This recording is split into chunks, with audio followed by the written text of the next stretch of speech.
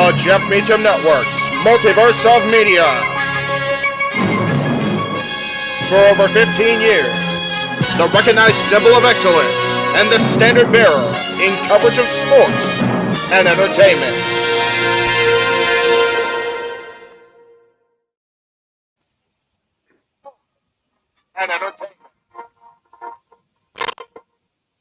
Dun, dun, dun, dun, dun, Here dun, we dun, are dun, from the dun, fabulous dun, Jeff Meacham Network Multiverse of Media.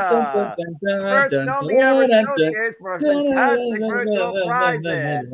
Presents you The Price is Right. That boy Mikey, come on screen. Dun, dun, dun, dun, dun, dun, dun, dun, dun, dun, dun, dun, Greg Cherry, come on screen.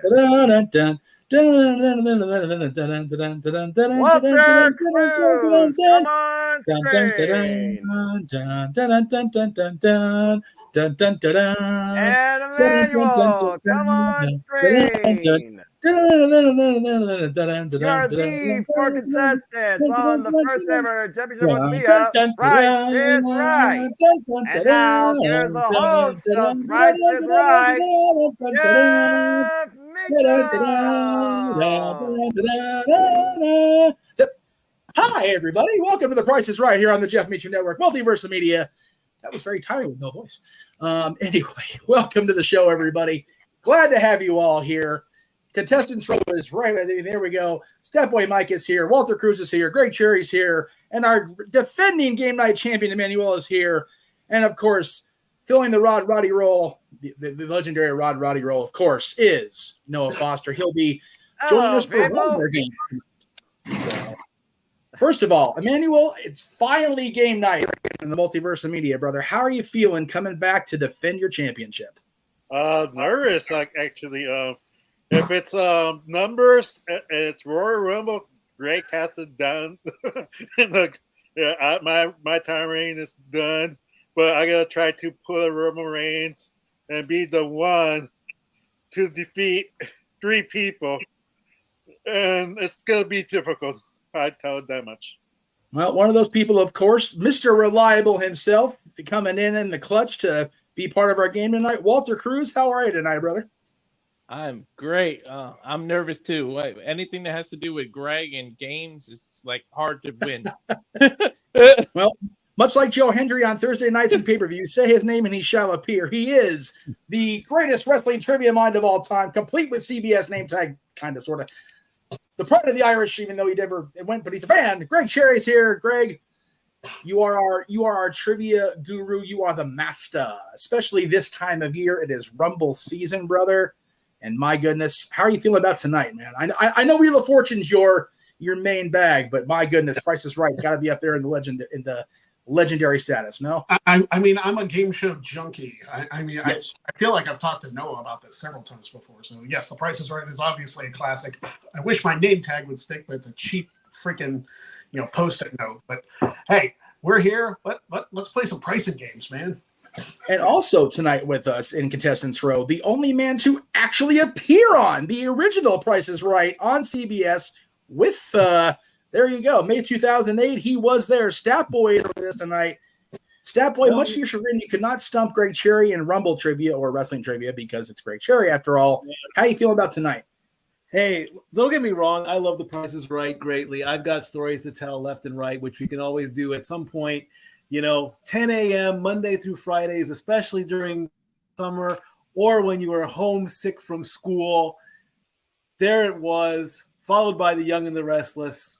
I miss Bob Barker, Dana Carvey.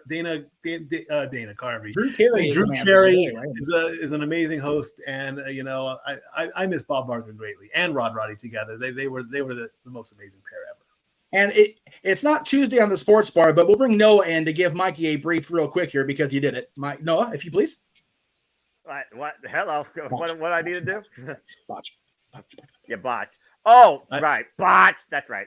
Thank you. There we go. There we go. Dana Carvey, Drew Carey, you know what I meant. All right, let's play.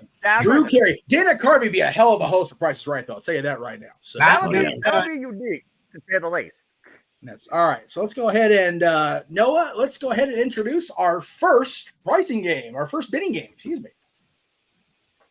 All right, our first time up for bids today, it is an iPhone. The iPhone 15 Pro Max. This iPhone comes with 1 terabyte of storage with a 6.7-inch display, over 30 hours of battery life on a single charge, and includes 2 years of Apple Care, plus with theft and loss, the iPhone 15 Pro Max. And of course, everybody, the highest bid without going over will end up on our stage. It could be in our first pricing game for today. We'll start with the champion. Well, actually, I forgot how you put the people in order, Noah. So go ahead and throw the names up for me. It loses the names on the slide. Don't worry, I got you. There we go. Mikey, you're up first. What is your bid on the new iPhone 15 Pro Max? $799. $799. Okay, we'll go ahead and move on to Greg Cherry. $999. $999. Walter. $1,100. $1,100. And our champion, Emmanuel. 1101. What'd you say? 1101. He did the classic 1101. He did the thing. I had to laugh. He did the thing. He did the thing. You did the thing.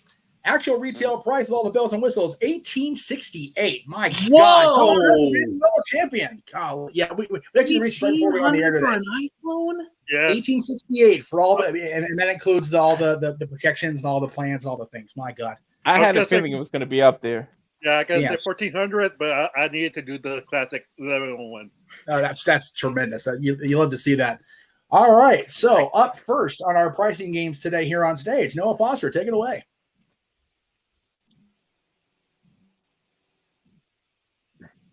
I think we had a lag on this in the thing. Yeah, I'm trying to move. It's not letting me. Okay, there we go. Oh no. There it goes. Sorry about that. You're good. You got I'm here. All right. Ooh, and it's the clock game. There we go. It's a washer and dryer and a Ooh, brand new clock big game. screen TV. Let me go ahead and actually since Electromax Smart Boost front load washer and dryer comes with 7 cycles. Offers. Yeah, about to say probably for the manual on screen only. There we go. You can do it in this wash and dry, but that comes with 7 cycles, offers less than 20 minutes wash and dry, extended controls for stain treat option, including temperature control and advanced tumbling cycles. And this 75-inch 4K TV offers smart features and enhanced picture and game quality and sound offer from AI from an A5 Gen processor. And if you win both these prizes, you could also win a trip to Florida. Woo! You're going to get my round trip coast to St. Petersburg, Florida, where you will stay at the lovely Hilton downtown overlooking the bayfront for 5 nights of luxury and relaxation. And while you're there, enjoy the exciting events hosted around you, including, as we all know, coming up shortly, the Royal Rumble. As included in this package is premium floor seating with a priority pass that will include ringside photo op, in-venue pre-show hospitality, and a dedicated area entrance for you. Round-trip airfare is included. This is a fantastic prize package worth $9,160. Wow. All right, Emmanuel. Well, if you've watched The Price is Right before and you've seen the clock game, it's very simple. We had our 2 prizes on stage, the washer-dryer set and the gigantic big screen TV. Basically, you're going to start with a bid.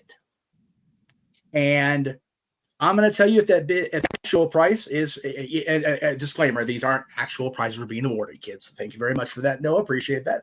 Or for JJ, if you added that, I appreciate that. You're going to start with the bid on the washer dryer set. And I'm going to tell you if that the actual price is higher or lower. You have 30 seconds to get both prices on the button. That makes sense? Yeah. All right. The clock begins when you start your first bid. Hold on.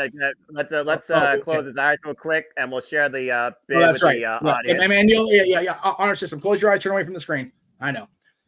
Okay. Go ahead, Noah, real quick. The audience knows that the first thing he's going for is the Okay, so we'll TV and start with audience. TV. No help from you. But yep, here's the price of it. Ding. All right. There you go. All right. Everybody got the price? And very good. Okay. All right, man, you're good. Clock will start with his. Yep. All All right. right, Emmanuel. The price begins when you first bid on the TV. Okay, 1200. Lower. 1190. Lower. 1100. Lower. 1000. Lower. 900, Lower. 800, Lower. 700, Lower. 650, Lower. 600, Higher.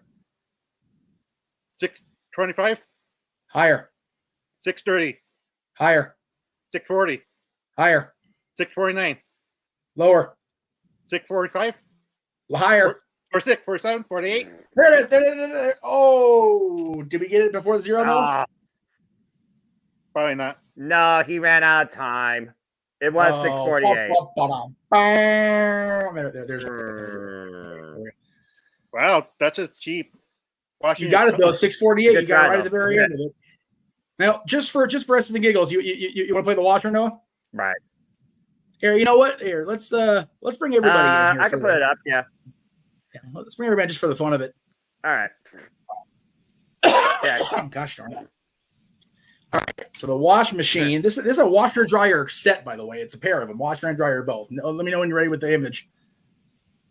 If everyone wants to turn away real quick, I'll show everybody the price. And everybody, shield your eyes, turn away, that we can show the. Turning it away and showing it in 3, 2, 1.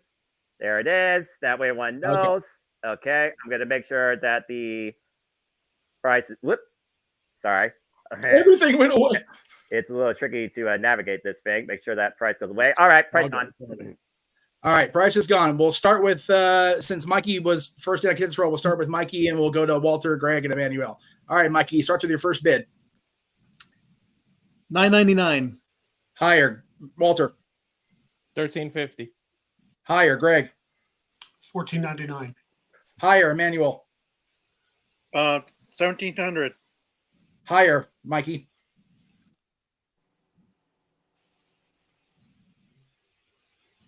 Mikey, higher. 1,800. Lower. 1,800. Lower, Walter. 1770. Higher, Greg. 1780. Higher, Emmanuel. 1,790. Higher, Mikey. 17.99. Lower. No. 1795. You're out of time. Higher. Is that where it bid? 1798 again? Higher, lower, higher. 1796. We almost got it. I knew that game was going to be a clutch. 1796. You almost got. I knew that game was going to be a cluster F and latency and people panicking. I love that game. Clock game was like immediately when I said we're doing price right. Okay, we're doing clock game. There's no doubt about that. Love clock The game. clock One way or pressures you another, I was so gonna much give- more. Yeah, exactly. One way or another, I was going to do clock game. Damn it. Yes. All right. All right. So Emmanuel, you've had your bidding win, so you can stay in contestants row. But the next game is going to be between the bottom tier here. So we'll go ahead and bring the stage back to us here. There it is. And Noah, go ahead with our next pricing game. Or our next bid. Excuse me. All right. We're going to go to our next item. It is a billiards table. Ooh. Next time up for bids. I got you, brother. From Go Sports, this 7-foot billiards table is ready to play. All you have to do is fold it up and fold it out with a steel frame. Includes mid-sized billiards table, 15 regulation balls and cue ball rack, as well as 2.57-inch cue sticks, 2 chalk and felt brush. Perfect for game rooms, apartments, offices, or anyone who does not want to deal with a full-size table at a sports bar. It's the Go Sports billiards table. Ooh. All right. We go back to the beginning, and Mikey, you're up with your bid. $11.95. All right. And Walter.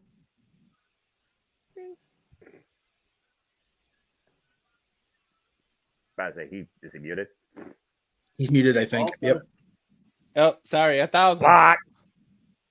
No, not Botch. He's watching the fights. He's being a good boy and keeping off mute, on mute for us. That's fair.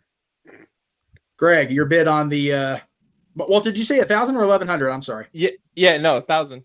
Okay. Greg, your bid on the pool table. $1, Jeff. $1. Actual retail price $5.49. Come on up, Greg. Oh my gosh, man. I stink. He gave the dollar bid. You love to see it. All right, so Greg will be up on stage next. You did the thing. I love it. He did. All right, we already had the $1 bid. We had the dollar bid. We are doing the things on prices. Right. Love to see that. Noah, what is we're going out memorable. Well, I think that Greg could definitely use something with a bit more kick to it, since he's already got something sporting at his house. Let's put something in his garage. It's a brand new truck. Whoa! This 2024 Chevy Silverado comes with 310 horsepower, super cruise control that allows you to tow the heaviest loads hands-free, added as well with Bright Spot trailer support, OnStar assistance included, can lift up to 450 pounds, speed to maximum torque. It's the 2024 Chevy Silverado. And we'll be playing, ironically enough, the master of luck of the draw is playing the card game. I swear we didn't plan that. He just happened to do the right bid. Yeah, right? Serious. And the reason I'm saying irony is because the way we're showing the cards is Noah Foster. Oh, yes, that's right. Give me a second. Playing in front of him, just like Greg does on Luck of the Draw on Wednesdays every quarter. There you go. All right. It was last week's show. That's right. So for those of you that have never seen the card game, of course, we're going to start out with a card that Greg is going to draw on screen virtually. That will be his range. He has to fall within of the actual retail price of this Chevy Silverado. By the way, the Chevy Silverado was chosen because back in 1997, the Texas Rattlesnake, Stone Cold Steve Austin, drove a Silverado into In Your House DX and, of course, took out the entire nation, including sending D'Lo Brown on top of said Silverado. So, anyway. What? But this is a 2024 Chevy Silverado. So, Noah, what will be the – Greg, go ahead and pick your card for your range. Noah, fill me in on what we're doing with the range part. Am I choosing between 7? Yep. Yes. All right. Number 5. Number 5. All right. All right. Number 5. Wow, that's the best one. He hit it. Oh, man. He has to be within $5,000 of the actual retail price without going over. Right. Awesome. As his price is right. And now it's just simple. Pick your card on the table. And Noah, lay it out to him on your table how you're going to categorize the cards. I got 4 rows for you, and then there's 8 in each row. So you just name the row and column, and I'll pick it for you. Number of values, of course, add 100 times whatever number you pick. Face values, add 1,000. Aces are wild. Ace basically determines whatever you want the price to be. And remember, you got to be within 5,000 without going over. Good luck, Greg. All right. Row 2, column 2. Yep. Got to remember, reverse camera. And that is a 5. 500. All right. So we're at 25.5. Let's see. Row 4, column 3. Row 4, column. What, row 4? Sorry, I'm getting used to. I gotta remember my camera's mirror. Yes. Jack, that's 1,000. All right, 26.5 on the truck so far. Row 1, column 7. Row 1, column 7.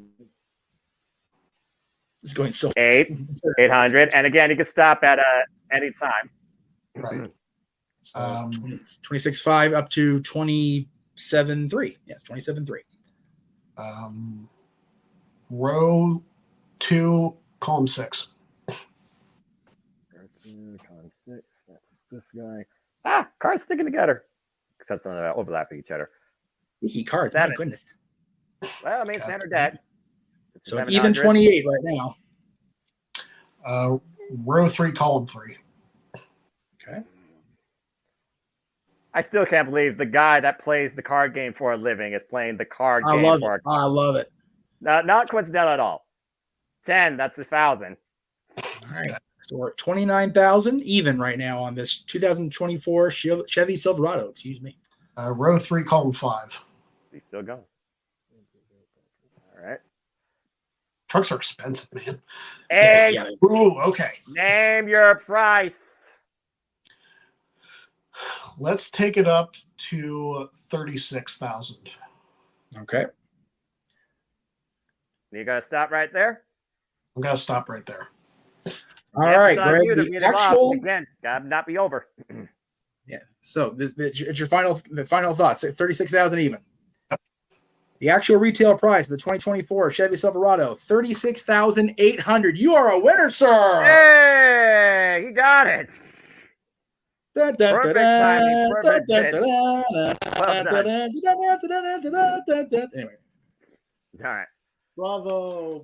bring everybody back. And just because he's in the green room, I know he said he didn't want to take over, but welcome in our studio audience, the host of Open Mic Night himself, the Renegade J.J. Williams, also here with us, watching along for the ride. Wearing his Chase U shirt. Let me give that a solo shot. That's tremendous. Look at that. Only in stock. You love to see it. Chase U in the house. Beautiful, beautiful. Chase U. Awesome stuff. So when I was looking for a TV image to put it in the TV bit, I saw your TV. I'm like, you know what? It's a little bit too big. Anyway. Yeah. All right. So we're down to Mikey and Walter. So we'll go ahead and wait for Noah to pull the card game off the screen, and we'll pull everybody else back out. See you guys for the Showcase Showdown. Yep. Let's see. All right. So bring the screen back up. There we go. All right. Let's see our next item up for bid here on The Price is Right, Noah. Whoops. All right. Yeah. For our next item up for bids, it is a luggage set. Ooh, This all-new luggage set from Semonite Omni features 3 different size bags, a 20, a 24, and 28. The 20-inch convenient carry-on for you meets carry-on size restrictions for those traveling domestically and looking to stay light. 10-year limited warranty included, as well as these bags have full zip interior dividers and cross straps for increased package organization. all right. We'll go ahead and go to Walter for his bid on this luggage set. 300. 300. And Stat Boy. I'll go 400. Actual retail price, $619. Mikey, come on up.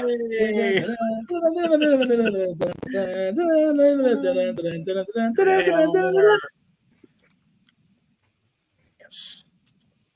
All right. All right. Let's see games. What are we doing? Yes. Yes. All right. Noah, what is the prize Mikey's going for today? Let's add a little class to its home with this beautiful entertainment center. From Ashley Furniture, this entertainment center is a 4-piece entertainment center from Chanel. Includes 2 tall piers, bridge and TV stand made with engineered wood and decorative laminate with a warm rustic plank finish. Comes with 1 adjustable shelf, 2 adjustable glass shelves with LED lighting, reversible cabinet doors. And also included with this is a 50-inch 4K smart TV. We also included a game system and $5,000 in cash. This prize package worth $7,530. Cool. And Mikey, you'll be playing the grocery game. Oh, wow. The grocery game. Okay. Right. Noah Foster, and again, of course, Noah Foster. Let's go ahead and hear about what Becky will be bidding. Will be guessing the prices of today here on the grocery game. All right. First up, we have a bag of Sun Chips here. Basic 7-ounce bag of delicious Sun Chips, harvest cheddar flavor. These Ziploc grab and seal bags, 200 snap bags, include a single container, perfect for on the go and packing lunches for the entire family.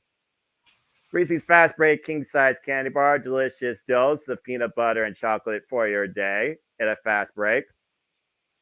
These Vapor Cool severe soothing throat lozenges can heal any throat and, of course, soothe any sinus headaches you may have. 45 count included.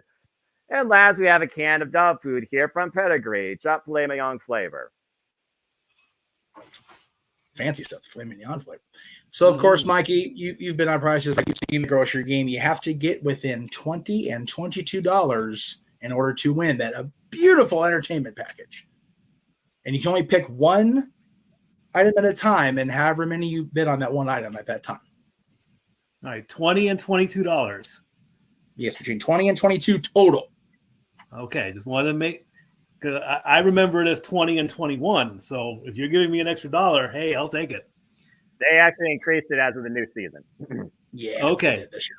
Yeah. All right, then. I am going to start with the cough drops. How many? How many bags of cough drops? I'm going to take 3 of them. Ooh, all right. 3 bags of cough drops. Okay. Okay. So $465. That brings your total so far to $13.95. There you go. All right. So you've got a little wiggle room here. All right. I'm going to go 2 cans of dog food. Ooh, 2 cans of the fancy stuff. All right. Price of that, $2.50 times 2. Brings it to 5. So it brings you to 18. Okay. You've got a little bit of room left. I'm going to go, darn. I kind of know the price of the fast breaks because they're my favorite, but do I want to play it safe? I'm gonna just go for it, and I'm gonna say 1 fast break should do the trick. All right, 1 Reese's fast break. Priced at $2.30 for a total of 20. Winner! Yes! All right. So you win an All entire right, I'll take it. package I as love well it. as the what was the pricing game? The bidding game? I forgot about it. He won the luggage. Oh, the luggage. That's right. So yeah, you get luggage and you got groceries. You are ready for for whatever trip you're going to do. There you go. Thank you, Chris. Thank you. Really cool. All right. Well, let's go ahead and bring Mikey back into the green room momentarily because we are down to Mr. Cruz. Man, let me mute myself while I cough myself to death. Here, give me a second. Up there.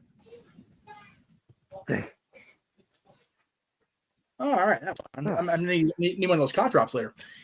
All right, Walter. Let's see what Walter gets to bid on. He can actually make it on stage here tonight on The Price is Right. All right. We have this podcasting kit with accessories.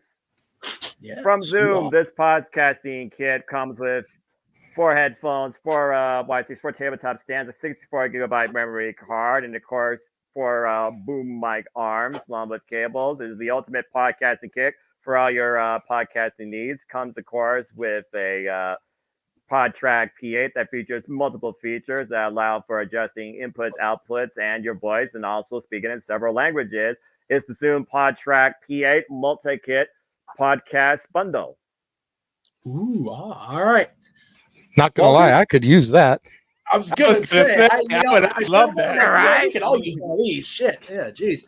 Yeah, I'm about to say you might want to rethink that though after. Well, never mind. Yeah.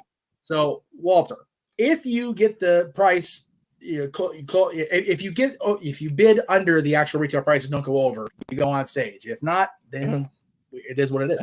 So, 500. What's your bid on this? 500.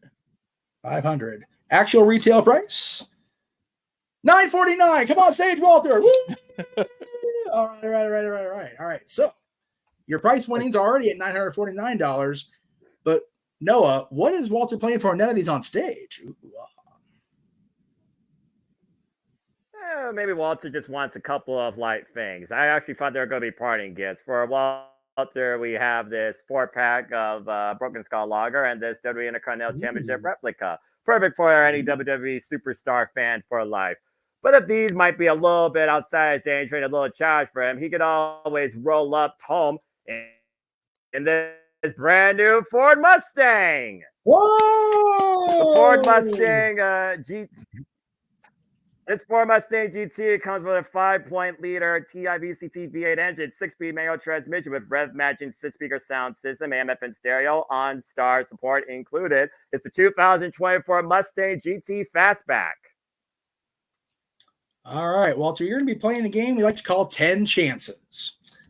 Basically, for the first item on the prize list, you're going to be given 3 digits.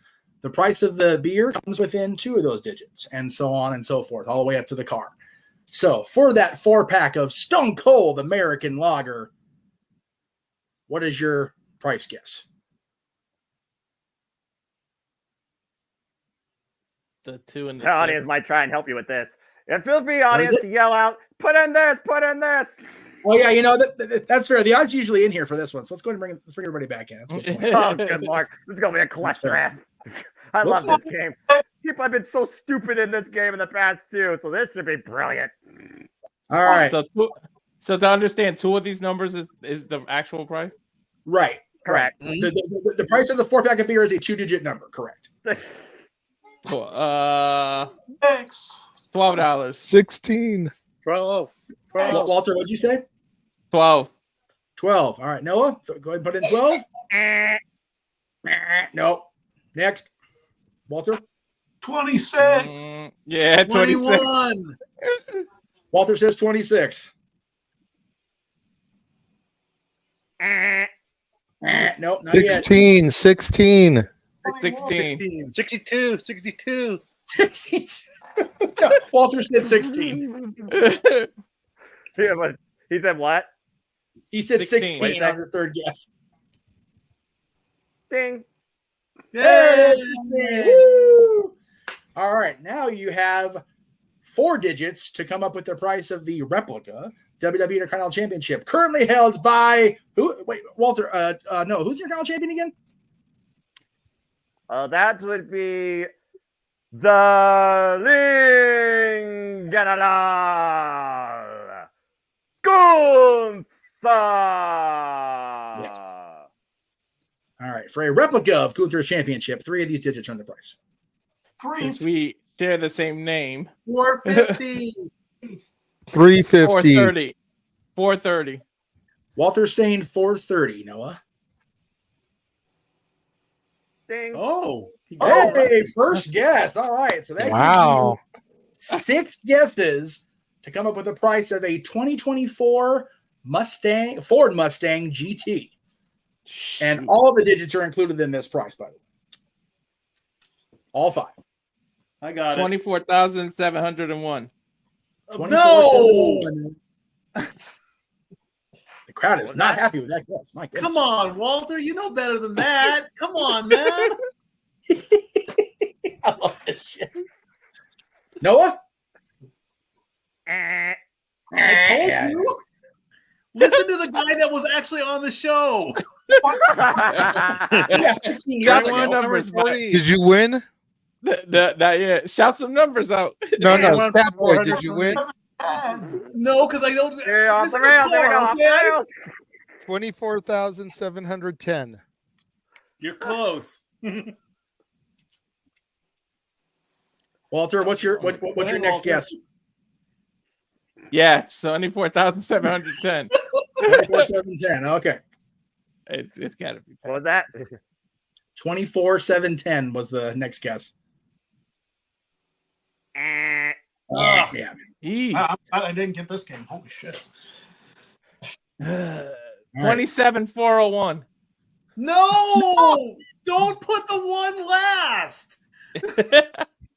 How many cards Mikey, it's do you know? 2024. Mikey, it's 2024. Yeah. How many cards do you hear with a number 1 at the end of a price? That's fair. You too. never That's know. fair too. So what was that? He said 27,401 is what he said. Yeah. Yeah. Walter, try Yeah. $42,710. How I much? think he did that. Wait. I think that'll be too much. 42 for a Mustang? Well, it is 2024. If it's a good Mustang, Yeah. but All right, let's I don't try see that. 42,710. Let's try it. 42,710 was the guess, Noah. Holy cow! We have a car Yeah. winner. Wow. There we go. Jeez, 42,000? Yeah, For for a the record, Mustang. that's like the base bottom like market value. The Mustang over here at the dealership in the center of town, it's over 100 grand. Guess what car I ain't buying? All right, so we're gonna give I'm Mr. gonna Foster a stay, chance. I'm gonna stay non-driver. That's it. Bus pass, please. $1 a day. There you go. Yeah, really. So we're gonna give Noah a chance to tabulate all the prices up and see who won what and how much they won, because that will determine our Showcase Showdown layout.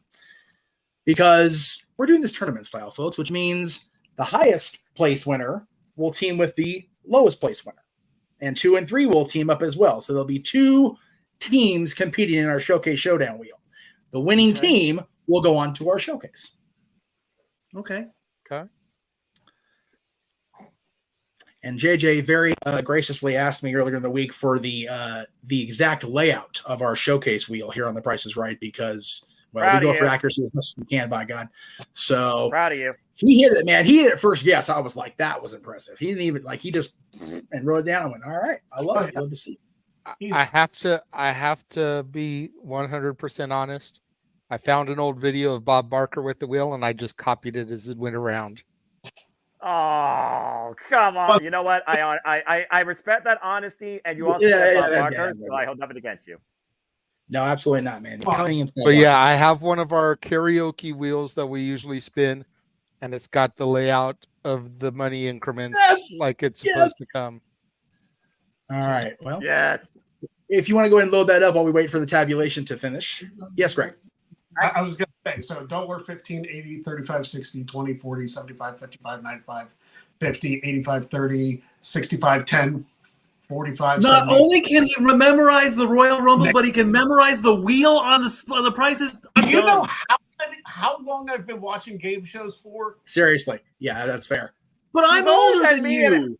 Doesn't matter. He's older than me. Doesn't I'm matter. 31 years old, and I'm the game show guru that made these PowerPoints, for Pete's sake. Me and Greg could literally open up a game show PowerPoint shop. God bless you, Greg. That was brilliant. Anyway, promotional consideration provided by the Jeff Meacham Network. Get your merch today at Pro Tees, courtesy of the Jeff Meacham Network, and check out Stats Boy Sports Bar and become part of the Greg Cherry Plan today, every week on Wednesdays. Right. Totals And tabulated. don't forget, you can still buy Royal Rumble squares You can. Yes. while supplies last. Here, wait. Let me do that real quick. All right, Wait. About to say that cheap plug. There it is. Get your numbers today and support a cause. The Royal Rumble draw, courtesy of the Greg Cherry Show, Wednesday, January 24th. Special start time, 6:30 p.m. Eastern Standard Time, 3:30 p.m. Pacific. Get your numbers today. Yes. All right. I can't get the graphic to go away. There it goes. And latency is a thing. So It is. Emmanuel has the lowest total. He has 1,868 in total. Walter has the highest at 44,105 to win in that listing. Yeah. Mikey has 8,149 to win in the entertainment center. And Greg's second after winning that. Hey, Dory, hello. And Greg has 37,349. So in total, as far as leaders, Walter leads, followed by Greg, then Mikey, then Emmanuel. So it's Walter versus Emmanuel and Greg versus Mikey. No, it's Walter and Emmanuel together and Greg and Mikey together on the wheel. Yes. Right? Yeah. Oh no, wait. Yep. Are we doing separate spins and then okay, I'm sorry. I got confused in the description. I apologize. Well, hi, there it is. Well, again, top two spinners go to the showcase. Okay. All right. So the first battle, as we said, will be between Walter and you said Emmanuel was lowest. All right. So yes, Emmanuel was the lowest. Yeah. So Walter, go ahead and spin, I guess, and JJ's actually doing the spinning.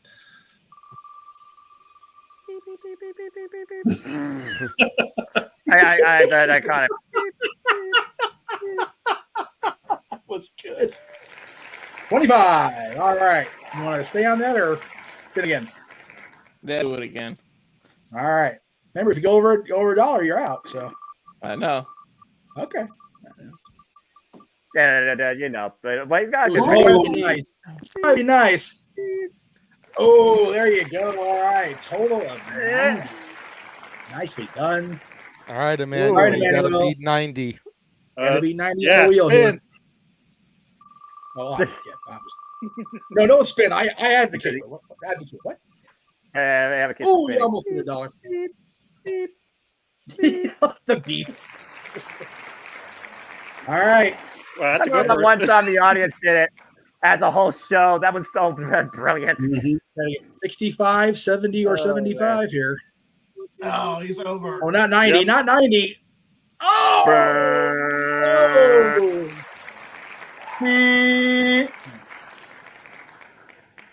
I love this game. All right. Well, Manuel, we thank you, but unfortunately, you are no longer the open mic night game night champion, my friend. I know. Oh, that's okay. I mean, like I kind of figured, but it is what it is. I was second to last, and Walter spinning 90, and then I knew that was a tough number to get and to beat. So. Well, Manuel, we thank you for for being a very patient game night champion, among other things. And we appreciate you and your sister's participation always on the shows. And we'll look forward to seeing you in the chat room tonight during Open Mic Night, my friend. Yeah. I'll And see you're you guys. also welcome to come back next month and try to reclaim your title as a contestant. There you go. That's it. There you go. All right. So, Emmanuel, thank you. Now we'll move on to Greg versus Mikey, former Price Right contestant versus our game show master. Okay. And Greg had the higher total, or Mikey? Forget my memory. Greg did. He won the car. Greg, All right, because he won the truck. All right, Greg, this is your spin, my friend. Mikey spin. Oh, Mikey spinning? Yeah, the lower total spin. Yeah, lower total. Oh, okay. Lower totals, that's right.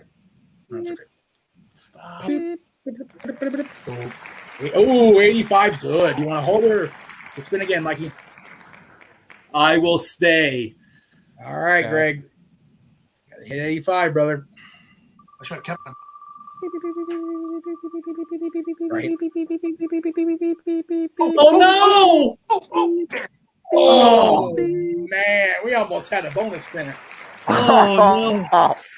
If you want to spin again, you would have got $1. Right, that's it. All right. Has to hit at least 70 be good. Oh, we have a tie. We did. That's a tie. Yep. Now it's a single spin, right? Yep, single spin. Correct. Single spin per person. Oh, wow. Good All luck, right, Greg. Mikey. Yep, Mikey's first. And remember, I want to give a shout out to the multiverse of media, my mom, my dad, my brothers. I love you all. Oh no, a quarter. Oh, no. That's not good at all. No. All right, Greg. All you need is 30 cents to beat him.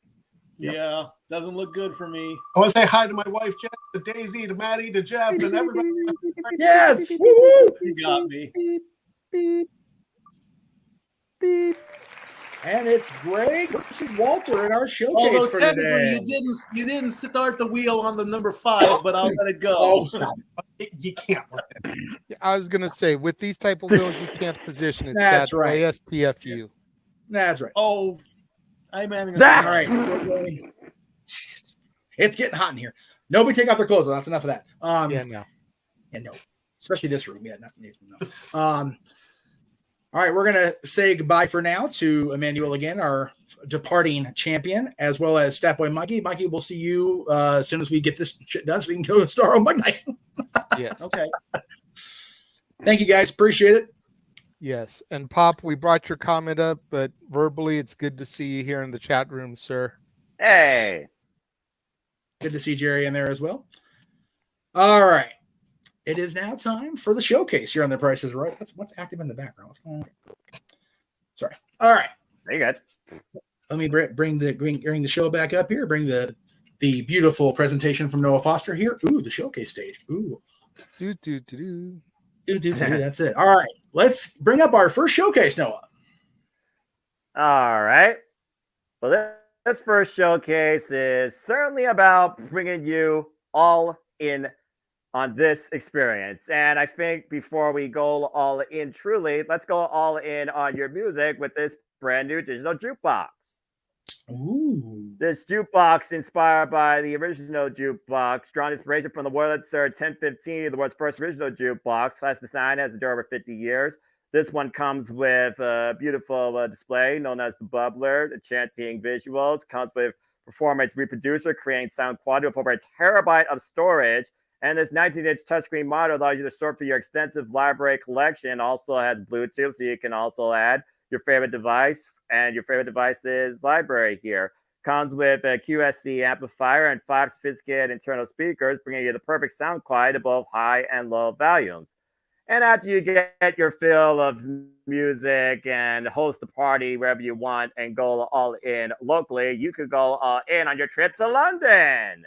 Whoa! You and a guest will fly round trip coast from Los Angeles to beautiful London across the pond, where you will, of course, be able to take in the sights like the London Eye and Buckingham Palace and enjoy your stay at a beautiful luxury hotel, the Hilton, just a little bit away from Wembley Stand, where custom accommodations await you. Enjoy the delicious delicacies that this culturalistic capital has to offer. And after you enjoy yourself and relax, you could make your way over to Wembley Stadium for a VIP experience at AEW All In with premium seating and other fanfare included.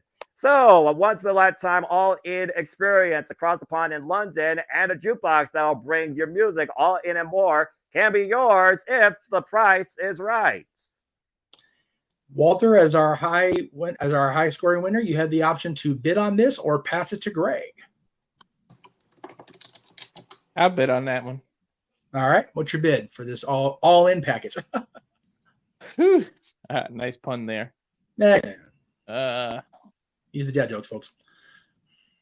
Yeah, no, they actually, I'll pass it. I'll pass it. All right, Greg, what is your bid on the all in package? I'm going to say 12,500. 12.5. All right.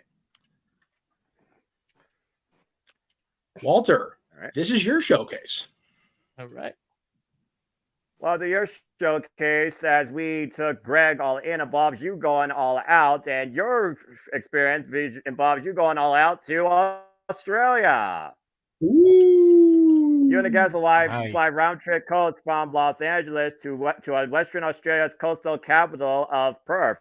Explore gorgeous white sand beaches, bustling art galleries, wineries, and enjoy scuba diving experiences with dolphins as well as whale watching. You also enjoy a 3-night stay at the Crown Towers Perth, just minutes away from the location that is hosting this year's Elimination Chamber, as you and the guests will enjoy a premium live WWE experience.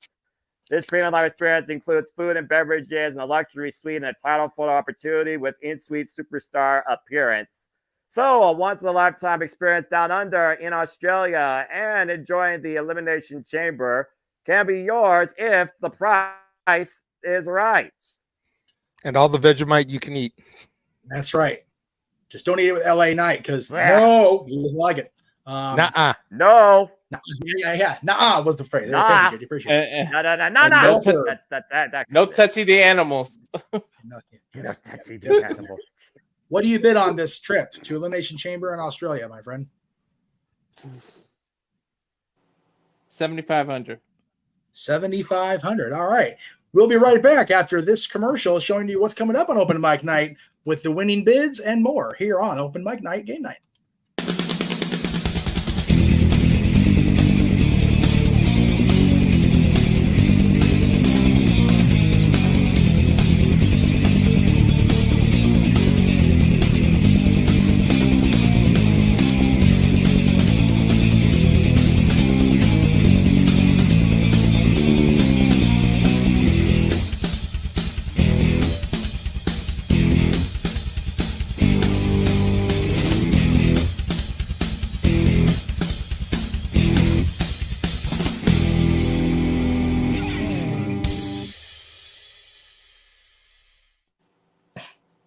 All the karaoke, all the karaoke, all the karaoke, all the karaoke. Damn it. And game nights too.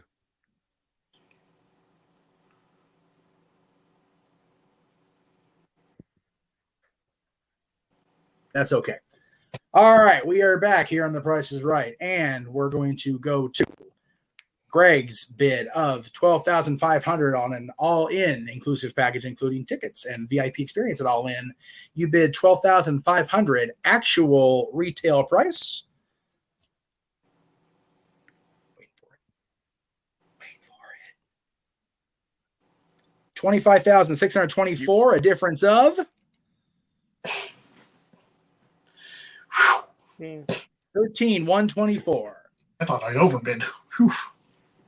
Walter, Jeez, you London, bid $7,500 on a trip to Australia for including the package 2 Elimination Chamber. Actual retail price $29,937. Difference of $22,437. Greg, you are our winner for today here on The Price is Right. Greg Cherry is our new. I don't know why he keeps doing that. Yeah. There we go. Greg, congratulations. Very cool. I legit was gonna say some crazy price like 20,000. And I was like, that's crazy though. Greg, we thank everybody for popping in today. Of course, let me bring everybody back in one more time real quick as we say our goodbyes. If I can bring Mikey down here. Did he pop in? Did he do it? There he is. And of course, I took Mikey away. This is Jeff Meacham reminding you, help control the pet population. Have your pets spayed or neutered. Stay tuned for Open Mic Night, everybody. Good night. I'm Noah Foster, reminding you this has been The Price is Right, a Jeff Meacham Multiple Media production. That's great. All right, we're going to start the. With your permission, I'm going to go ahead and start the Open Mic Night now. Okay.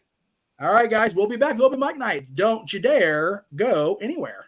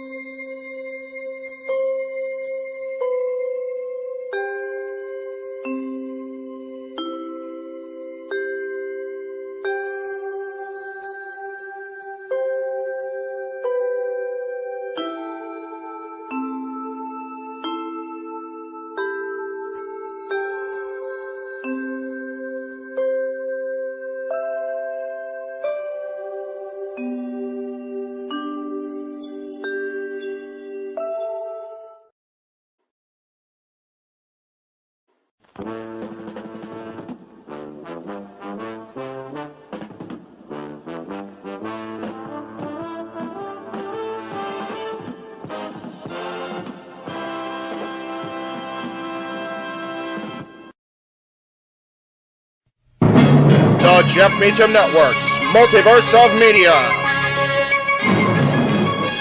For over 15 years, the recognized symbol of excellence and the standard bearer in coverage of sports and entertainment.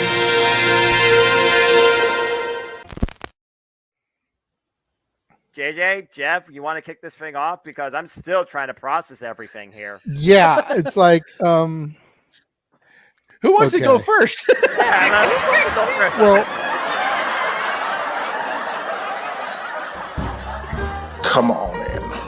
It's Open Mic Night with your host. you could maybe say there's really 4 topics, but it's split into 6. The Renegade, JJ Williams. The Sammy and Eddie Kingston thing, which one's the better smelling turd? And his panel of co-hosts. I am the founder. Well, call me that for today since we're going with the Jeff Jarrett love theme here this week, according to JJ. The West Coast Professor, Jeff Meacham. Karma is karma is karma. That's professional wrestling! Damn it! The Simple Man, Noah Foster. It's showtime! Yeah! How you doing, JJ? How you doing, Jeff? James. Yeah. And the He-Man, James Hebert. Imagine Bill Burr, Joe Rogan, Paul White, the Baldies! There you go! It sells itself! God. Get in there! Short his ass and shit the bed. He's not Amber Heard. Give it time, JJ, give it time. No, I'm sure Jeff has some stuff that Dumb move. Just don't pull this bullshit again. You get one. Tony needs to stop caring about the ratings. Bradshaw said as long as the ads are in place, we're not going to lose that third hour. Ring of Honor does not have to be AEW light. They don't necessarily have to coexist with each other. We kind of saw that tonight to a degree. Along with a panel of guests. Nobody saw that no one. longer glorious. Don't you bring that up. You want me to rant about what my NXT used to... No, we are done here for the night. I swear, James. Because you never know who may show up for open mic night. I leave our company in the capable hands of an extraordinary group of superstars, employees, and executives. The first thing that came to my mind was, it's about damn time. Amen! I literally touched everybody in the state's trash. It's horrible, you guys. Peyton's new thing is Dennis the Menace, but it's funny because she calls it Dentist the Medicine. That's great. When Elliot Taylor came out and did Born for Greatness live, I was popping my pussy, having a great time. I didn't care. I was having so much fun. Sit back, relax, and enjoy the show. Fuck Bill Belichick.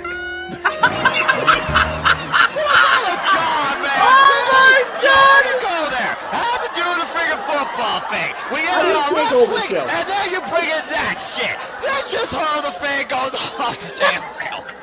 Brilliant, brilliant.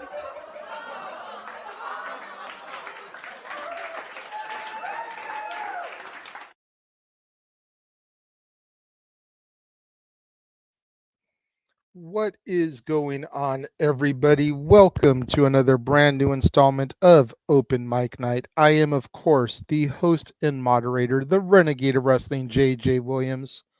How is everybody doing tonight? Going to start bringing everybody in here one at a time, as we do. First and foremost, since Jeff had an issue and had to bounce real quick, we're going to bring in the multiverse's very own Roddy, the simple man with the spectacular voice, Noah Foster. Sir, how are you doing this evening? Whew, that was the most challenging thing I've ever put together in PowerPoint, let alone execute as a sub-MC, and one of the greatest things I've ever done in my life. So I'm doing very well, despite the fact I am super ass tired, as you can see. But yes, it is I, not the Hot Ronnie, but the simple man from a grave of pro wrestling and game shows galore. And I can't wait to see that you're back in your proper spot, what you have in store. It's good to see you. Good to see all of you. And I hope everybody enjoyed that. It may be a one-up. It may happen one day again. Who knows? But it certainly was something, to say the least, to remember. Absolutely. And how dare you, sir, shoot on Chase U when I debuted my shirt earlier. I will have you know, good sir, that I was video gaming earlier, 2K23, and none other than JC Jane whooped China's ass. That would not happen in reality. Hey, you never know. It's all booking. Remember, it's all scripted. Got to tell stories. No. God, freaking suspension disbelief. Danielle, thank you. And either way, good to see you. Good to see you, JJ. Let's go ahead and get the festivities going. Good to be seen. Well, I was told to go ahead and introduce the man anyway, so go ahead. Gonna bring on in the man, the myth, the legend, the West Coast professor, Jeff Mother effing Meacham. Hey, everybody. Say his name and he appears. We believe in Jeff Meacham. That's it. Yeah. Oh, Joe Henry, at least you believe in me, brother. I'll take that for tonight. Yeah, we still got some time to see if I end up believing in Joe Hendry, but that's fair. That's fair. And believes in Cheez-Its. I'm good with that so far. That's right. I believe in Cheez-Its, the white cheddar ones. I got my yeah. They're cool too. Hey, Ritz is good too. And I always think about Young Frankenstein. Non-copyright. We're not doing. I don't care that's copyright. That is a must view. Even if you're not a movie guy anymore, Young Frankenstein needs to be seen by everybody. You know what? For $50 super chat, let's get Noah Foster to do the putting on the Ritz from Young Frankenstein. I'm down for it. Get him I will do the duet with him. I'll just go with him as the monster. I'm here for it. Let's do it. I don't know the Frankenstein bit. I ain't seen the music video. What y'all doing to me? I just got done creating and emceeing a game show. Was that not enough? And yeah, it was a lot of fun. Never mind. And Jeff, we did it. Me and Jeff been working on this file We did. Oh, God. all day today. We say it every week when we do a watch along. He's the MVP. He is the MVP mother P of this channel, man. He put that all together. I was just host guy. I've said it for a minute, man. I will be 100% blunt. I was worried about tonight. I really was. Yeah. Not that y'all weren't going to be able to pull it off, but because there had been so little communication as to what we were going to do, I was so worried about it, but y'all did it beautifully. I will own the responsibility. So okay, that's fair. A host and a segment producer can't do it without contestants. So let's go ahead and bring back in part of contestants row. The man with the stats, Fat Boy Mike, Mr. Reliable Walter Cruz. Takes that background. And joining us now for this portion of the show, for the majority of this portion of the show, for the first time in forever, the Heat Man, James Hebert. Yay! The first time James talks about wrestling that isn't a special show, it must be hell freezing over. He's going to be here for at least 4 of the 5 topics, and darn it, I'm going to try to coerce him into staying for that 5th topic, because it's not as much about Punk as it is where do we go with what's happening. Where do we go? Yes, that's true. That's true. All right. I'll try and stay on. That's fair. And also, James, you might want to get ready to clip because I'm watching the fights in the background. You know that gets me bold sometimes. Rainmaker! Yeah, Noah. Hey! Sean O'Malley! He did it again! Yeah, Noah. Yeah, Noah. Not that song yet. That's next Saturday. Yeah. So I'll be seeing Paradise Kid. We'll get that in the shills. We'll get that in the shills. You were saying. Oh, I see. Definitely. Okay, I did. Definitely the shills. Definitely the shills. I'll be there during the Rumble. So there you go. Anyway. Moving right along. And we won't get ahead of ourselves because we will be talking about the Rainmaker, Kazuchika Okada tonight. We've got a little bit of everything for tonight's buffet. Good Lord. What a That's week. it. We really do. We got Mansfield popping in momentarily, saying hello, just popping in for a moment. Yeah, Daniel, hell has frozen over. James talking about wrestling. Right? Yeah. Matt's in the chat room. We are doing well, brother. Hope you are doing good. So Is it a Frozen Empire? Depends if the King actually freaking win tonight. It does help too that one of the topics was suggested by me. I mean, there is that. That's part of the reason I'm on here. But and that's exactly what I was just about to say. There you go. So since the first topic was one that James had suggested, I'm just going to throw to him to lead the conversation on it because he's the most informed about the topic. Yes, I am. So James, go ahead. So for those who are not aware of the news in the combat sports world, because not everybody that watches pro wrestling tunes into combat sports, except for probably maybe me and Walter, maybe Statboy. Mauro Ranallo is, for the first time in forever, a free agent. And it's crazy to say that sentence because the only reason he's a free agent is because Showtime Boxing and Bellator MMA went out of business pretty much. There it is. And that is a shame because I feel like, because Showtime Boxing was saved. I believe Bellator was bought by the PFL. So I think both leagues should be okay. Bellator is still up in the air. Showtime just moved on to a new network. They already had a commentary team in line, so they had no spot for Mauro, which sounds absurd to say, but if you're an upstart television thing that is now taking over the sport of boxing and the association that was doing Showtime boxing, then I can kind of see why you want to save and pinch pennies. So that unfortunately leaves Mauro Ranallo out of work temporarily. Now, for me and for my money, that means the dude can finally get some goddamn rest, because I feel like he hasn't had any rest since 2007.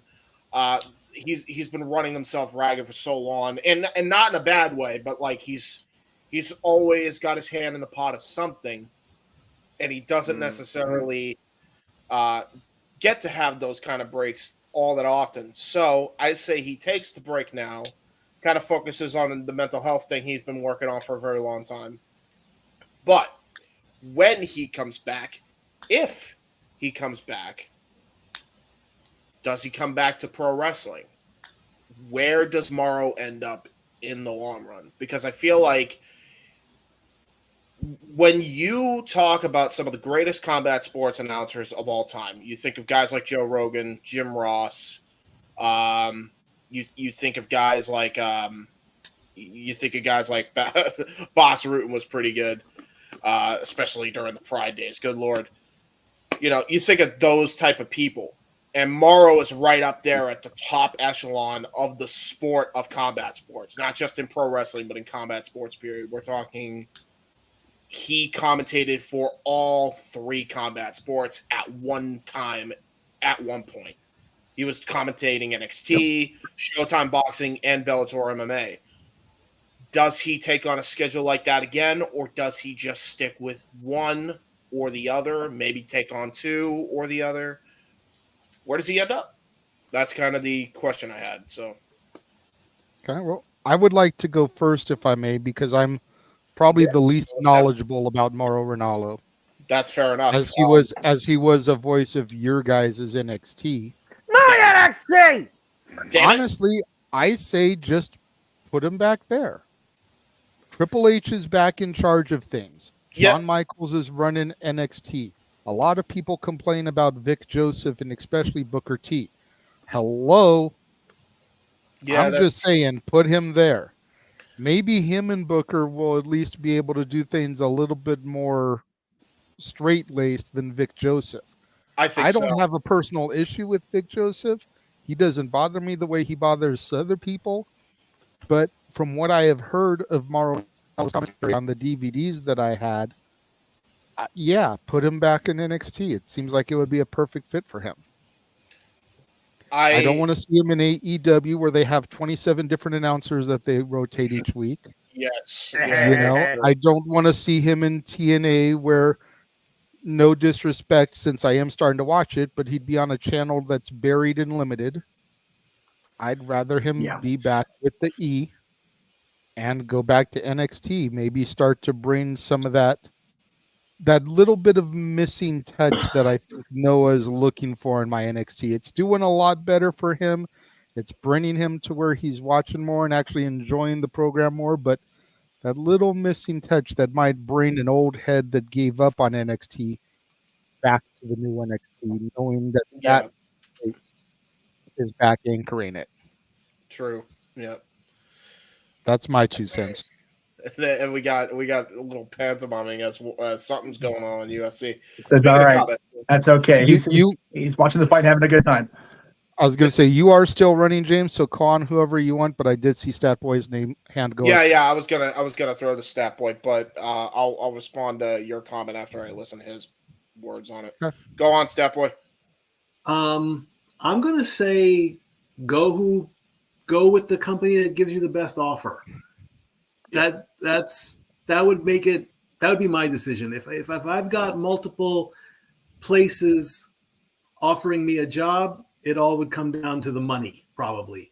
I can agree with what Renegade said. I want to see him come back home. Just for my personal recollection, did he leave on bad terms with WWE? Was there a bullying scandal with JBL? Yes and no. Basically. There was technically. what happened was, and I can't even believe it, God help me, I'm defending Bradshaw here, but it was Vince through Bradshaw that made him leave SmackDown, which then brought him back to NXT, and he works with Triple H only until that changed when they moved to the USA Network, and then he said, screw this, I can't work with this guy, I'm out ski. Just to give you context. So he left right before, I think, NXT TakeOver 30, I want to say, because I remember, Jeff, you, me, and Noah, we did a podcast ages ago on it, I think. So Yep. Or at least leading up to it. So I think that's when around the time he left. That's about the window. If everything is smoothed over and he can come back, open arms, brand new WWE, go for it. Absolutely. That's fair enough. Wide open. Without nice. I like the Creed reference. That was good, Noah. I appreciate that. Hey, I love me some Creed, man. That's good my song. Shit. Good song too. Good song choice. Anyway, I think right there was not copyright. Yeah, exactly. I think what Statboy said kind of leads into what you said, JJ. But to kind of, I think to piggyback off you, I think NXT, even though it's changed a lot, I feel like it's such an established brand of the East that it's not really, you can't really make a case that it's the underdog brand anymore, even though it kind of still is, because they're getting paid by the USA Network to be on the USA Network, which is the day after Raw. Right. And I bring that up because Morrow has always, at least when it comes to professional wrestling, he's always gone with the underdog promotions. And I feel like in that vein, somebody said TNA, I think you said something about TNA not being on a lot of channels. You're right, but it doesn't hurt to get Morrow to try and lend yourself some credibility to try to get a better TV deal. And I feel like Morrow would take that offer, even if it's considerably less than what he was making when he was with NXT, especially when you consider the fact that the taping schedule would absolutely allow him to go back to anything that he wants to do when it comes to boxing and Bellator. That could leave his schedule a lot more free like it did back in the day. You're not going to be able to really get that when it comes to, going to AEW or going to WWE, really, especially in the current landscape of NXT where it's live every week. Back then it was pre-taped, so he was able to pull it off. Walter, you're the other combat sports not live every week, though. Yeah, that's true. Yeah, there are other weeks where they're not. Walter, you're kind of the combat sports guy other than me, so I'm going to kind of throw to you. You're probably more of a combat sports nerd than I am. Yeah. So one thing we're overlooking is the fact that UFC is under the same umbrella as WWE. So if Mario Ronaldo can go to WWE and work a schedule out where he can be, because Joe Rogan doesn't make every single travel. Like, he doesn't go when they go overseas. He doesn't go on certain minutes. He really only goes to the main event of the main event. So if you want to make your maybe your slap a little more popular that UFC has, well, Dana White has it, but he has that slap league. Or if you want to make the the UFC specials a little more popular, you team him up on there, and you have him on the UFC and you have him on WWE, because he already knows what he's doing when he calls MMA. He already and him, or even if he is with Joe, but that'll be beautiful. Him and Joe, that'll be funny as hell. Or him and Daniel Cormier, who we all know he loves WWE too. Just the fact that these two together, they could talk about wrestling and they could talk about UFC. So I think that's one thing we're overlooking. But wherever he goes, I just hope he's happy. He can go to TNA, he can go to WWE. But I say get that shucky ducky quack guy the hell out of here. Remove Booker T. Put put him in NXT, because damn it, Booker T, I love you to death, man. You're like a great wrestler. I love you. But the commentating, man, holy hell. Really the only thing that's over is the when Trick Williams comes out. Like, other than that, his commentated, like me and JJ are the other NXT guys right now. But right, JJ, like the only thing that really Booker T pushes further along is Trick Williams' entrance. He makes it fun. Other than that, what is he really bringing? I mean, he gets food from DoorDash. That's funny. He will never live that down. No, he won't, because he shouldn't. I love Booker, man, but what the fuck are you doing? In broad daylight. Okay. He did a commentator no when he first joined the commentator table and went on to the bathroom during live tapings. You're not supposed to do that as a broadcaster. Listen, I understand that, but listen, man, when you gotta go, you gotta go. Even if it's the first day on the job. I'm just saying. All right. I'm gonna defend Booker slightly. Go ahead. Okay. You've got to bring some entertainment to that brand. Yep. A lot of people were very, very sour on my NXT after the rebranding of the 2.0 / Rainbow Bright era. In order to get eyes back on it, you got to make it entertaining. Is Booker over animated sometimes? Absolutely. I will not dispute that. But the man runs his own company. He's produced stars before, like Roxanne Perez. He knows his stuff as a vet, and he's damn entertaining on the mic. I think to add He's very much the same vein as Jerry Lawler in the mid to late 90s. You know, we go back and we look at it now, and it's like, how much did we really need to hear him screaming about puppies? Right. We loved it then. Don't get me wrong. I still chuckle about it now. But every shucky ducky quack quack is about the same as puppies.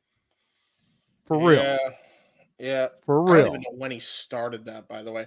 And to add to your defense also, JJ, I think it also depends on who he's paired up with, because when he was with Cole and Jerry during that time, like that small stint he was doing commentary the first time, he was damn good.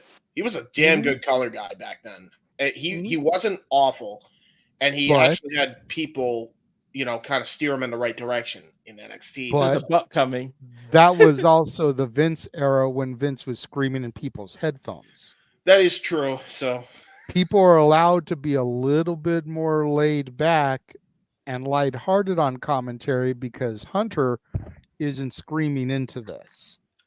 Correct. That is fair. One thing I gotta say, could be wrong. I could be wrong, and please, two gentlemen up here with me, speak on this if I am. I think that's part of what they liked so much about our 3-man team doing Collision and Battle of the Belts. That is true. We were a much more laid back call as opposed to when any of us are sitting next to Noah. Noah being so professional and on top of his A game makes us have to step our shit up to be on that level. Yeah. Without having to be next to Noah, and don't take this the wrong way, brother, because you know I love sitting next to you on a call, but without having to worry about Noah being the leading force in any of it, we were able to just kind of let our personalities drive it more, as opposed to the straight lace, move by move, blow by blow commentary. That's fair. And I think that's very much what Vic Joseph and Booker bring to my NXT. That's fair. Is that more laid back, like they could have smoked a couple of joints in the back before putting the headset on. They're just chill. That's up my alley. Maybe it was some of that Cal Fire shit. On socials. I got one thing I gotta see Ronaldo, if he resigns to WWE, I gotta see him and Pat McAfee on the same commentating team. Oh my god! Even if it's just one. Yeah, you ain't wrong. I can get behind that.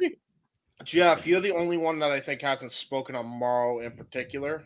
So if you want to kind of round this topic out before I give my thoughts as well, go for it, man.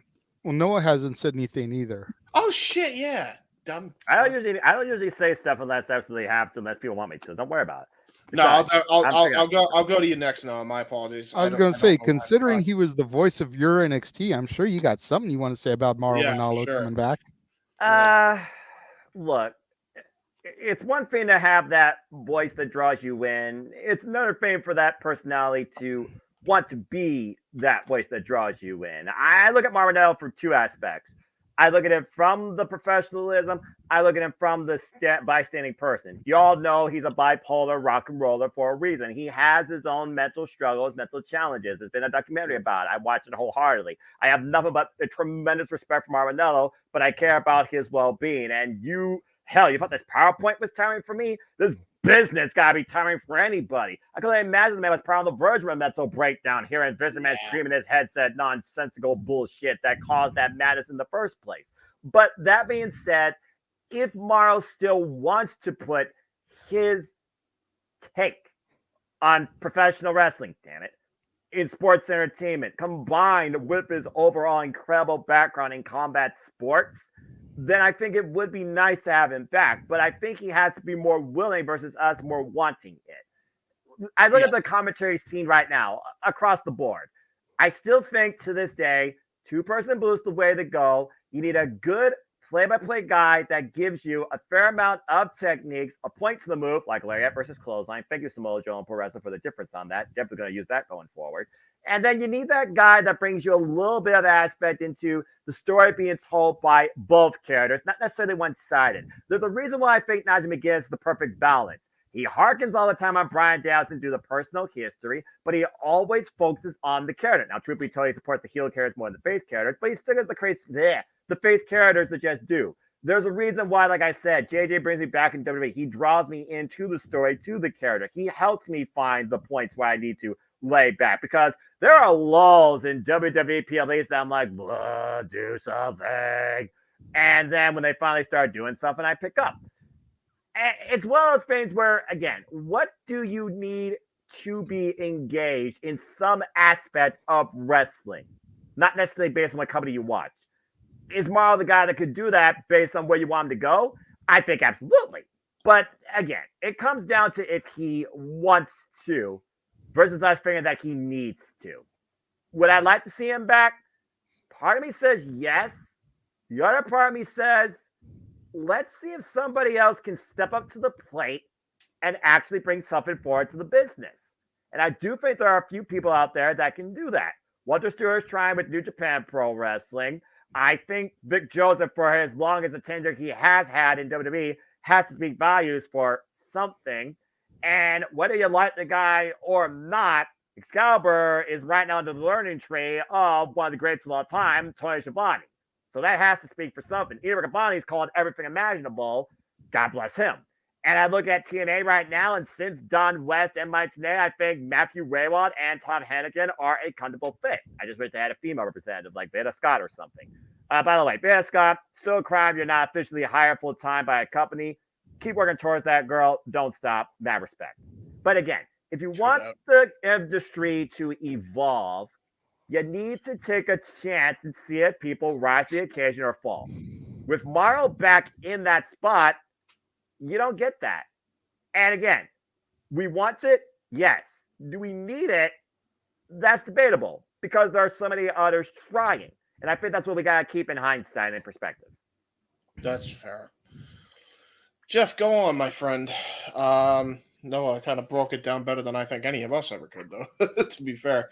I mean, yeah, that's fair. Once again, I got to follow Noah, which is a bitch. But I love this man.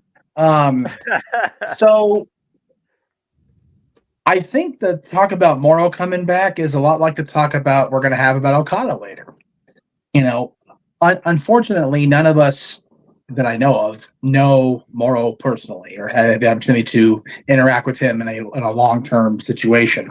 So it's really about what is best for Morrow Ronaldo, not just financially, but mental is so crucial in today's world, as it always should have been, if we're being honest. Protect your mentality. Protect your physical well-being too, folks. Cough drop. I'll tell you, the others on the Price is Right. No joke. These things are saving the founder on the weekly. Like Jesus. Anyway, no lie. Like I'll pay overprice for these things. I swear to God, I will. Anyway, I would love to see Morrow come back. As far as where, you have to think about the different commentary teams we have on our televisions right now. I believe English commentary, English play-by-play for New Japan is still Kevin Kelly. He's doing a great job. Has been for years. Kevin Kelly's been the voice of New Japan Pro Wrestling since 2015, but as of last year, he officially left, and now he's part of the AEW Collision team with Tony Schiavone and Nigel McGuinness. The new person now is Walter Stewart, and Scott, he's got a much more relaxed call to him and a presence, and I think it allows Chris Charlton now to shine more as the English representative across the pond, and when he's over here, he's working with the likes of Beaver Cabani or Veda Scott. So he's kind of like a more passive middle ground, but he does all right. I'll have to make sure I listen to Wrestle Kingdom again. Since we're not up at the wee hours calling anymore, I actually have to go back and listen to it for real and listen to the actual New Japan call, which I will. If that's the case, I would maybe put him there because familiarity and goddamn, he can call a match. But the stuff that I'm aware of, I would think if he's going to fit anywhere that needs him is SmackDown. Mm-hmm. I like Kevin Patrick. He's a good kid, but he's struggling big time. He's not Michael Cole. He's not going to be. He's got that thick Irish accent, which just unfortunately hinders his ability to everybody in because he's just got that. You either like his voice and his style or you don't. Raw's got Michael Cole. They're good. NXT's got Vic Joseph. Much as I would have preferred his fiance or wife to keep her job opposed to him, I like Vic Joseph. Keep him around. Yeah. And even Booker. Anyway, AEW, like you said, they got that rotating thing. I'm even starting to be okay with Excalibur. Scary enough. It is what it is. But yeah, you've got I know. Danny, if you're watching, yeah, I said it. It is what it is. But they've got Tony Schiavone coaching those guys. They've got JR February 24th when his contract's up. So we'll see if JR sticks around or at least gets the extension through Revolution. God help me, I hope so. I need him and Schiavone on that call for his last match. Please. God. Yeah. That's the rotating room in here as it is, let alone on AEW's show. Yeah, right. It started just with freaking me and James, then evolved to me, James, and JJ, and now everybody here practically has been a comment at this point. And I love the fact that I'm also at the center of literally these four. I love commentary and Pentatilla. It's just awesome. What I mean is, I think for Sting's last match, we all, as fans, should at least get a turn to have our say during that match. And I think that was a good idea that JJ threw to me. So yeah, I mean, we've all been through some evolution of Sting. I definitely agree with that, JJ. Anyway, continue, Jeff. Yeah, I think if he is going to come back, and he is going to come back to WWE, I think he fits on SmackDown because every other promotion has their guy like in place and doing what. Tom Hannigan would be a decent fit beyond SmackDown, and man, he and Matt are killing it on TNA. They're doing great. Yes. Yeah. AEW's got their guys on their nights, and if JR gets healthy, maybe he comes back. So I think everybody's well set except for the SmackDown team. I've liked Corey Graves. I know people really don't like Corey. Some folks don't. I happen to like Corey's style. I think he fit better with Morrow than he does than anybody does with Kevin Patrick right now. So great. And to your point, they're anything about UFC. Morrow's had a chance to call UFC. He's called different other MMA pros, but not UFC. I'd love to have him on a UFC call. That'd be pretty cool. That would be cool. I would watch that actually, just to see what that would be like. It kind of takes me back to the one time Morrow came back into wrestling Rebellion a few years ago, and just having that voice and that presence and adding a little more, especially to Kenny Omega's repertoire, it brought me so much more into the match, and it almost like Matt Striker was an afterthought, and D'Lo, he was solo color guy. It worked. So again, he definitely can do it. It's just a matter of, does he want to, and where do you put him? And to your point, I remember Corey Graves Marmonello worked very well during my NXT. He also worked, of course, with Najee McGinnis and freaking Beth Phoenix. So he's definitely multidimensional. If he calls it UFC, I Yeah, say me and Gene should do a watch along together with it. Mm-hmm. True that. I'll agree with that. I think Morrow would fit best under that Endeavor umbrella rather than going to TNA. Not because of TNA's viewability, but just because TNA's got a great team as it is. AEW's set with their team, and New Japan's, getting a new guy's feet wet. So let him his chance. That's fair. And to the chat room, the NWA does have their CW app deal. I don't even know who's doing it. I think it's still Joe Galley. I like Joe. That's a personal bias. Joe's a friend. I like Joe. So it's kind of hard for me to say nah, because Joe's got that good rapport with the audience and with Billy. So I'm like, let's leave him where he is too. So yeah, for me it's SmackDown and UFC. Andy Shepherd. Yeah, I miss Andy Shepherd. I hope they bring him in for AEW All In. He and freaking Nigel McGuinness were hilarious for NXT UK. That's fair. Stepboy, you had your hand up as well during that conversation. I was just going to piggyback off of what Noah said, being grateful and happy that the commentary you guys do on watch-alongs has gotten bigger and better, and I'm just still hopefully in agreements that that when we come together next week for Rumble, I'm ready to go. Yeah, damn right. That's gonna be fun. And I will proudly announce the Rumble stats are in cleanup mode at this point. I am done. I've got every competitor. I've got when they've come in. I've got who eliminated them. I've got their times. I'm just in cleanup mode at this point. So it'll be done by next week for certain. I'm very proud of that. Okay, we can fine tune that later, but let's get back to the conversation at hand, please. I will kind of close this off since it was my topic and we wanted to discuss it because I love Mauro Ranallo. Respect. Everybody kind of said what I was going to say about, first off, protect your mentality. That's why I said take the break. You deserve a break. You've been running ragged for so long, bro. You deserve a break. You're a legend. It's okay. He's okay. I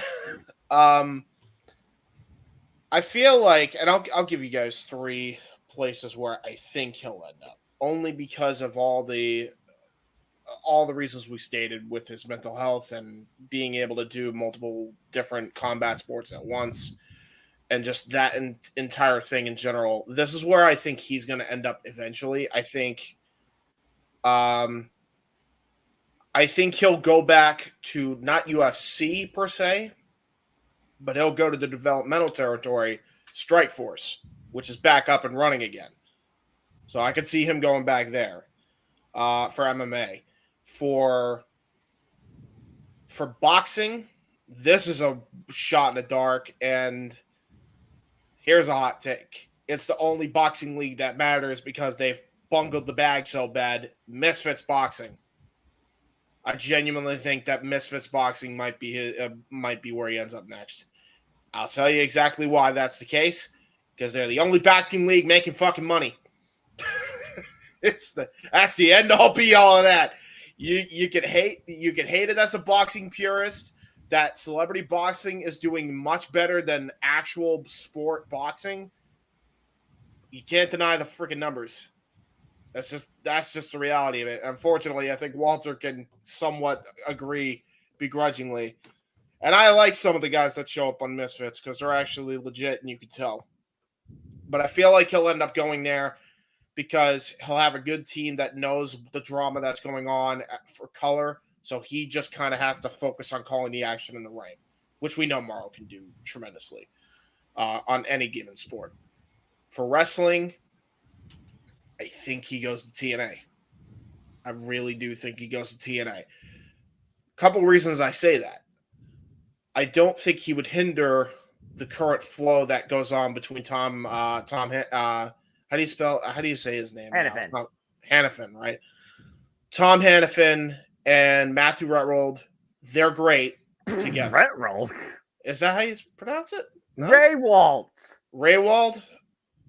That was some Scooby-Doo stuff. That guy Tom from SmackDown and Aiden English. There we go. Let's just Yeah, honestly, yeah. Formerly known, Yeah, there you go. There you go. as Aiden English and Tom Phillips. Thank you. They got Fuck a you, great company name thing. conventions. They got a great name going on, or great thing going on. I feel like you put Morrow in there. Beautiful, because I feel like Morrow could be that guy that brings the entire package together. I always thought, and still do think to this day, that when they switched to Tom and Aiden English, something was missing. Couldn't really put my finger on it. I feel like something's missing. I feel like they need a guy like Morrow that was able to kind of push Matt Striker and D'Lo to the next level.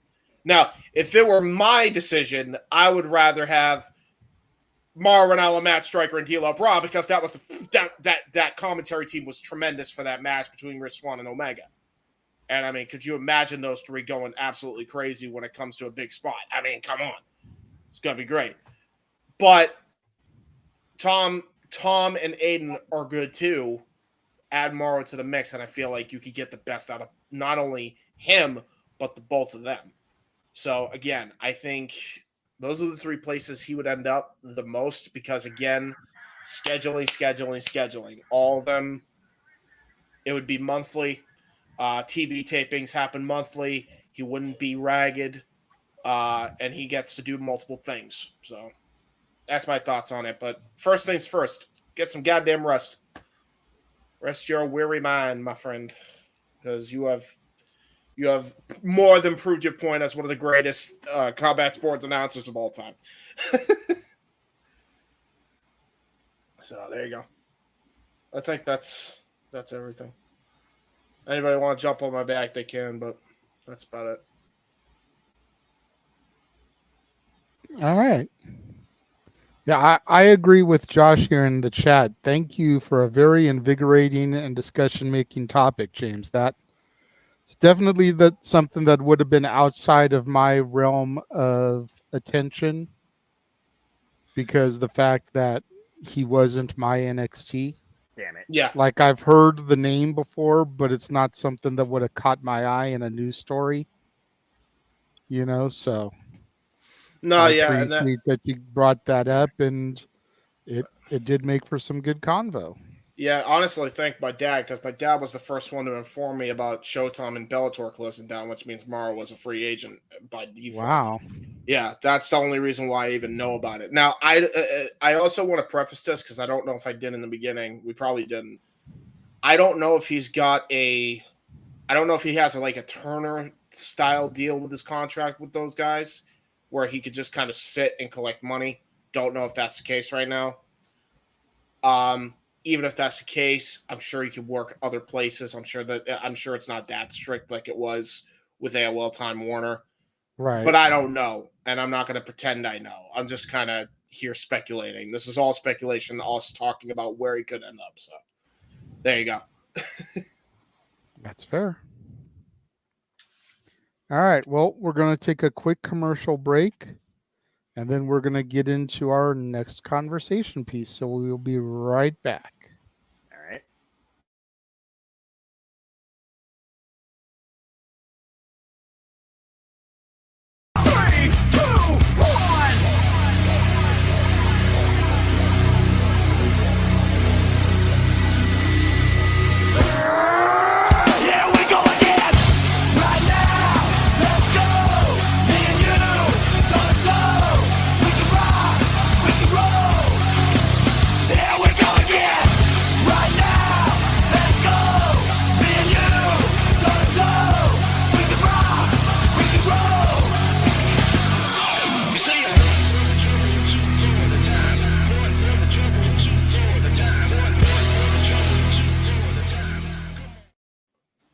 All the wrestling, all the professional wrestling, damn it, and sports entertainment. But I'm intrigued to see how things might change come post-WrestleMania season. There we go. And there it is.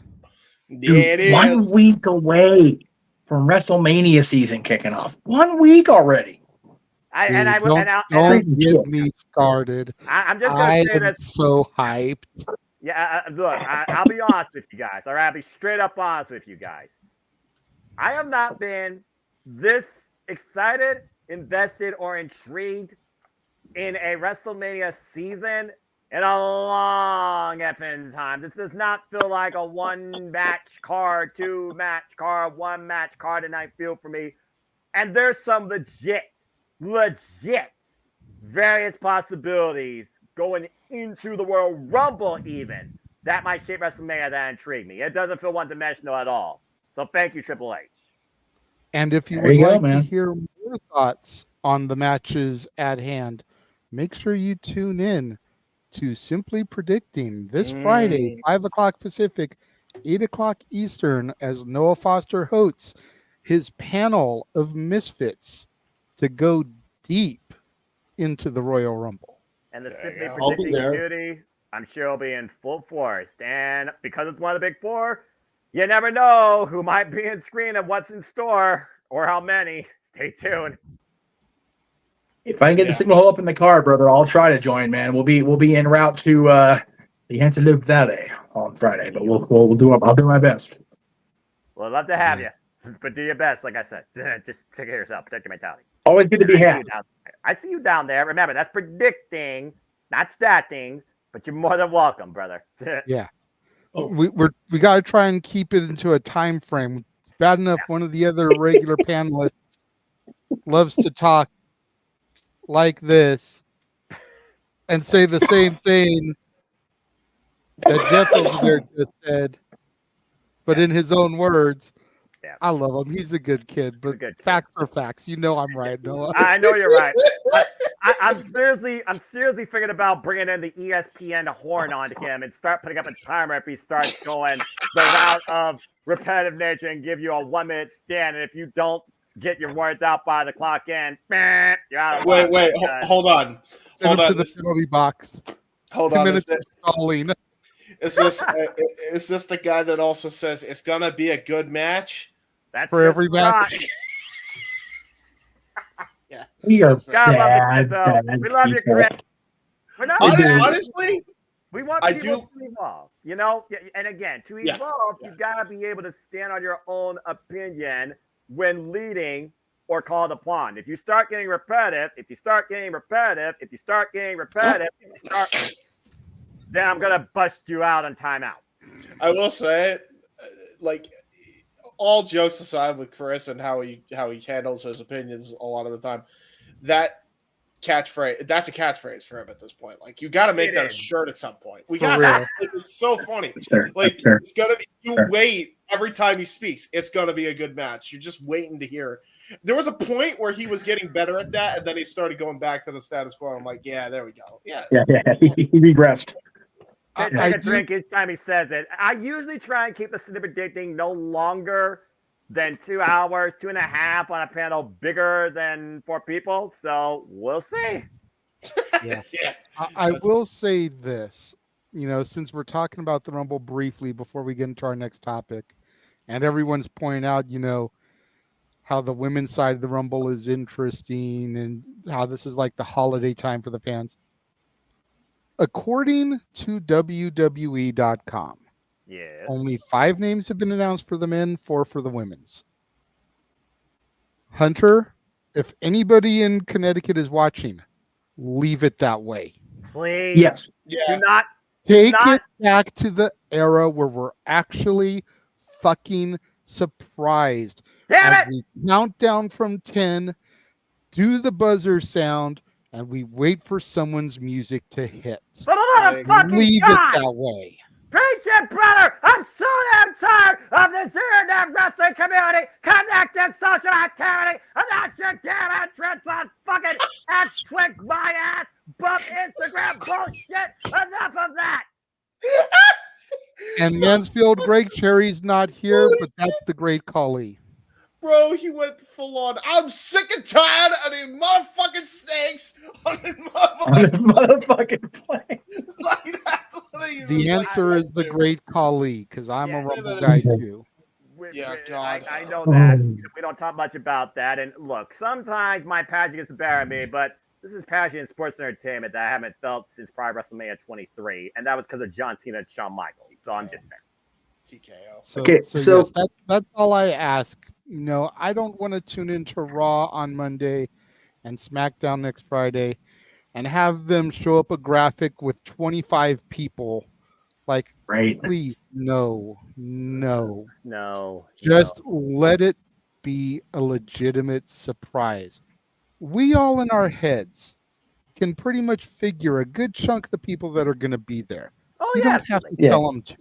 No. Let us be surprised. You got 169 and then when we get the people that we're not thinking about,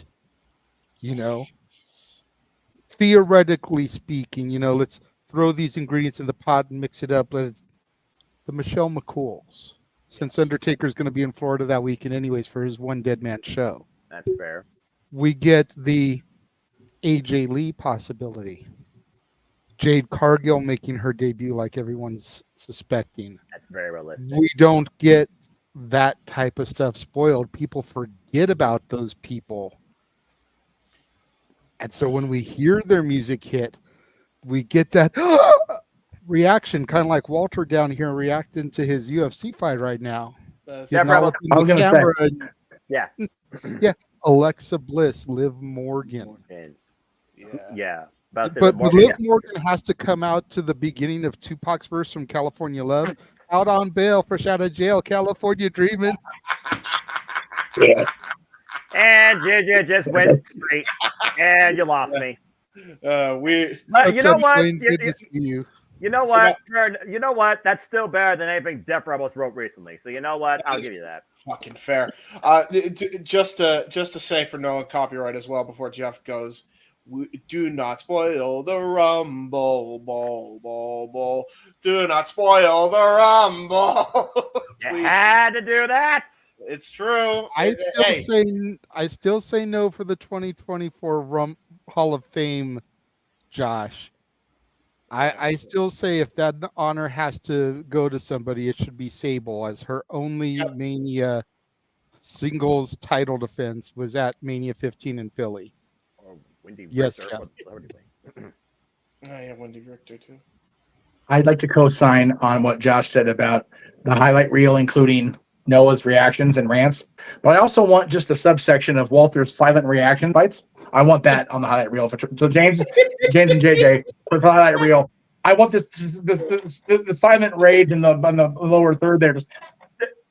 You should do all that shit. I want that. Yeah. I know what Noah's about to say. Yeah, make it silent movie, right? Silent, and then if you freaking has a gray and white, black, cracky film filter, and then cue cards like the old movies with the freaking weird, like text, where it's almost like he's interpreting what we're freaking saying with our reactions. Yes, absolutely. Wait. Or even better, just throw it up during the course of the show and go ahead, Jay. Sorry. So are we turning this into timeless Tony Storm or dimeless Dana Brooke? Damn! Why are we hating on Ash so much? Jesus Christ, y'all. Anyway, what we need is to single out Walter's just have randomly go up during the New Year's show. Just no sound. That way people are going, what the hell? What's wrong with my screen? And then they'll, oh wait, it's Rage's reactions.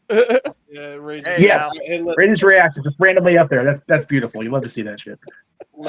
Anyway, you cannot here in the black and white. Before we even move on to our next topic, Renegade, you cannot call Dana Brooke dimeless because we know she got dimes in the back. I'm just saying. I'm just saying. Yeah, that's fair. I'm just saying. Attila's not here. Oh, blood peaks. Here we go again. Hey, JJ, to add what you said about Liv Morgan, she needs Snoop Dogg to bring her out too, and just look at the blood. Well, no, that'll be Sasha. Just to troll Sasha. Yeah, true that. That would be Mercedes Moné on AEW. Watch Snoop Dogg and Morgan. Hey, Liv, I'm available, and I'm all about that product, so bring me out with you. No, the person that would have to bring Liv out freaking be RVD. There you go. Well, I mean, it's better than the idea of you teaming him up with Matt Riddle, because that would be a match made in the marijuana field, right, Walter? The only reason I don't want Rod to be at the Rumble is that means he's at the show in Vegas next weekend. Other than that, he's fine. He can go. Anyway. Let's be honest, Jeff. You don't want to see RVD. You want to see Katie Forbes. I have. Okay, wow. First of all, that won't be under a bus of no right answer because I'm in trouble either way on that one now. So thank you for that. I actually would love to see both of them. I haven't seen Robin in a minute. I haven't seen Katie even longer. So yeah, you know. I would be like pointing out Noah looking forward to seeing the bunny. Hey, you leave me out of this. Yeah. For WWE Sign Alley, make it happen. That's it. What? No! Are you fucking kidding me? What the hell? Every Turn week. her into some dumb Chase U prospect probably. They would not know how to handle her. I would not want to see that. I would say burn down NXT if that happened. How dare you even think like that? Behind the bunker, everyone quick.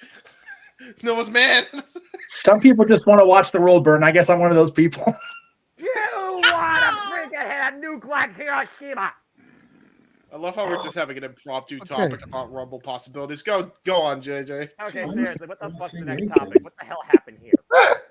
All right, so as we throw the switch and bring the train back onto the right part of the track. Oh, okay. Go ahead. Total nonstop action wrestling. TNA! 1 week after being rebranded, 1 week worth of television. We've had a pay-per-view and we've had an Impact episode. Yeah. I know by most people's logics, it's too early to really kind of judge anything. But I just kind of wanted to touch on this really quickly. 1 week in, do we feel like they're on the right track? Do we feel like the mission statement is what it needs to be? The people are champions that need to be champions. The direction is, the rudders are right. There's no icebergs right ahead that are going to be slammed into Hulk Hogan, Eric Bischoff. Noah, I'm going to let you start on this one because you have been, along with Dattila, my TNA stalwarts, my Impact connoisseurs. I mean, y'all are part of the reason why I'm giving it another chance because of how much y'all talk it up. Just like you've given my NXT a fair chance. Just like Dattila's giving my NXT a fair chance. So I want to start with you, and then I'll kind of bring this topic home because while I still haven't watched Hard to Kill, having watched Impact, you got most of the highlights. I know pretty much what happened. So go ahead, sir. Oh, and I know Mikey didn't watch, but we'll just go around the horn from Noah to Jeff. Mikey, if he wants to add anything, to James, to Walter, and back to me. Okay.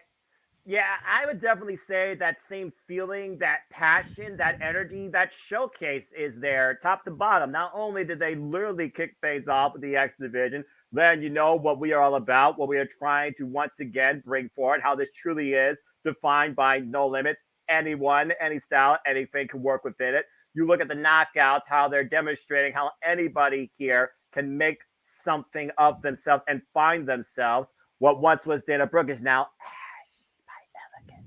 And we don't know what the hell that means yet, but it's a very unique presentation.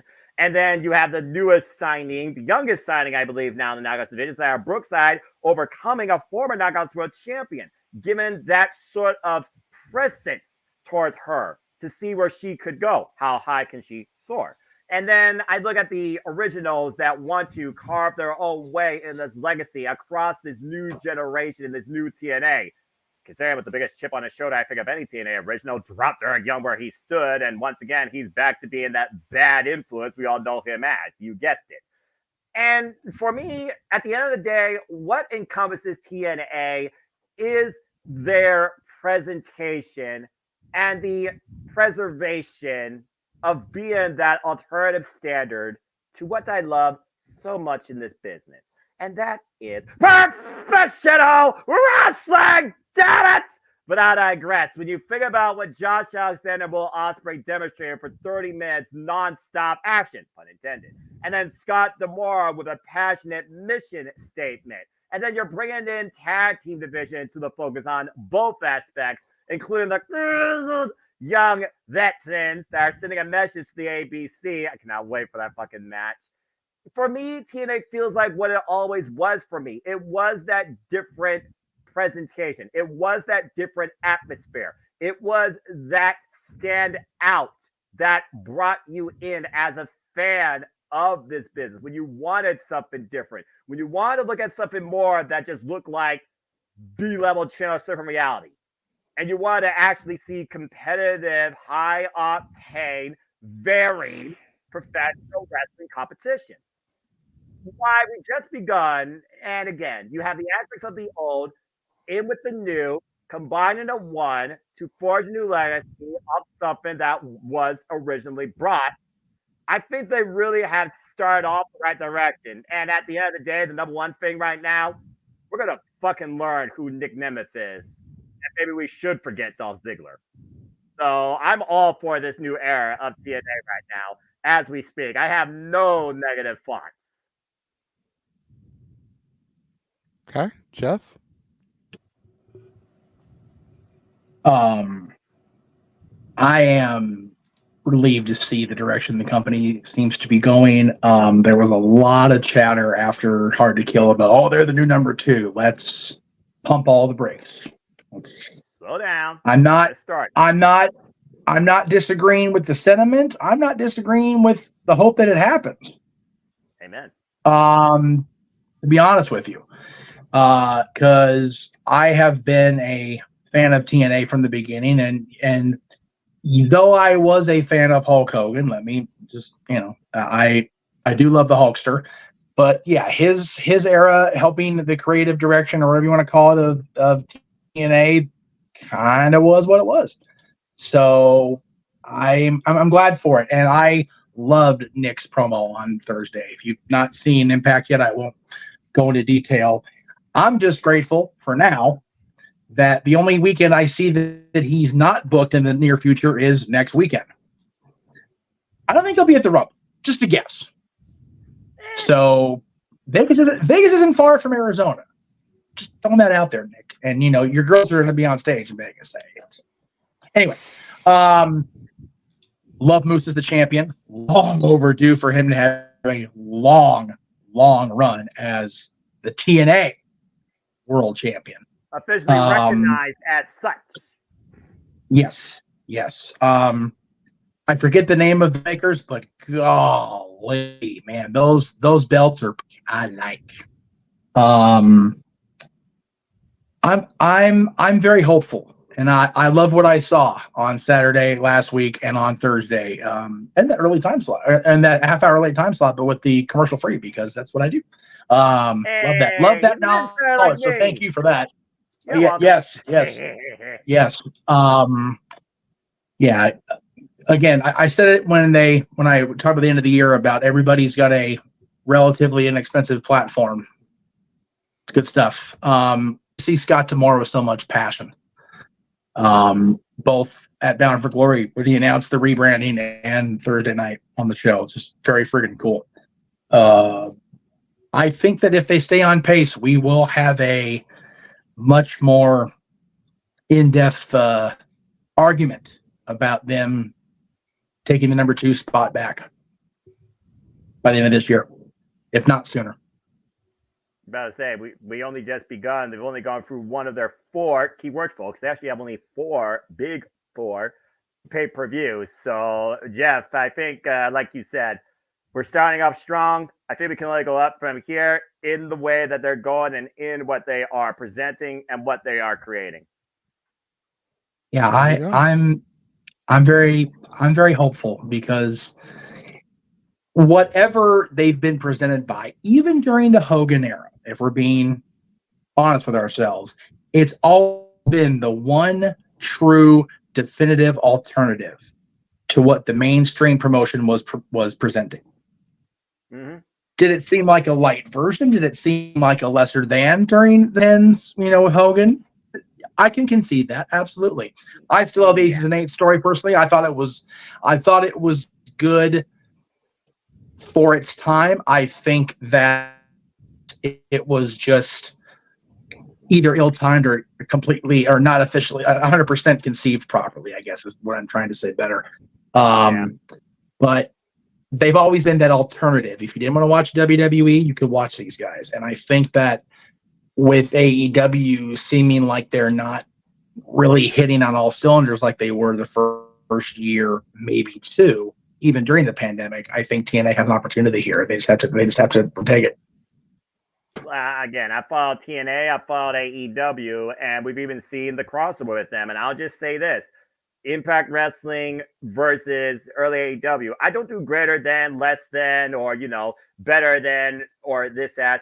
I felt in the beginning AEW was what TNA at first was to me.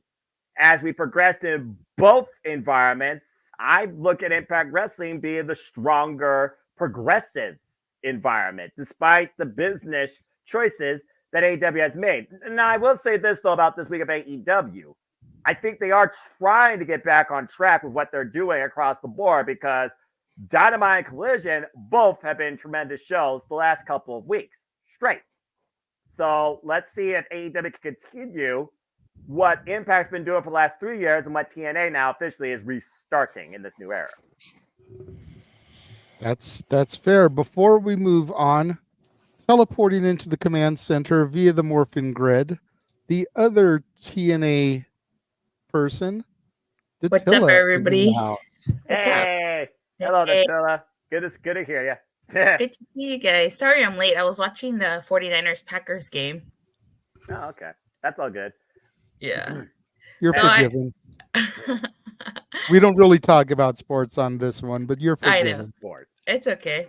As I was listening to what you guys are talking about, Mauro Moreno from our NXT, damn it.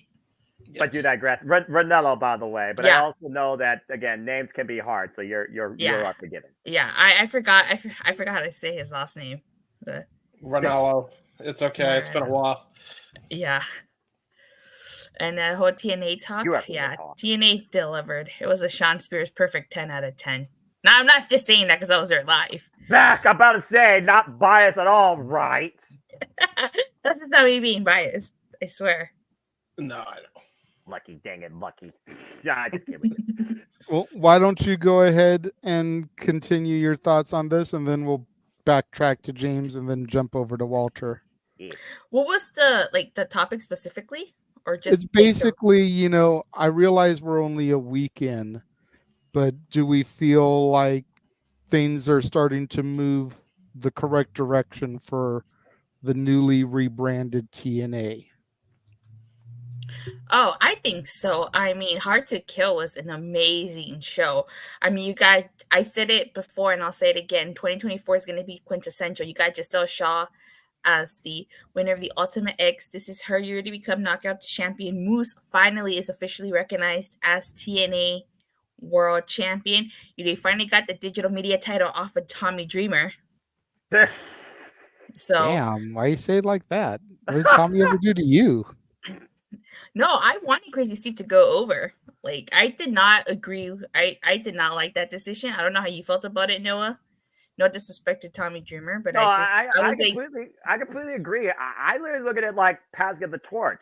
You think about how this developed. Tommy Dreamer, longtime friend of Crazy Steve. Crazy Steve, he metamorphed into something more maniacal, it seems, and literally stabbed Tommy Dreamer in the back with a fork. Yeah.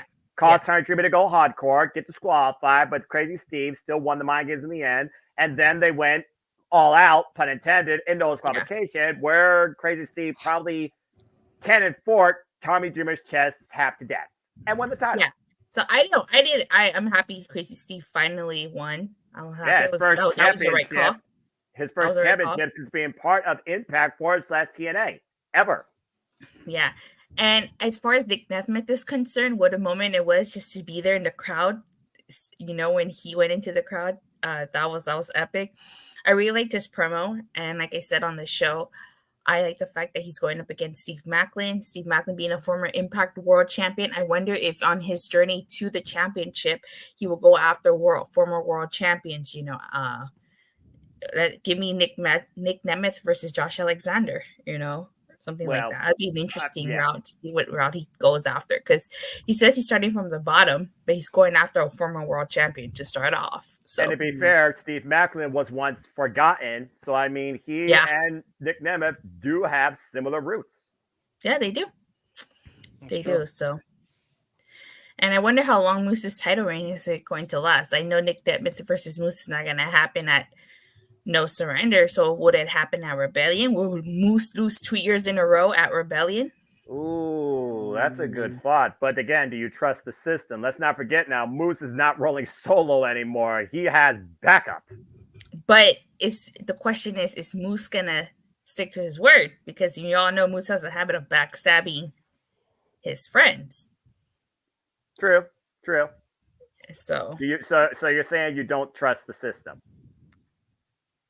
Not saying I don't trust the system. I'm just saying, can Moose be trusted? And he said it was a new beginning, so we'll see. And funny enough, new beginning, New Japan Pro Wrestling. But yeah, time will tell. Yes, and I'm it might not be a popular opinion, but I'm excited for Ash by Elegance. I'm curious to see what she does under the TNA banner when she's not handcuffed or restricted. Look what they did with Trinity. Look what they've done with Yuya. Look what they've done with Deanna. I think that she will excel in TNA. Yep. I'll say it once. I'll say it again. TNA is where particularly a female athlete can find themselves professional wrestling. Damn it. Yeah. But you digress. You damn right I digress. You know what? I'm going to speak on this right here real quick. I'm tired of you fucking digressing, sir. If you are as passionate about professional wrestling, damn it, as you scream to all these people over your headset, why the fuck are you digressing? It's just always been, I'm just saying. It's just always been, I guess, one of those phrases that somebody like just came with, and I'm like, okay, I'll just go with that. I guess I do. But honestly, at this point, with the tirade I said about the internet wrestling community and being non-spoiler free for particular events, hello, fuck it. I'm no longer digressing. I'm just simply going to straight up say what I believe about professional wrestling. Damn it. Period. I think it's catchphrase for Noah. Kind of like me. Sometimes I say shtick. Like, that's just my thing that I say shtick. As long as you stick to your stick, like this person down here in the corner. And another thing we did, we also talked about the women, the knockouts. Gail Kim, who has been the reinforced life in the knockouts division better than ever, she seems to try and finally get to Shell Shaw to realize her own potential by herself. I'm curious if Shell Shaw will follow up on that. I'm curious if Gail Kim has one more match in her. I would not rule it out. After Impact 1000 and dropping the Virtuosa at Turning Point, I think she does. But at the end of the day, Gail Kim is not there for herself, unlike some places in politics and individuals. She's there to define the future. You know something? Speaking of Deanna, I'm bummed that we didn't get that match. I thought that was what they were setting up for, Deanna versus Gail Kim. But to Deanna's point, as she said on Talk is Jericho, she felt she did everything she could with that roster. And when you reach that point, what do? I honor her trying to take on more challenging pursuits. I'm not going to lie right now. Next to TNA, I think Deanna Praws and Tony Storm is my favorite thing going on right now, women's wrestling, because this is fucking hilarious. That's true. Yeah. Anyway. We lost Jeff briefly. All right. Wow. Go ahead, James. Hello. Okay, so I think as far as presentation goes and everything in line with that, absolutely awesome. They nailed it out of the park. I think everything on that front, perfect, without a hitch, brilliant. Matches, great. Promos, great. Presentation, 5 stars. Good commentary team. All they need is Morrow, I think, still. Be a good addition to have. They got a good foundation on that now. My question is, when are you going to get away from the safety net that has now become a hindrance for TNA, which is Access TV? You need to get this on a bigger network. You do. It is produced way too good. It is so damn perfect as far as everything goes when it comes to a pro wrestling presentation to not be on a bigger channel. I agree. And it's been that same complaint that we've had, I feel like, for TNA for a few years now. It's like it needs to get on a bigger channel. This is good pro wrestling. No matter what they have to do, they got to get something more concrete than Access TV. I understand they got a partnership with New Japan. Great. You can find a bigger network for New Japan also. Bring them with you if you need to. Like it's you need a bigger network. Or if you want to bring Access up with you, get Access in more homes.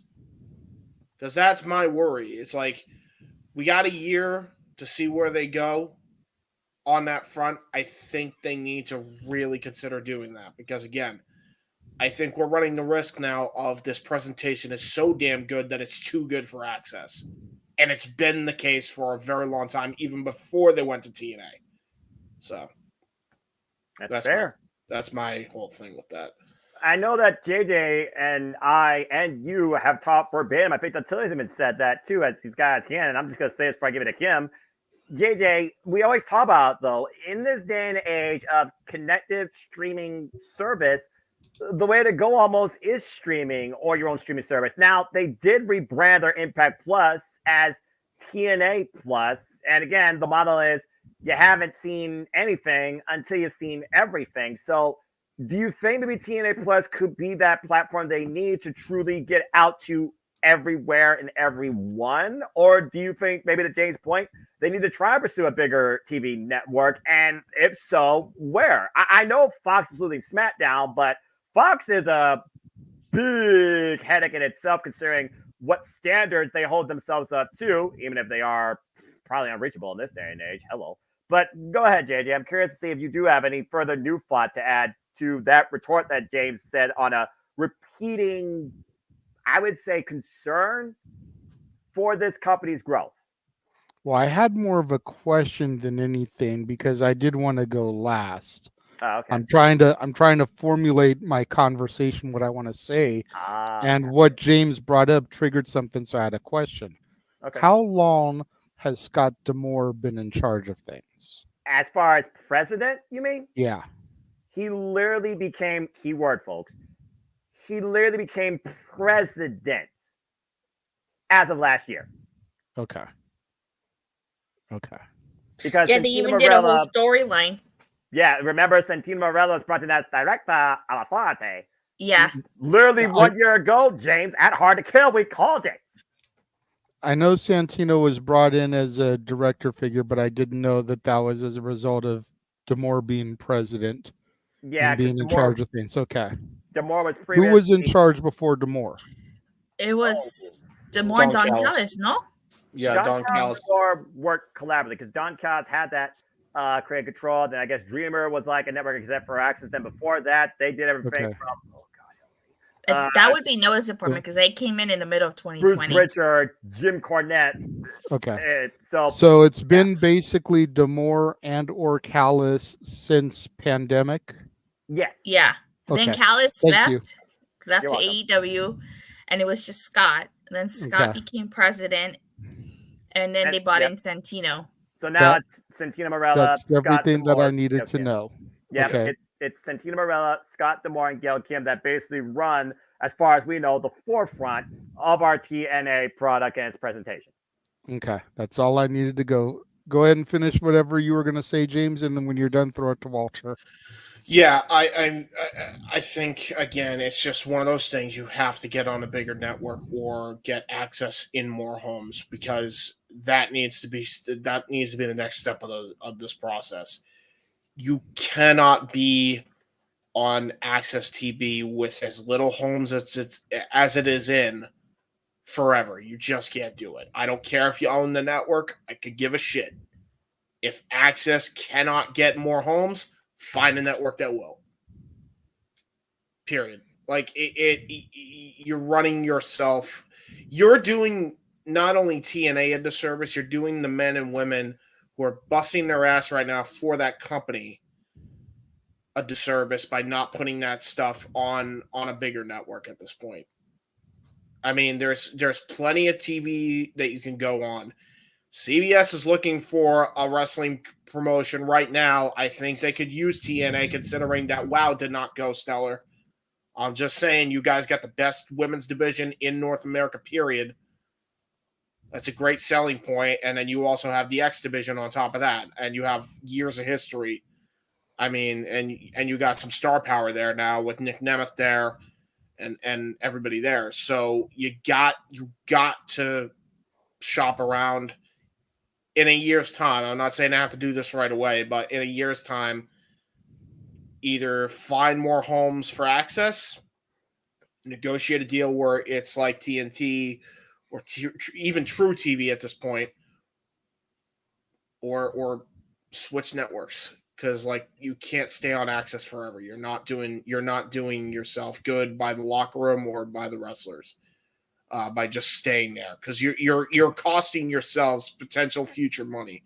You're not going to know how much you could make if you don't take that risk. So it's one of those things, though. I wonder if Scott's actually been thinking about this the whole time, but he was just waiting until the TNA name re-arrived, and now he has that, principal company label to use as leverage towards a contract. I think this is just something we just want faster than what's to be expected.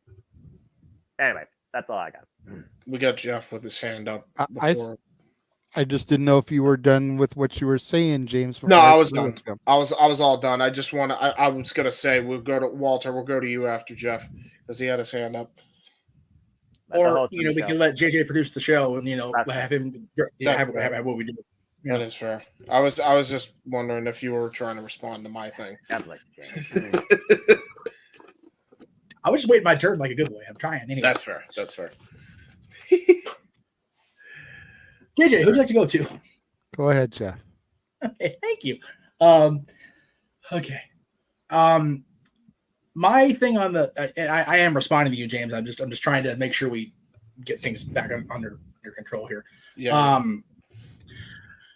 The thing with the network TV deal is, at least for me, access is difficult for me because I'm not in a home that has the box, the Spectrum cable box or whatever. So I'm having to use the app, which is a biatch. So my thing is, I'm down for putting down the 99 cents a month and just watching it at 8:30 as opposed to 8 o'clock and no commercials, which is even better. So I think there's enough of a fan base that is,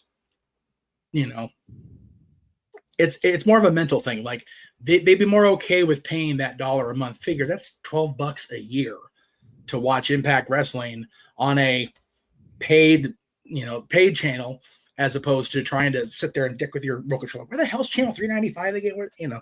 So I'm okay with doing it that way. I know a lot of people want to save every cent they can. Don't disagree with that philosophy, by the way, because money's a bitch. So I don't think the access to the crucial thing they need to do. What they need to do is get themselves to a point where people are going to seek them out and make that argument for them to the CWs, the ESPNs, the Paramount networks, whatever is more accessible than what they have now. That way, these networks, these channels can't help but try to get their hands on, or in some cases back on, TNA wrestling. Because TNA was a big deal for Spike, much like ECW was. They just, neither company got any major rub, which was a huge point of contention for both promotions. Paul famously had a problem with it in a promo. TNA was a little more docile about it because what the hell are they going to do? They had no options. So I think they need to take this year or whatever it is left they have with access and just keep making people like JJ want to tune in beyond No Surrender. Keep people like me who, even though I fell off from watching it quite a bit at the end of the Hogan era, going into the end of the AJ Styles era, I was I was stoked to get back to watching it when I had these two volunteer to commentate Impact Wrestling for me on here on the channel. I look forward to TNA. TNA is the one show this week that I made sure I got in front of my TV, whatever I could, and watched it. The other ones, I've still not watched Raw the whole way through, or NXT or SmackDown this week. I just haven't had a chance to sit down and get through all of it because I didn't make it a priority. There's stuff going on here. But Thursday night was the one night I had where I wasn't having to rush around and do anything. It's like, all right, cool. Watch Ring of Honor on TNA tonight. I want that. TNA needs to do that 52 weeks. That's fair. That's fair. Go ahead, Walter, before I give my thoughts on this. Walter, you're good. Okay. So, in terms of the network deal, you got to think of it as a business as well. Flip the other way around. Does an HBO Max, does a Paramount Plus, does a Netflix see them as a lot viable to risk investing X amount of dollars into bringing T onto their platform? Do they feel like it's good enough for them? We as wrestling fans are going to say, yeah, hell yeah, but you got to think about these execs that may not be into this kind of stuff. And do they feel like it's a risk versus reward thing? Do they feel like the risk is rewarding enough to bring on the money to bring on this company that they might not know what the hell TNA is, to be honest, these execs? Who knows?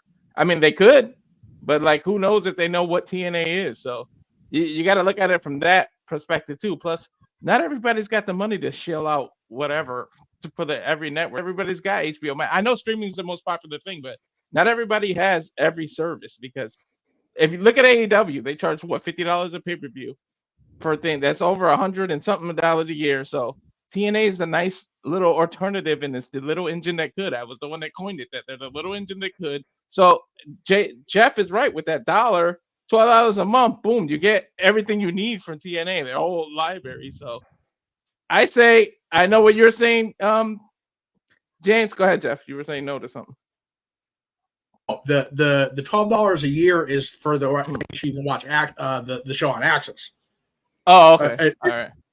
That's on their YouTube page. The TNA Plus is $10 a month, which is still, what we've been charged for WWE. Still 100. What's that? 120 then?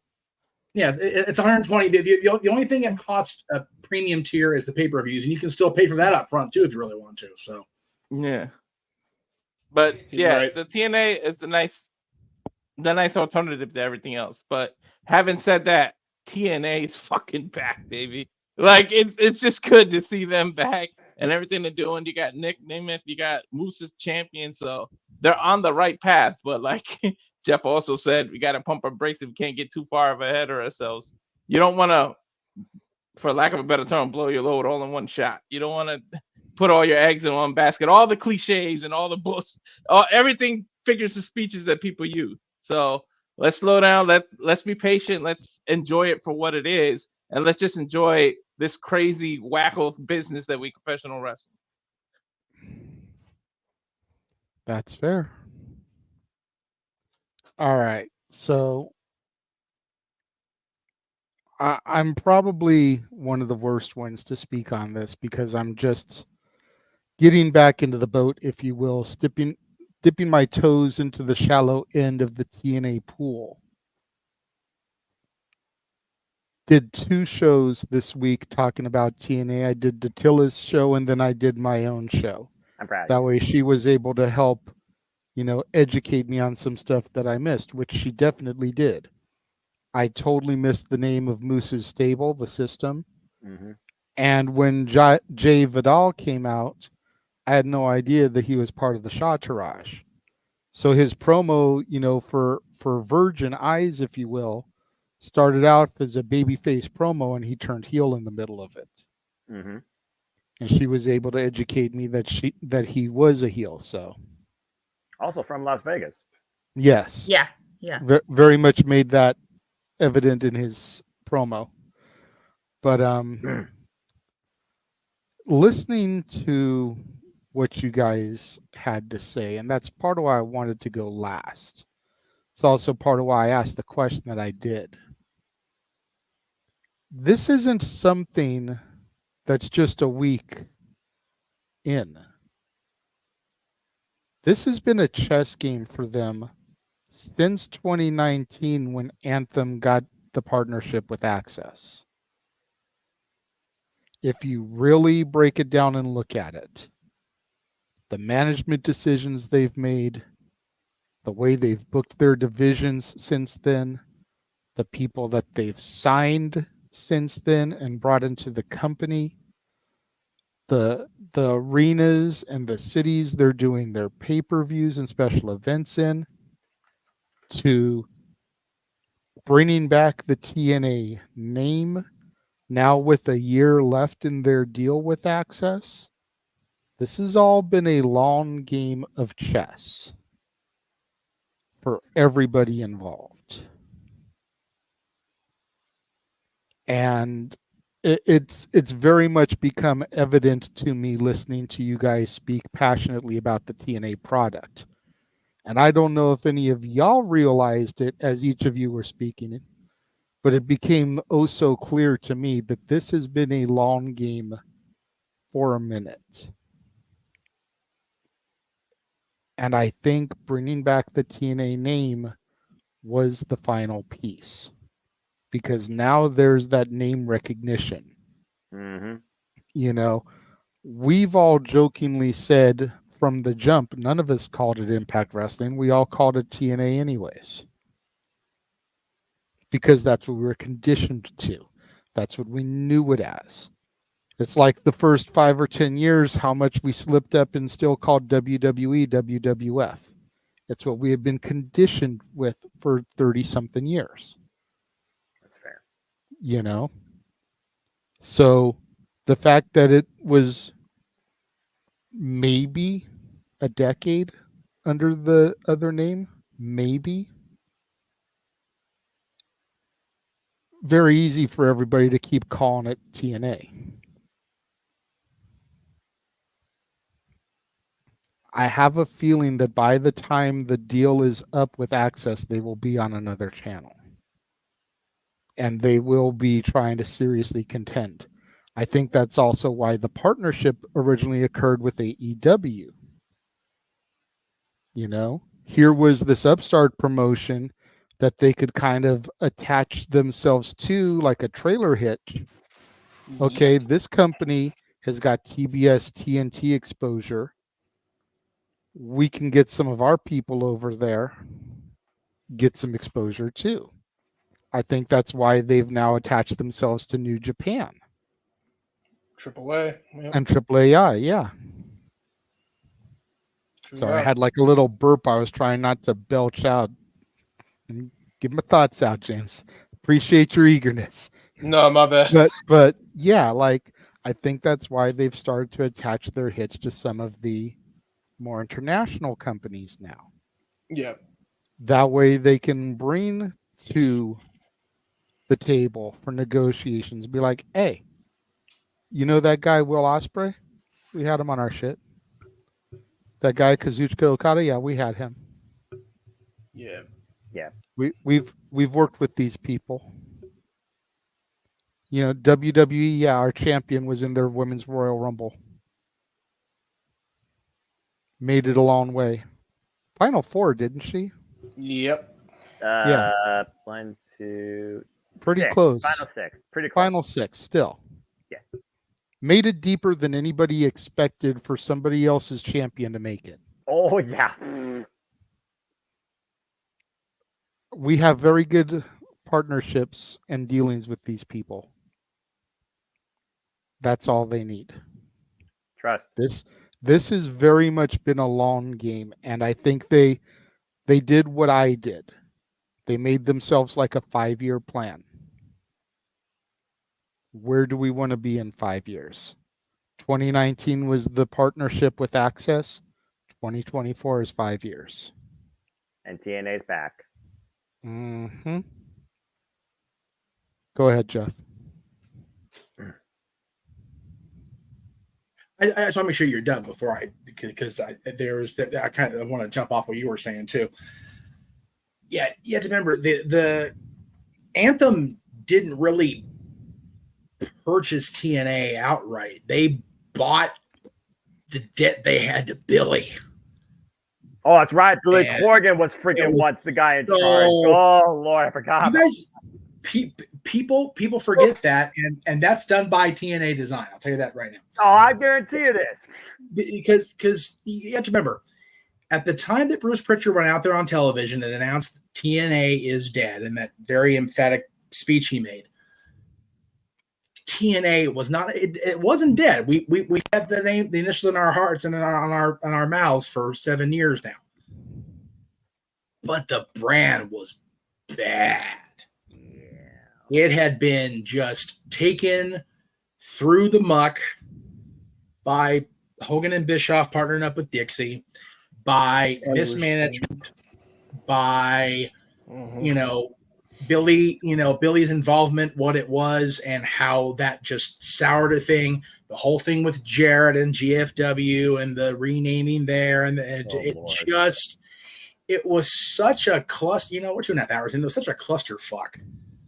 Yeah. They couldn't help but rename, and I understand that the GFW thing came after the Impact renaming. I'm not trying to jump ahead in the plot, if you will, but people were just okay with the TNA name going away in terms of the doing business as whatever, because it had been literally tracked so much shit into the house that it was like, can we just get a complete carpet cleaning on this and be done with it already?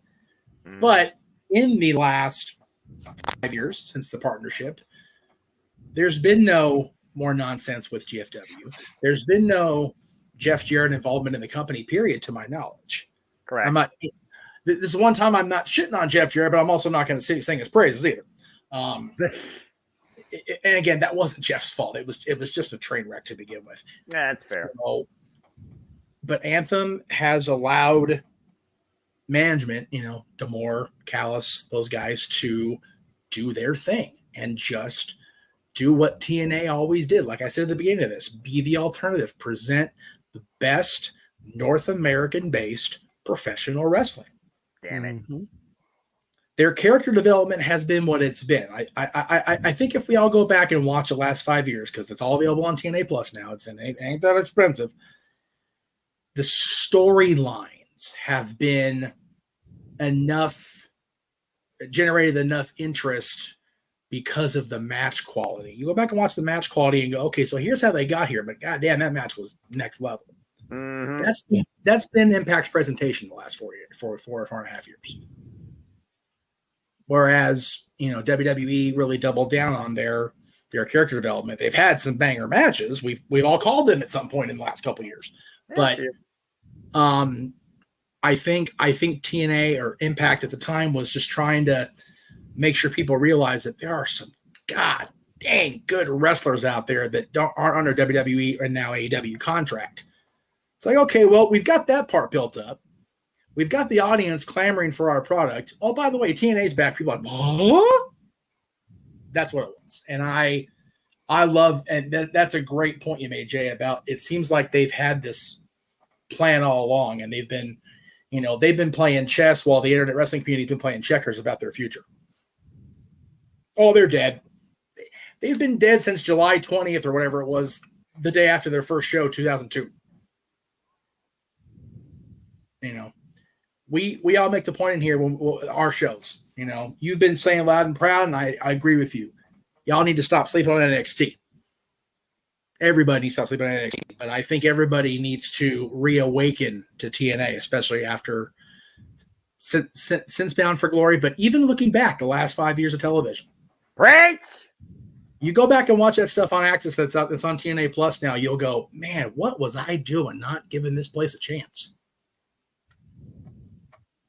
I'm gonna call the one thing I will say, and it was the one thing that made me bring my score down on Datilla's review. TNA needs to fix the way they time their commercial breaks. I do agree. On Access, they were on commercial when the Grizzled Young Vets tag match ended.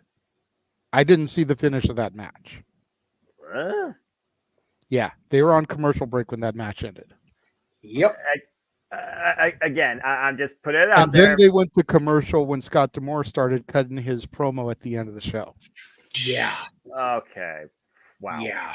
Now, I said it on my review. I said it on Datilla's show. Datilla can verify for me if she Yeah, wants to I booed chime him for in. saying But I don't know First. if it's an Impact Wrestling thing or an Access TV thing.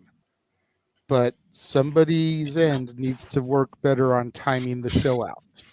Yep. You hear CM Punk talk about it in his Best in the World special on DVD on the Peacock Network, how he talks about he's probably the only person on this side of the camera that knows how to time out a wrestling show.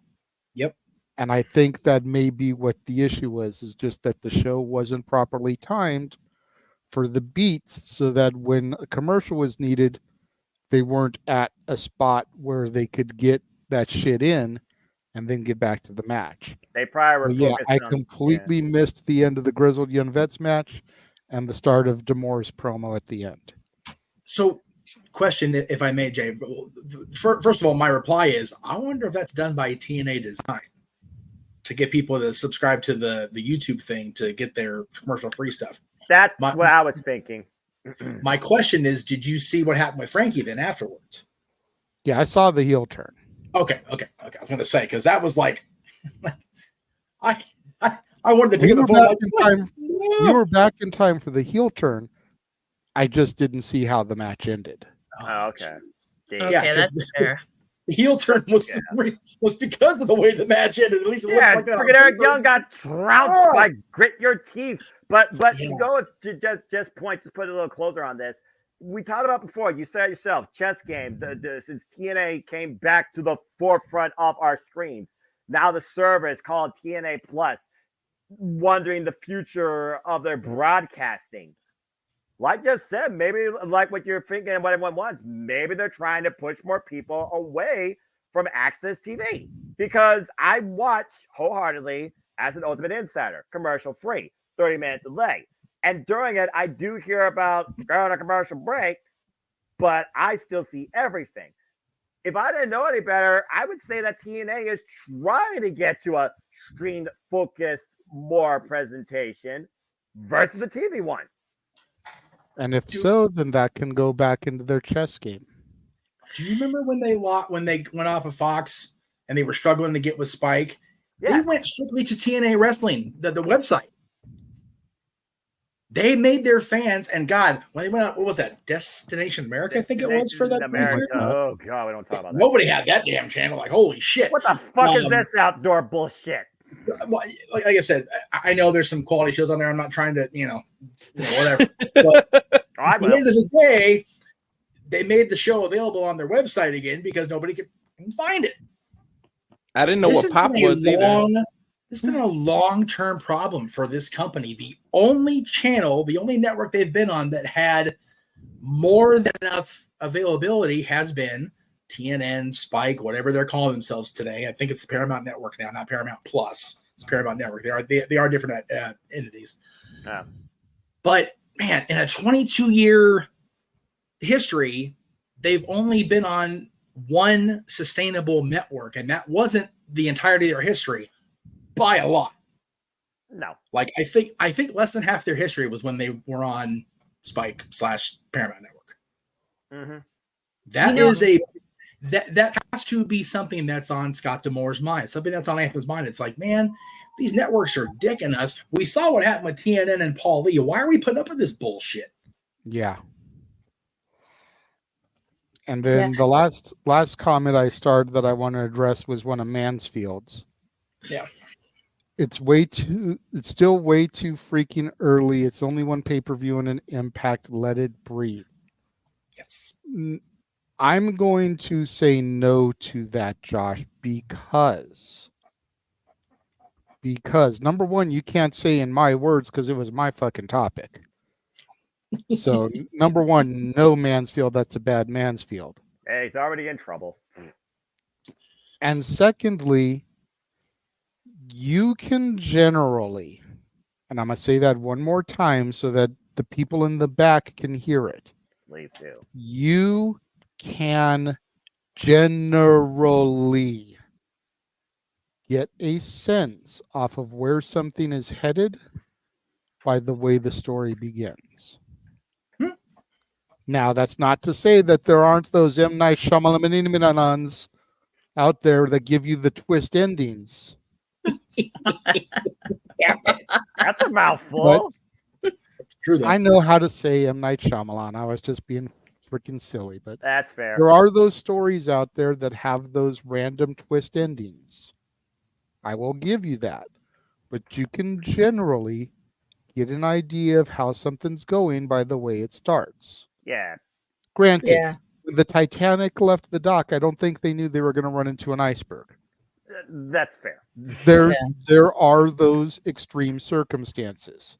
Mm-hmm. But if the first couple of weeks look abysmal, chances are there's no way you're going to pull this plane's nose up before it crashes. Mm-hmm. So far, what I have seen, and I said this to Datilla, I'm looking forward to tuning in next week. Hey. I was looking forward to tuning in this week. We will see what happens come No Surrender, though. It's very easy to start out hot and then burn out.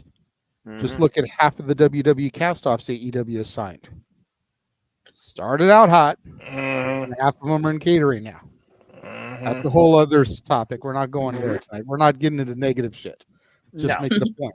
Well, I may not be negative, but I'll hinder something later. Continue. So we will not be hindering the gender. Watch me. Yeah. But on that one. I see high hopes for TNA's future based off of what I watched on Thursday night. Good. Like I said, I'm looking forward to tuning in next week. If next week is as good as this week was, I will look forward to tuning in the following week. Whether I end up believing in Joe Hendry or not still remains to be seen. Say his name. And he appears. I believe in Joe Hendry. I believe in Joe Hendry. No. I will admit the DJ Woo Kid stuff was funny. It wasn't enough to get me to believe. Oh. But I will acknowledge the fact that it was funny. That's a start. That's a start. All right. Okay. Oh man. I think we've done enough here as far as the TNA topic goes. That's fair. And again, I do just have to run this one clip though, going back to Josh's comment. Shut the fuck up, Josh. Accurate. That is still 110%. Jeff Meacham approved. Accurate. And one more thing as we move on and close this thing out. Wake up with the return of TNA at the forefront of your screen, because it never left. It's just been butt rack to the brightest lights. Yeah, people gotta stop sleeping on TNA wrestling, like Eric Young said at the start of Hard to Kill. When it comes to modern TNA, go do your homework, bro. Yeah. You know what? I never thought I'd say this. It's Russo. I agree with you. Well, all right. We can only do so much when Russo also helped the demise. I mean, even a blind squirrel can find their nut. We are going to take another quick break. Not quite as quick. About a little 2-minute blip here. All right. And we're going to hear from Greg Cherry regarding his Royal Rumble draw. Run that video because that will be coming up this week, as Jeff showed earlier. That episode of the Greg Cherry Show will be this week. So we're going to run the little video that he has advertising it, hyping it, and we will be back in just a couple of minutes.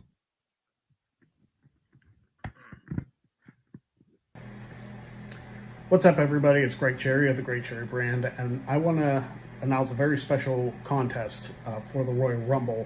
coming up. We do it every year. We do the Royal Rumble numbers drum. We're doing that on Wednesday, January 24th. And I want to let you know how you can enter and help to raise money for charity. So we're going to open up 60 spots, which is going to be one entrant for each of the Royal Rumbles that are taking place. We're going to limit the entries at first to one person per number per Rumble. So you can get a number for the men's and a number for the women's, and you can enter that way. Each entry is going to cost $5, much like we did last year, and donations are going to be raised for the 988, which is suicide prevention. I want to let you know that winners of each Rumble are going to receive 25% of the total prize pool. So that's 25% if you win the men's, 25% if you win the women's, and 50% is going to go to the 988 charity. And if you want, it's completely up to you. You can request that your winnings, if you do win your respective Rumble, get donated to the 988 as well. It happened last year, so we can do that again this year. Once all 30 spots are filled for both of the Royal Rumbles, we can actually open it up to additional spots, and then the spots you can buy are unlimited. You can buy as many as you want for $5, and then your positions will be assigned randomly to different numbers. Now, the money can be sent to gregcherrybrand@gmail.com on PayPal to reserve your spot. And we appreciate as many people as possible, because if we can raise more money for the 988 and get more people to donate to the suicide prevention, it would be incredible. So go ahead and donate to that, and I look forward to seeing you guys. All right. Nothing but love to you, Greg. Appreciate you, my fellow game show aficionado. Yes. Me and him should go on Blockbusters if they ever reboot that show. And now our reigning champion. So that was my favorite PowerPoint I've ever put together. That was so much fucking fun. whoever comes in for February, because we're having to scratch the Clash of the Couples, right? Do we know what we're going with in its place? We're not sure yet. It's really just a matter of availability of people. It's a matter of planning it out sooner than day of and getting laid out sooner than the day of, because I've been stressed. He hasn't got any sleep and rest. So it's kind of one of those things. This week was unfortunately a week of completely outside of this window, which led to the in this window. So that's why I was very limited on my live appearances this week. And I'm hoping that with the schedule regulated, we'll be able to get ourselves back on track across the board, which is why I've got everything set up for next week already. So, there you go. Nice. Well, and let me just point out to the chat room, if you feel like your comments aren't being addressed, answered, they're not. Please follow the ticker on the screen. If you would like for us to address your comments that you put on the screen, you have to donate to dictate. Super chat. It's as simple as that. We need to put up an FBI disclaimer. Instead of FBI, I should say JMN, and literally just have that all put out with a bunch of other nonsense. Like we will find you. Oh, what have I done? And for the record, I still can't believe it tripped. Just on editor mode. This chamber cost that damn net. Yeah, Jeff's in editing mode now. I'll put it in purple background and yellow font. Color. All right. So we are now going to get into another topic that I know is very near and dear to the simple man's heart. Ah, yes. And that is Kazuchika Okada. Hooray to Mecca! There we go. Yay. There it is. He is not renewing his contract with New Japan when it expires. I believe they said his contract expires the end of January. He is obligated for a show or two in February and is still going to make those dates as advertised. Yes. But after those, no more Rainmaker in New Japan. What? So the question becomes, well, hold on, Noah, hold on, because I think I see what you're trying to do here, and I think I got a better version of it. Please. What the fuck? Yeah, thank you. Yes, yes, that's exactly, because you know what? Just continue. I'm just gonna stay here and be quiet and drink my Gatorade until I'm. So the $1 million question becomes, where does Okada go? everybody is going to want a piece of him.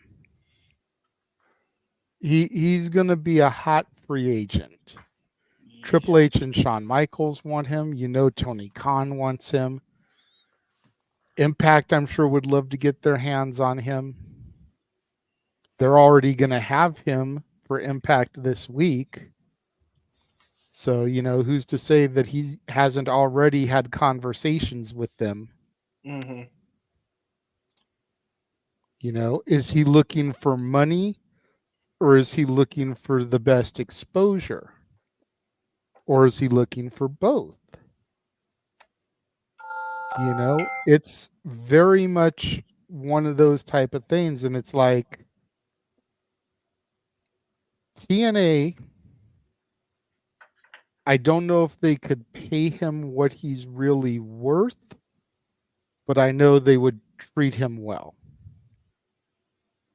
AEW and WWE could definitely give him what he's worth, but how well would they treat him? AEW seems to treat the Japanese people with pretty good, you look what they're doing with Takeshita. You look what they've done with guys like Jay White and Kyle Fletcher who have come over from New Japan. Mm-hmm. They tend to give those guys a pretty good showcasing. But how long is that going to last? Again, you look at the people that they signed that sit in catering all the time because they've got an overbloated roster. Not to say WWE doesn't, Noah. Let's not start. Let me get through my speech here. But is Okada going to be somebody that they're going to feature on a regular enough basis? And then there's WWE. You run the risk of Okada not being Okada enough over there. You run the risk of them changing his name, which I know would send Noah on one of the greatest rants in the history of rantdom. If we found out that they changed Kazuchika Okada's name, what I think I would really like to see if he went to WWE, considering what they're doing with Nakamura, I'd love to see Okada partner up with him. With the darker, more sinister Nakamura that's been presented with the Japanese speak and the subtitles and the anime artwork for his graphics. I'd love to see Nakamura and Okada as a team over there. I think that would just be classic. Mm-hmm. But I understand. I can see it written on Noah's face. I can completely understand his concern about the way Okada would be treated over in WWE land. I think we'll go around the horn here backwards this time, and we'll start with Walter to Datilla to James to Jeff, and we'll let Noah close this one out because I think I want Noah to hear what everybody else has to say on the topic to see if maybe other people have a different point of view where maybe he's not as close-minded towards one avenue. Go ahead, Walter. Go for it. Yeah. Okada is a hot commodity. He's going to be hotter than these Stanley Cups going around that everybody's going crazy for. Like Okada is just wow. And everybody's talking about hell freezing over. Like Okada is leaving New Japan. Like, or who knows if he resigns, but his contract is expiring. And that's just crazy though. My friend Okada, the world is your oyster. Go where whatever makes you happy. Like basically they gave you a blank canvas and all the paint in the world and you can make whatever art you right now. I love that idea, JJ, what you just say with Shinsuke Nakamura and him. Then maybe throw a third person in there and you do like how long have I been talking about people going heel, talking Japanese, and having like a Japanese mafia style in WWE. And Triple H might be the leader that would let that happen. Mhm. But at the same time, would they bring him straight to NXT and let him develop? We all know how great he is, but will they have him have to adjust to the WWE style? The Japanese strong style is way different. Nakamura had to come up from NXT. Everybody, pretty much like of the newer people that came, is like pretty much only AJ Styles went straight through without having to stop. So I mean, there is exceptions, but WWE is a different style. Like you said with AEW, how long before he has to sit in catering and just eat with everybody else and they won't have nothing for him, or they have the same bullshit open door kind of storyline and that's it. It'll be hot for 3-4 months and boom, a la every WWE former person that they have signed in the last 3 years or whatever it's been. Right. Yeah. TNA, like you said, they won't be able to pay him as much, but I think if he's looking for the treatment and respect, they will put him on the best pedestal and they will treat him the best. So for him, the world is his oyster. He can paint whatever he wants. He can be Van Gogh at this point with the paintbrush and go wherever you want, and the world is yours. I'm just glad to see it. We thought 2023 was something. Shit, 2024 is shaping up to be something in the wrestling industry already. And we're what, 3 weeks in? Like, right. I can't wait. I cannot wait till the end of January to see where this man signs. And I'm just looking forward to it. And that's it. Like, the world is your oyster, like I kept saying. Like, you can tell I'm stumbling because I'm so excited. I just can't wait to see where this man ends up. And I'm here for it all the way. So congrats to Okada. Hopefully do what's best for you and be as happy as you can be. But that Japanese mafia thing is just, I'm ready to bite into that apple, and hopefully he can do it. Hell yeah. They've proven it works already. I mean, shoot, WWE seems like they've been about bringing back some classic people here lately.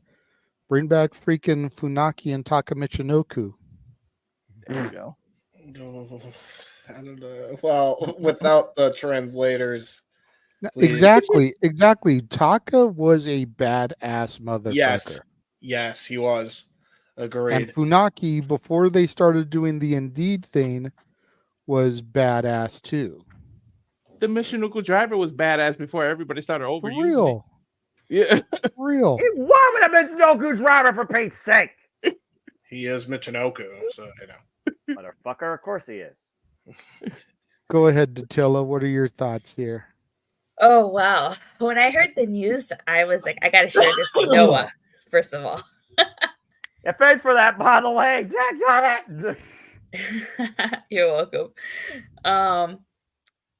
I don't know where he'll go, honestly, because I know a lot of people probably think he'll end up in AEW, but I don't know. I mean, with Nakamura's booking, I've liked the presentation of Nakamura, but I have not liked his booking. I'm sorry, but I mean, he's been losing. Yes, he's been presented really good. Those vignettes, great, but he lost. He lost to Cody Rhodes. He lost to Seth Rollins. I mean, is he going to keep losing feuds here? I don't think that's a great way to sell it to Okada. You got Damage Control. Great that they got this stable, but I mean, what have they done since they've come back? They lost a War Games match. I know they're telling this whole story with Bayley, but we got to get them to beat this badass dominant stable here. Presentation's one thing, but booking's another. But hey, I wouldn't mind Okada and WWE. Like how Walter brought up, maybe him and Nakamura together. They would be this really badass unit together, like Tyler Bate and Pete Dunne. But I mean, I don't know. So, but I honestly hope that he just goes wherever makes him happy. Whether that be AEW, WWE, or hell, maybe even TNA. As long as he goes where he's happy. Right. I'm glad you brought up Tyler Bate and Pete Dunne because I know Noah doesn't have Fox. I know he doesn't watch SmackDown every week, but I swear to God, I heard another scream from Toledo, Ohio last night when Pete Dunne's name popped up on the Titantron behind him and Butch came out. I was like, oh shit, Noah is happy as hell right now. I swear it was almost as loud as when Deonna Purrazzo made her debut on AEW. All right. I'm just gonna say it right now. We're 21 days in. Yes, I've had 2 moments so far. Deanna's still number 1 because long may she fucking reign. And number 2, I will say this: Pete Dunne's back. Give me that Death Rebel bullshit, and then give him a realistic championship run, and then maybe I'll fully buy into it because I still think tag team wrestling is blah, especially with their damn titles. Pete Dunne, our NXT, Noah. Our NXT. I screamed just as loud, Noah. I screamed just as loud. I popped. Damn it. Anyway, that's all I got. Continue. Yeah, Josh was screaming loud in the chat rooms. I had accidentally forgotten. I'd actually forgotten to mute one of the chat rooms, so I saw Josh's comment about it. I mute every chat room unless I hit it, unless I'm literally tagged. I don't look for no nada. I was gonna tell him stop spoiling shit, but I left it alone. Always. He's still being that guy, by the way, even though we said in 2023. Stop it.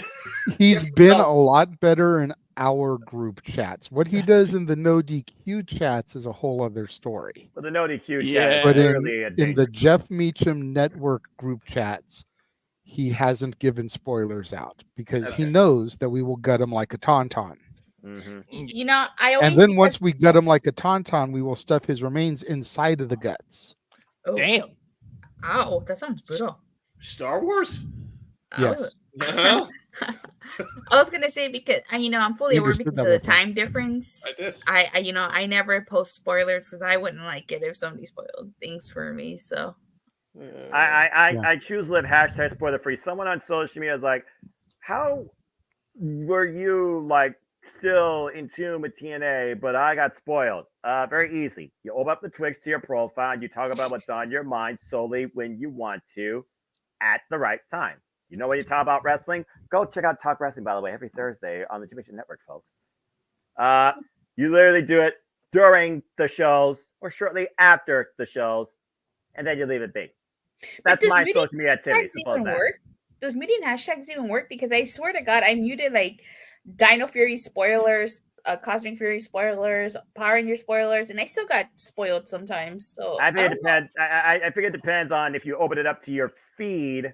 And if you do still have notifications on that are not profile driven, but tag driven, because you could have profiles and you could have lists, but this is not a social media conduct one-on-one discussion. This is a discussion about where in the world does Katsuchika Okada land. So let's go ahead and resume the conversation. Sorry. Anyway, continue. Because y'all keep talking. I'm just listening. Y'all keep talking. Go ahead, James. As you guys are talking a little bit more about it, I just saw. There we go. Yeah, woohoo! Damn it! What have I done? That's a great graphic, actually.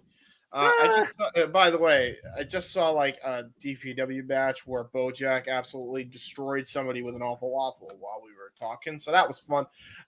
My neck hurts now. But anyway, wait a minute. You said someone destroyed somebody with a falafel? No, awful waffle. I was gonna say, is this like Joe Hendry in the Dreamcast? What the fuck? Hey, that was a cool spot with the Dreamcast. He put the lid. He put the lid on him. The ultimate digital insult. Oh God, what's happening here? I did not expect no. Awful waffle. You know, I don't know if you ever seen enough Chuck Taylor matches. No. It's basically it's a pile driver. Yeah, it's like a really it's a snap pile driver essentially. Gotcha. Okay. Oh my God. Hold on. Jeff has his hand up before you continue, James. Go ahead, Jeff. Go ahead. Clip that. I did, yes. Yeah, agreed. Think of a Steiner screwdriver and think of a snap version of that. That's the awful waffle. It's a finisher. Exactly. Awful waffle, not awful waffle. James has sometimes trouble speaking phonetically. Even I understood awful waffle. That's it, goddammit. We are going to Waffle House in the South and all getting awful waffles and falafels and have everybody's head go, what the heck is happening? I've still never been to Waffle House. Me neither, honestly. Well, you're a Cali girl, to be fair. So am I. I just happen to be in Georgia because my son's a coaster junkie. I never been to one either. You know what? We got to make a trip because I also seriously. We need to get all of us into I have the South. not been to one either. We just do a road trip. We'll all meet at a Waffle House in like Texas or something. How is the most Californian in the fucking room will give the only one to be in a Waffle House? How the hell? What the fuck? This is some shit. Yeah, there you go. I don't know, man. Chicago. We'll go to Chicago or we'll go to Nashville. We'll meet at a Waffle Oh, House. I want to go to Nashville. Let's go to Nashville. Yeah, there you go. We'll go to the Waffle House, then we'll go to the hockey team. I personally think we should go to James on this topic first, though. Just say. Yeah. I will go on the topic. Maybe the waffle to the waffle to the awful waffle back to Okada.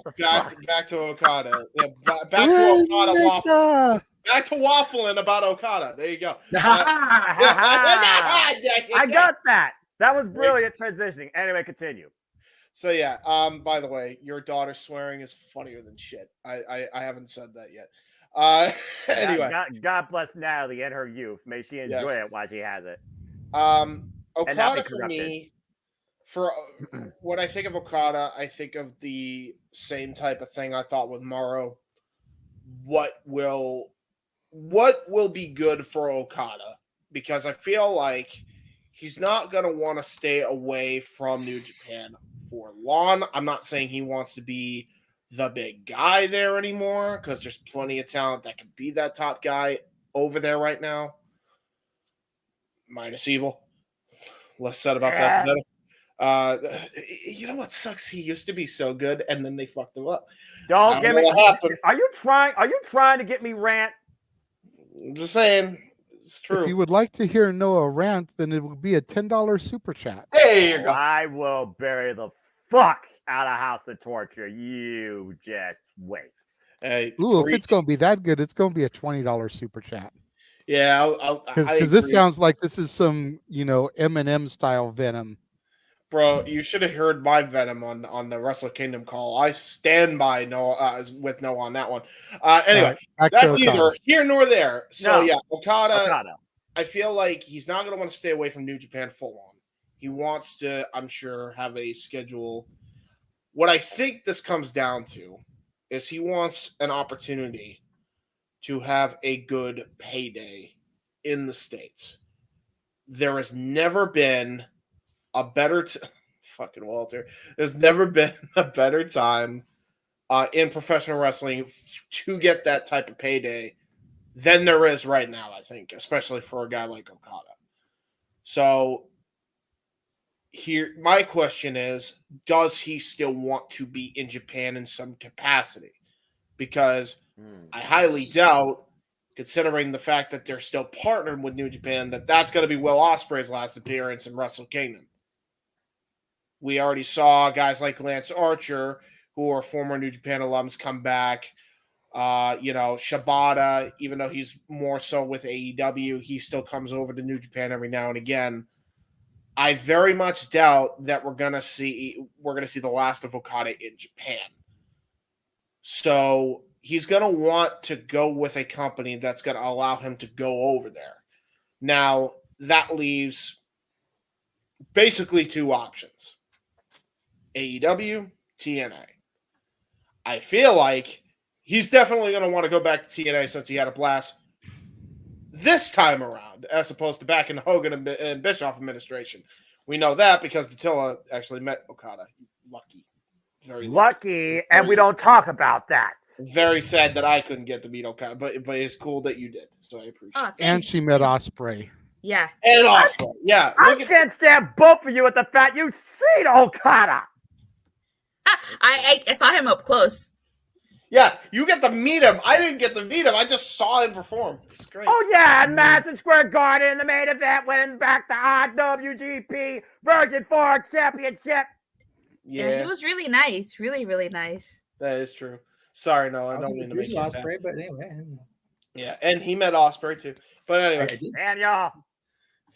So yeah, no, I think he's going to want to go to a place where he's not going to be able to not ever return to home again. I think he wants that flexibility to still go back every now and again.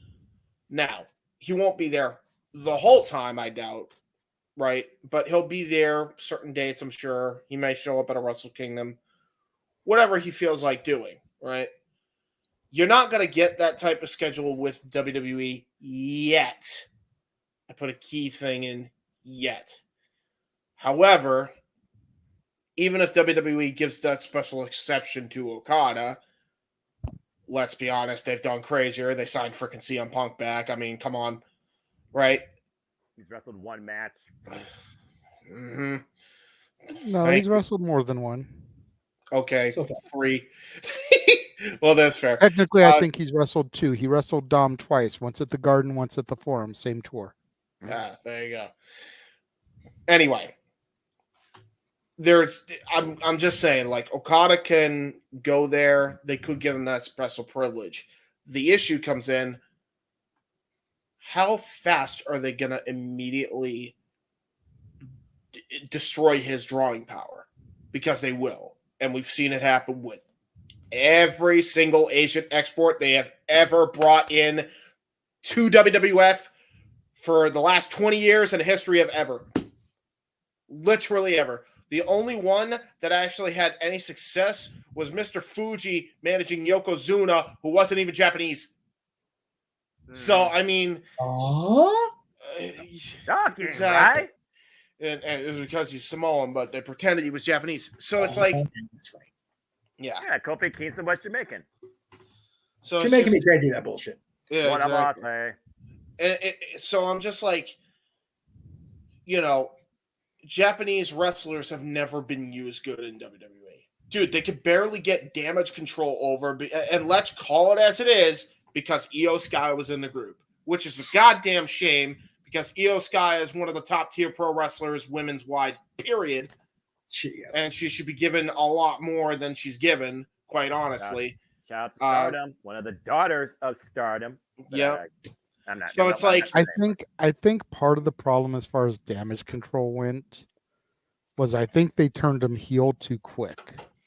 No. When they had that return moment at SummerSlam, everybody was popping for Bailey, for Io Shirai, for Dakota Kai. Mm-hmm.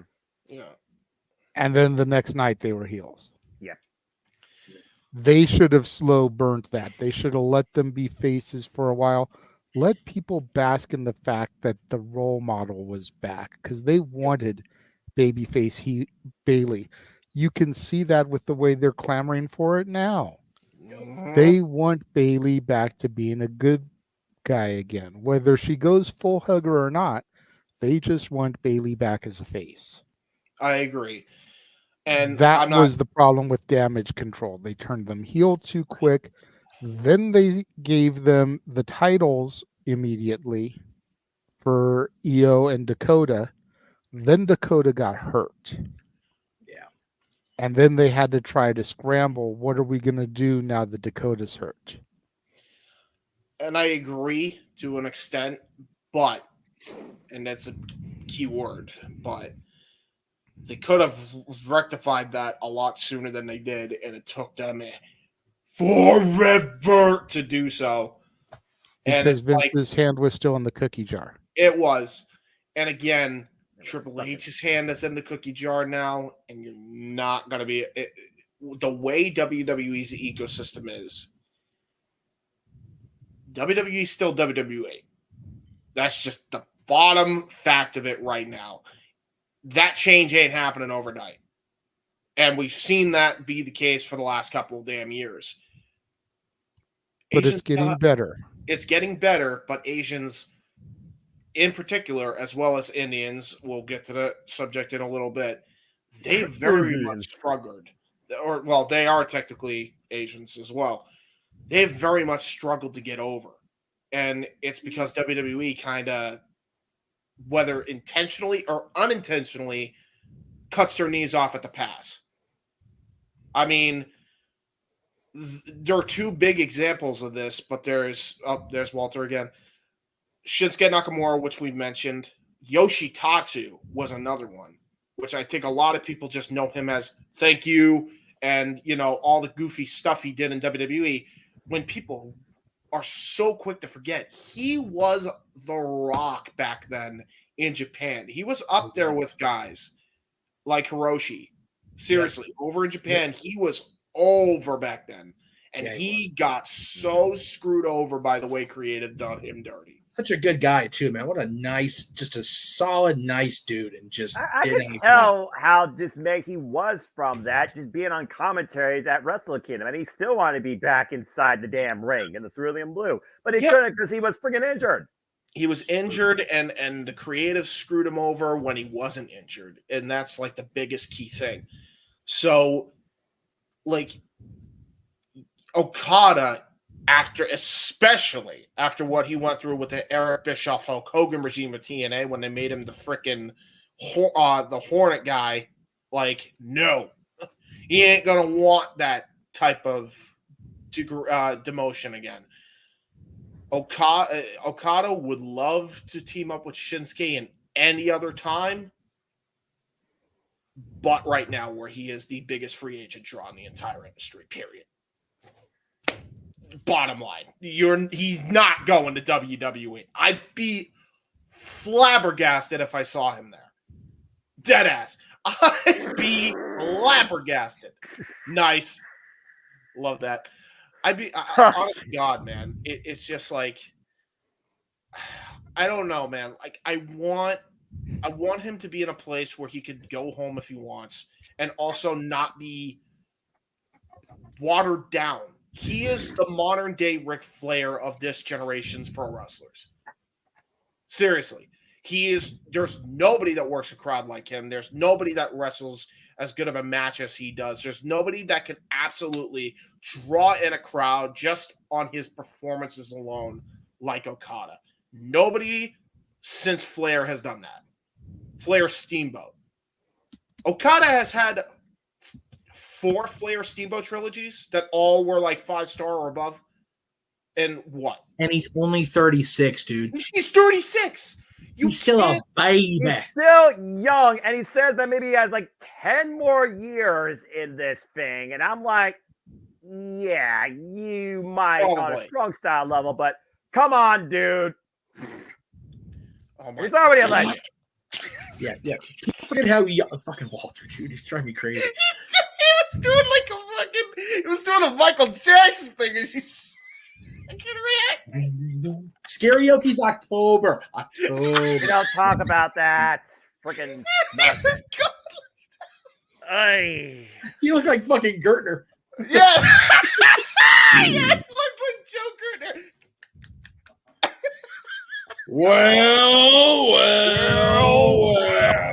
Okay. We're going off the rails again. Anyway, James, do you have anything else to add to that?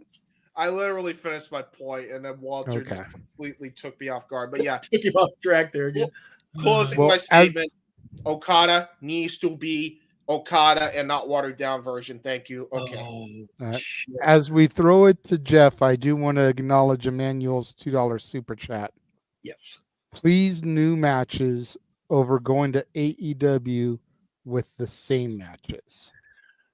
Yeah, that's the thing with him going to AEW. He's worked a lot of those people. I mean, if Kenny gets through the diverticulitis, I said that right the first time. I'm so proud of my damn self.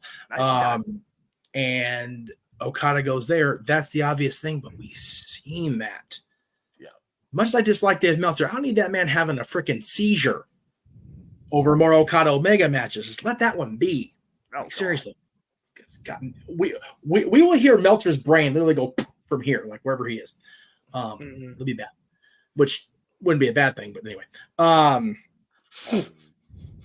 I personally would like to see him after this his appearance on TNA this week, which has already been taped, obviously, but I'd like to see him stay in TNA for reasons that were brought up before. He tried the TNA thing. It was during the worst possible time for somebody that wasn't already a star to get over in that company. You know, during that period of transition during and after Hogan. It was just a bad place to be for everybody. So I would say that would be the wrong choice. Would have been the wrong choice then. Now I think it's the best choice. Yeah, the money may not be there where he wants it to be. And I know that WWE will, if they sign him, give him the money that I feel as a fan he deserves, right?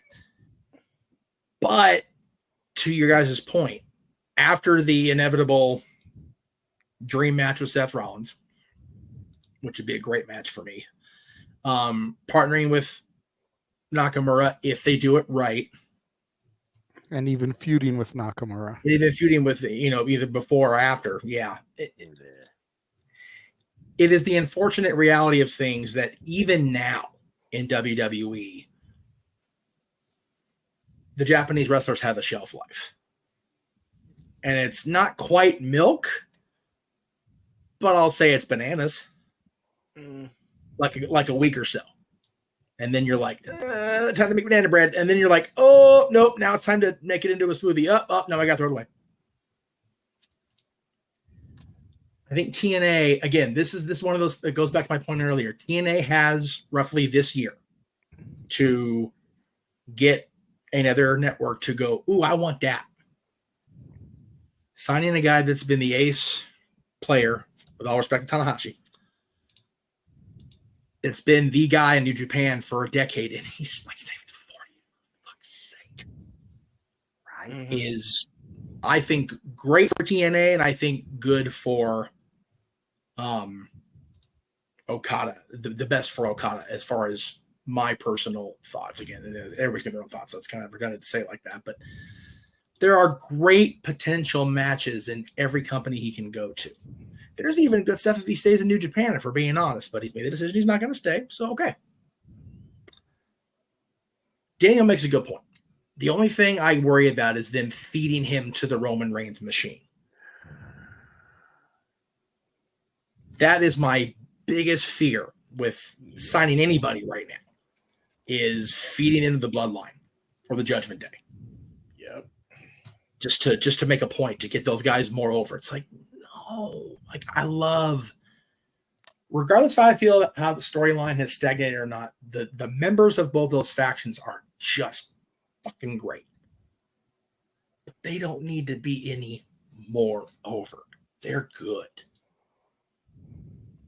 So Okada needs to go where he'll be happiest, monetarily or otherwise. I think the otherwise is TNA. Monetarily, I think Tony Khan could be in the discussion, but how many creative opportunities are you going to get out of AEW before you go, oh, I fucked up. I come in here. Yeah, TNA is the best choice, Jeff, man. You said it all for me. I don't have a problem with him going to WWE. I just feel like your guys' points are so valid. The shelf lives of the Asian wrestlers have just been what they've been. Yep. Anything after the 70s when Fuji and Tanaka were teaming up. Professor Tanaka, not Pat. With all respect to Pat. Love Pat. Love the Orient Express team personally. But or Masato. Anything or Masato. But yeah, but I mean, to be fair, he was in ECW, but Well, it did. Yeah. Anything after the dominance of the tag team division in the 70s, which included Professor Tanaka and Mr. Fuji, it's kind of like, okay. Because after that, they were getting fed to Hogan. And then from then, it's just kind of been, oh yeah, they're here too. Yeah, and I mean, they had a chance to rectify that in 2018, but Vince screwed the pooch on that one.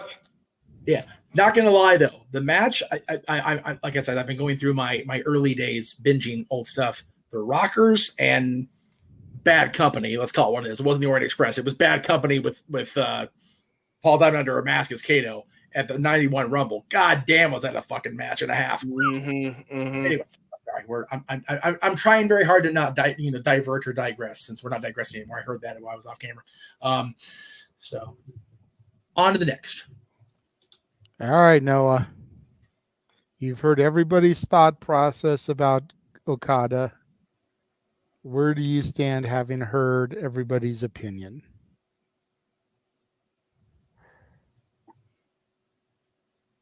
Jeez. Look, I'm just a simple man, but I'll say this. I'm not one to judge where an individual I've supported their career goals in this industry, but I'm also not one to think the same way upon each individual company. Now, if his contract's up in NJPW and we're thinking he comes over here, you literally got three choices. You got AEW, TNA, or WWE. Kazuhiko Nakajima left Pro Wrestling Noah. He didn't come over here. He went to All Japan Pro Wrestling and became the Triple Crown champion. I think it comes down to, and this goes back to what I remember hearing from Kazuchika Okada's Wrestle Kingdom pre-match interview. He has goals. He wants to win singles gold. He wants to bring a bigger scope to professional wrestling. Let me say those two words again. Professional wrestling. Damn it. Now, I understand that people will say professional wrestling and sports entertainment share the same qualities. They fucking don't.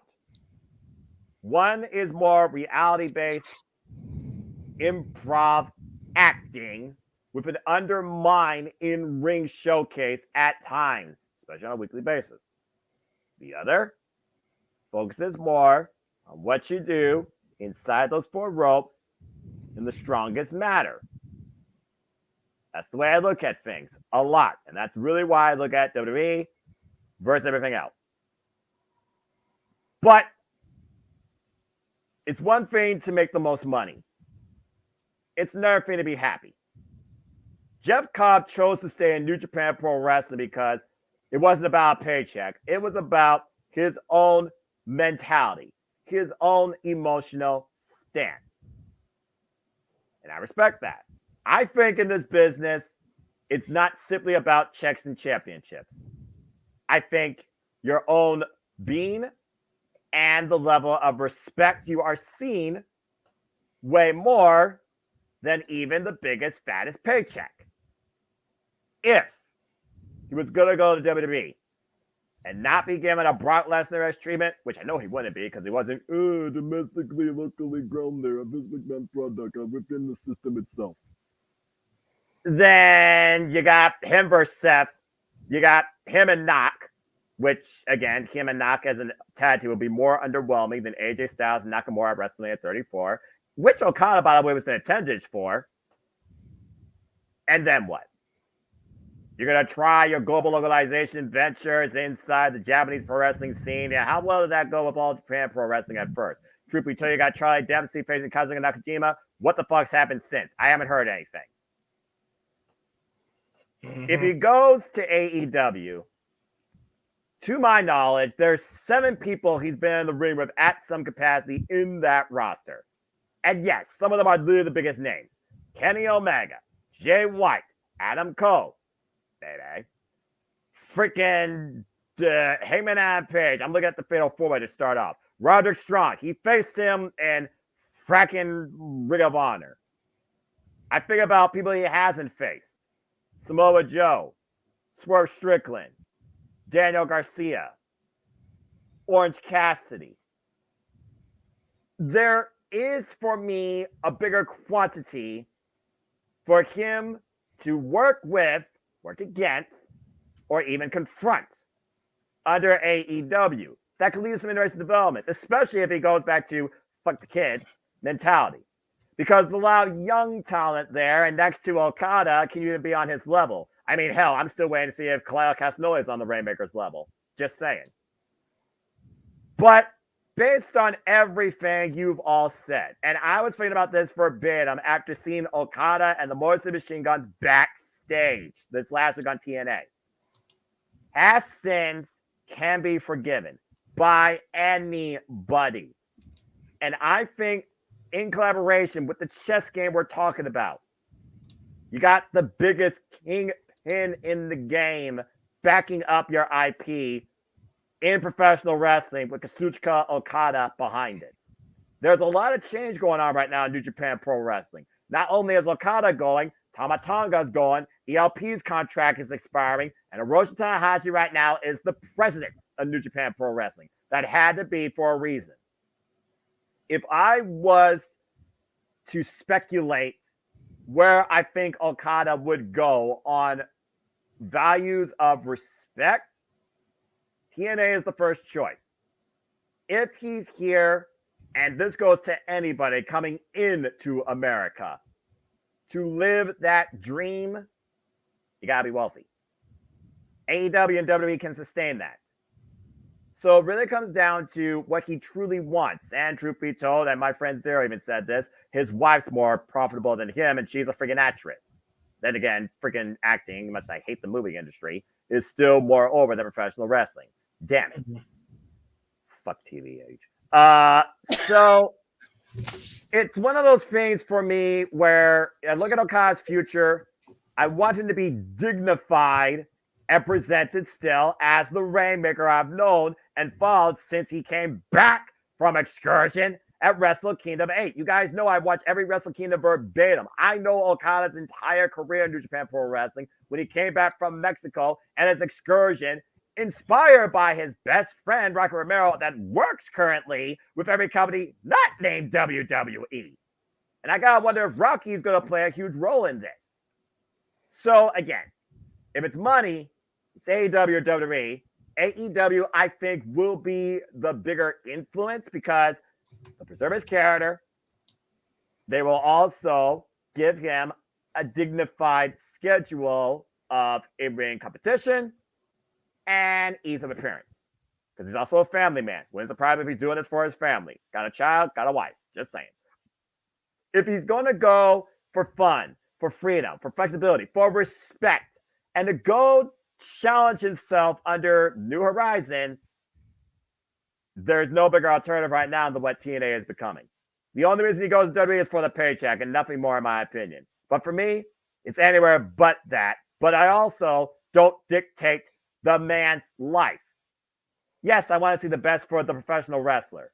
But at the end of the day, the father, the human being, he's got to do what's best for his family. That's what's best for the business.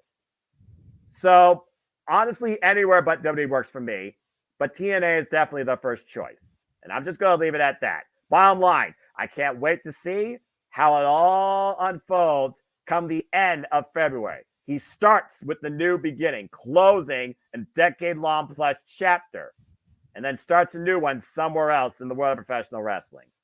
I pray to God, though, that it's not underwhelming, Def Rep-led, character-changing sports entertainment.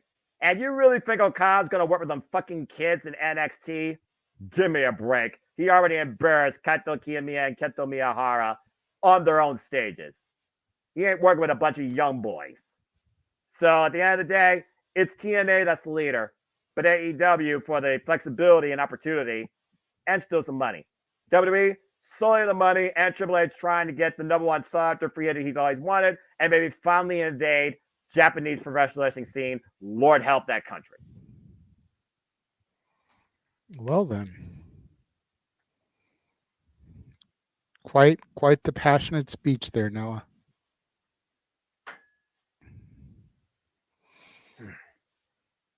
I had thought of something I was going to say, but I completely forgot about it. I'm not even going to lie. It happened. Yeah, I mean, hey, listen, Noah was he was on a roll. And with my distraction, sorry. Thank God for the mute button.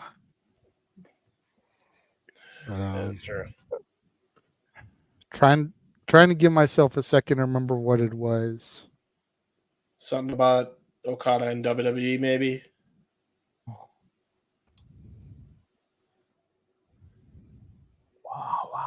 I'm pretty sure that's what it was. I just can't remember the train of thought. Oh. Was it about Okada? All right. If it comes to me, I'll throw it out later. I Okay. look forward to it.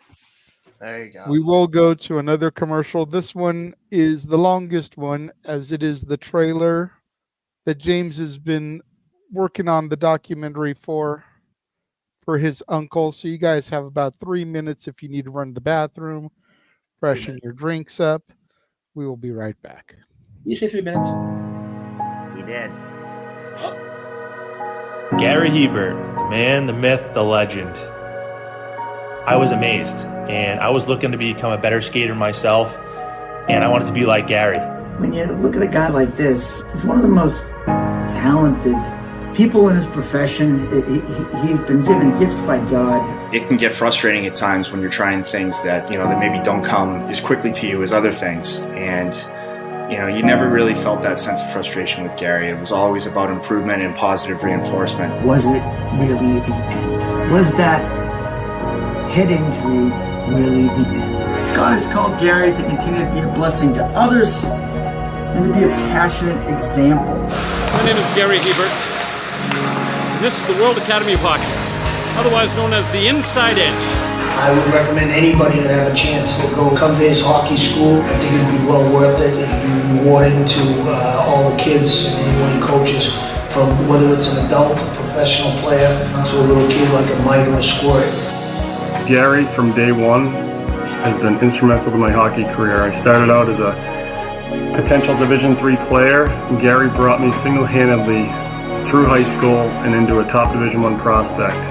I owe it all to Gary, the biggest legend on and off ice there's ever been. Listen, watch, learn, be confident, and have faith. Those are the answers I was brought to. Yet, I only now am really learning how truly important those 5 things are. Through preparation, through appropriate thoughtfulness and thinking, we can learn to untie the typical knots between our ears that drive us into underachievement and underperformance. And lo and behold, we can learn, I think, to fulfill our God-given potential. Gary has the innate ability to make people not only better players, but better people. The life lessons they learn from Gary are incredible. I can always remember leaving that rink knowing as a player I got better or I had something to improve on to get better. And I think that's what you excelled on as a coach, is giving us the knowledge to know what we needed to do to get better. There's coaches who know the game, but can you communicate and create passion in your kids and in your players? And Gary's able to do that. Gary's got great knowledge and the great hands, but more importantly, his ability to connect with people and care for them. His communication skills, to me, really stand out and separate him, and that's why he's one of the best, in the world. Gary's a legend. He's a special man.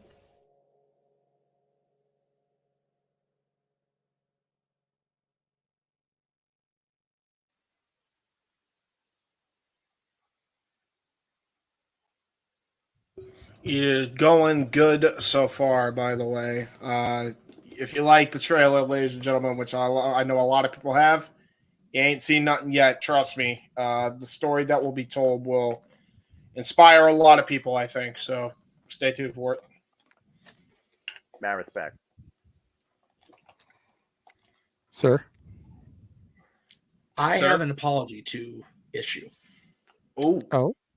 I forgot what show I was on this week, so forgive me because I don't remember when I stated this, but I think I put it in the chat, may have been a chat. I may have been on your show, actually, Jay, so forgive me. I forget which one it was. It's been a little confusing week. I had stated that Bruno Sammartino's second reign was longer than it was because I had my numbers in front of me wrong. So, yes, Roman Reigns' current run as Universal Champion has surpassed Bruno Sammartino's second reign as WWE Champion. So I definitely acknowledge that. That's my bad. And yes, Hogan's next. But if he gets to Hogan, that's September. Can we not? Can we not? I love you too, King Mike. But goddamn, can we not go to September with this man as the champion, please? I agree.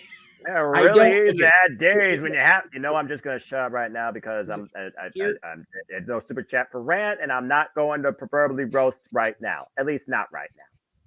I don't have the disdain for the booking the way a lot of folks do.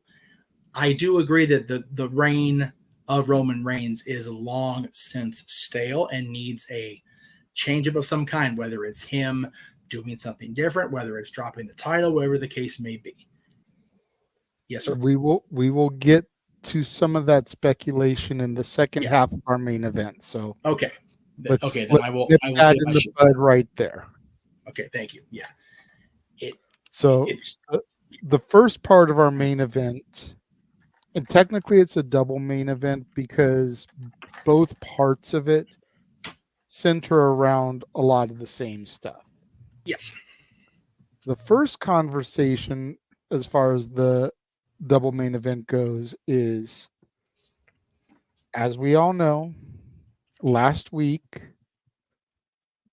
Mr. Curly Haired himself got onto the Twitter. Yes, he do. Opened up his app, did not step away from it, and pretty much shoved his entire phone down his throat. Yep. We're not going to get into all that. That's not what this is about. However, we did have the two matches this week. We had Seth versus Jinder, main eventing Raw. We had Hook versus Samoa Joe, main eventing Dynamite. Yes. I do not have the ratings in front of me to know which segment did better. Looks like Jeff is going to look that up. As far as I'm concerned, that is irrelevant. Thank you. Because we always say that the ratings aren't what they used to be anyways. True that. We believe that, but does my question to the panel is, in your opinion, which match was the better match and why?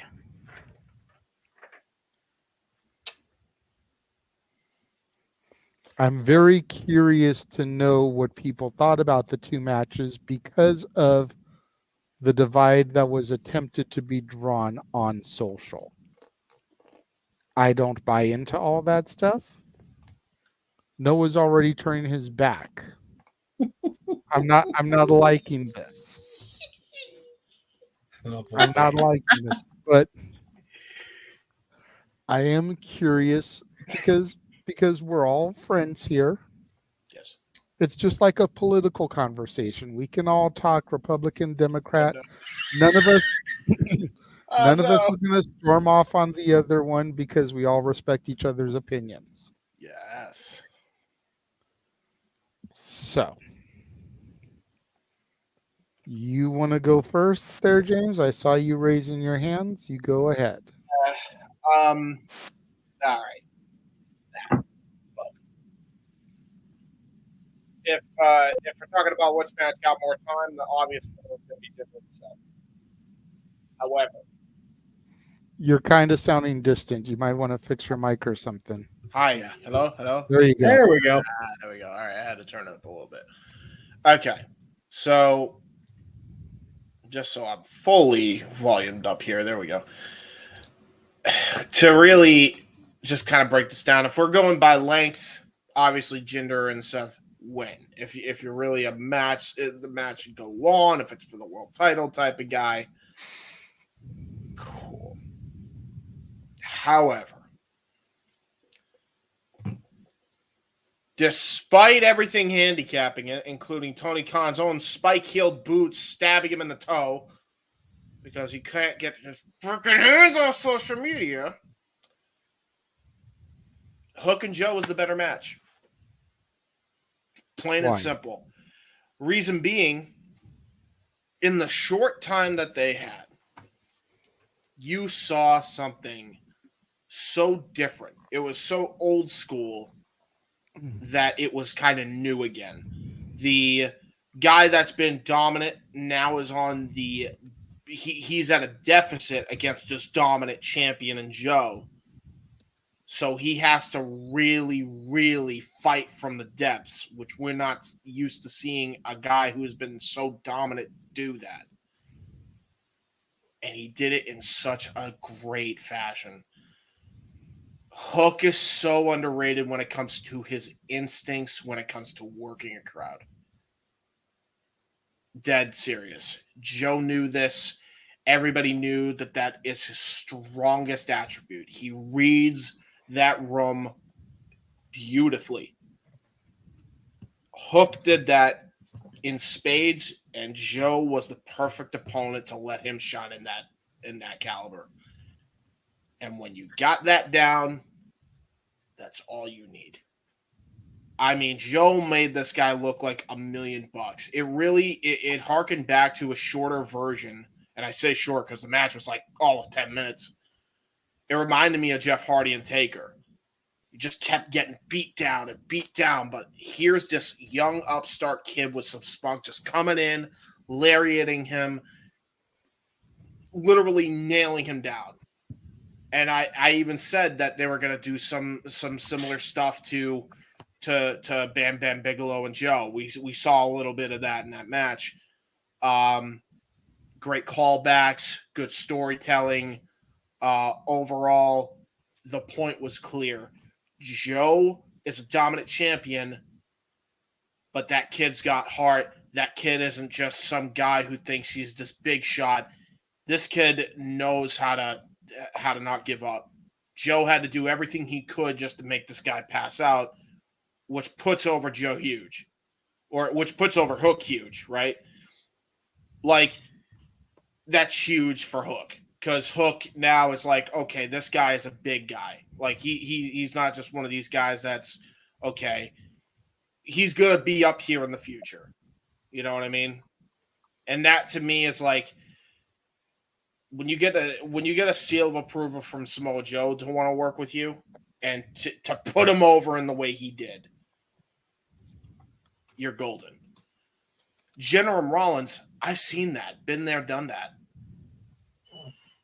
I've been there, done that. I mean, I don't understand why we need to do that again, other than, well, he had a hype segment with The Rock, so let's do that. It's just It was what it was. It wasn't bad, but it wasn't anything I haven't seen before from their NXT days.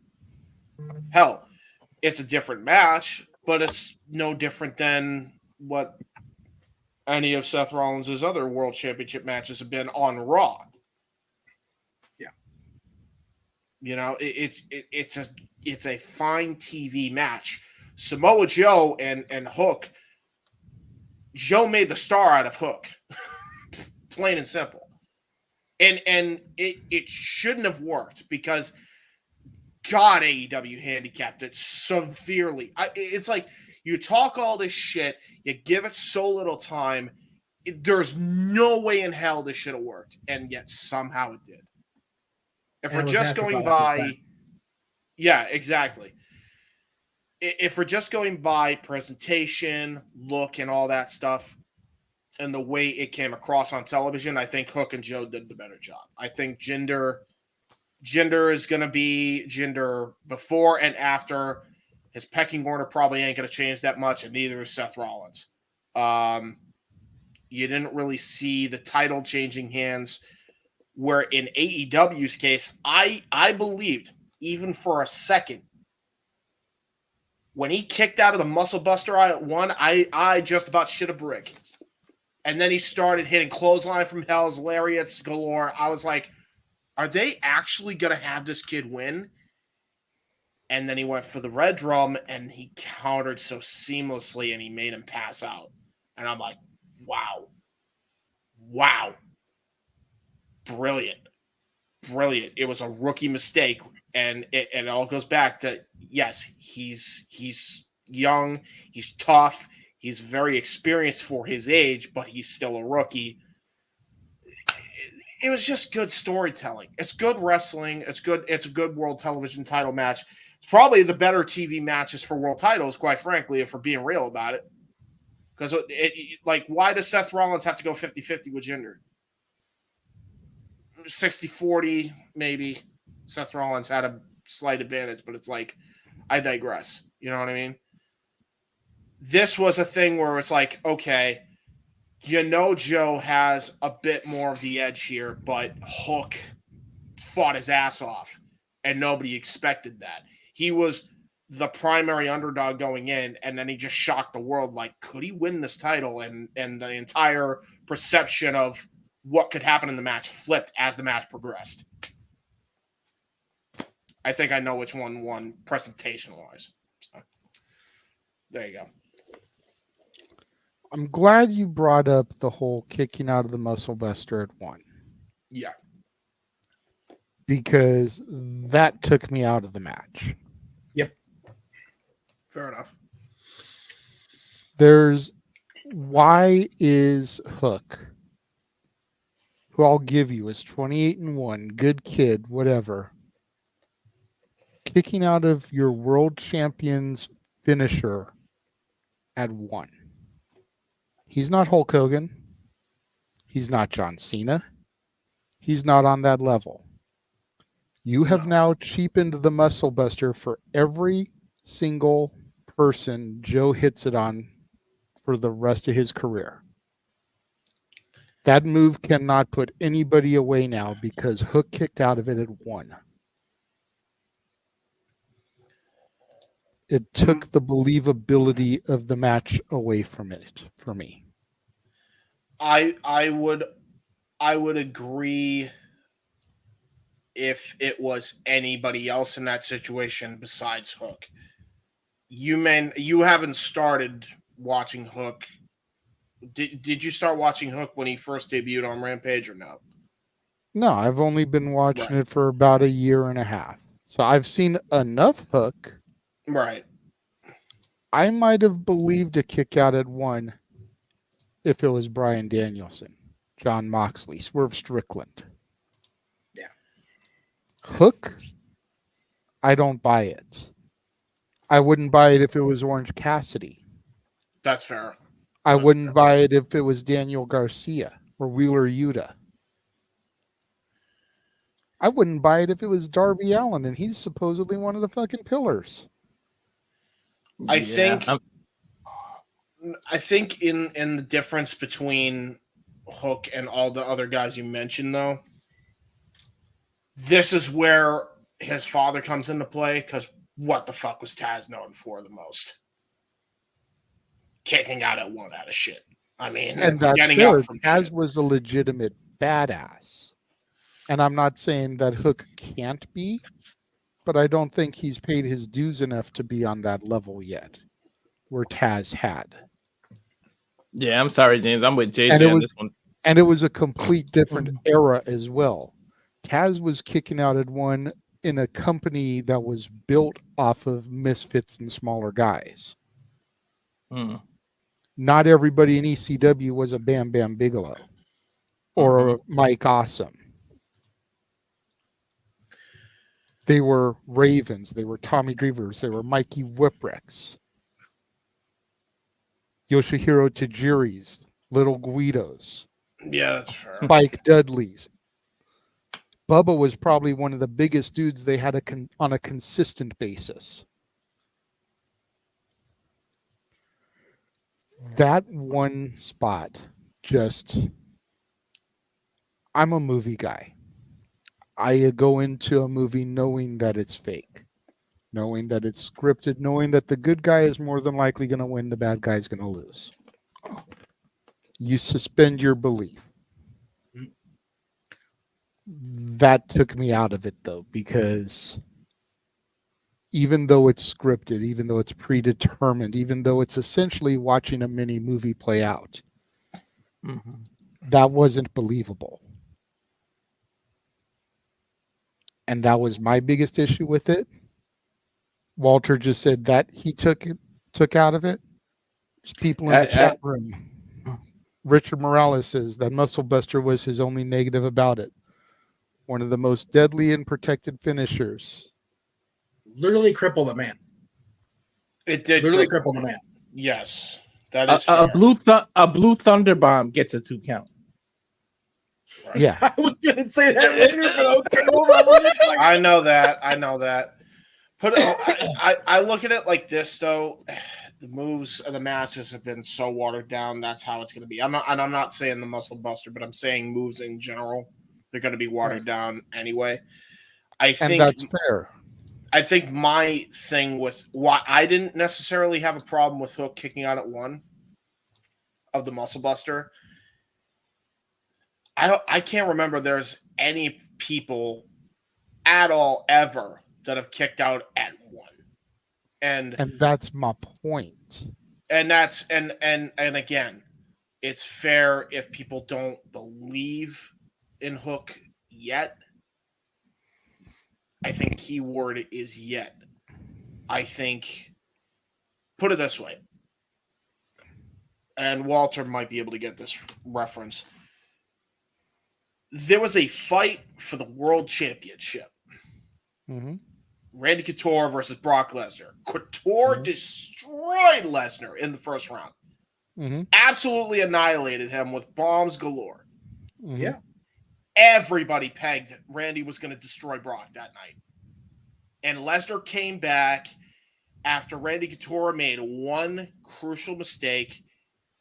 And then he did connect with another shot. And then Brock Lesnar just unleashed a fury of shit I'd never seen in all my years of being a fan of mixed martial arts. He destroyed him. Mm-hmm. Absolutely annihilated him. He won the match via TKO, and he, at the end of that match, said, I got a chin. Basically saying, hey, he was trying to bully me. I wasn't going to be bullied because I came from pro wrestling in that regard. Now, we know how much of a legitimate badass Brock is as compared to Hook.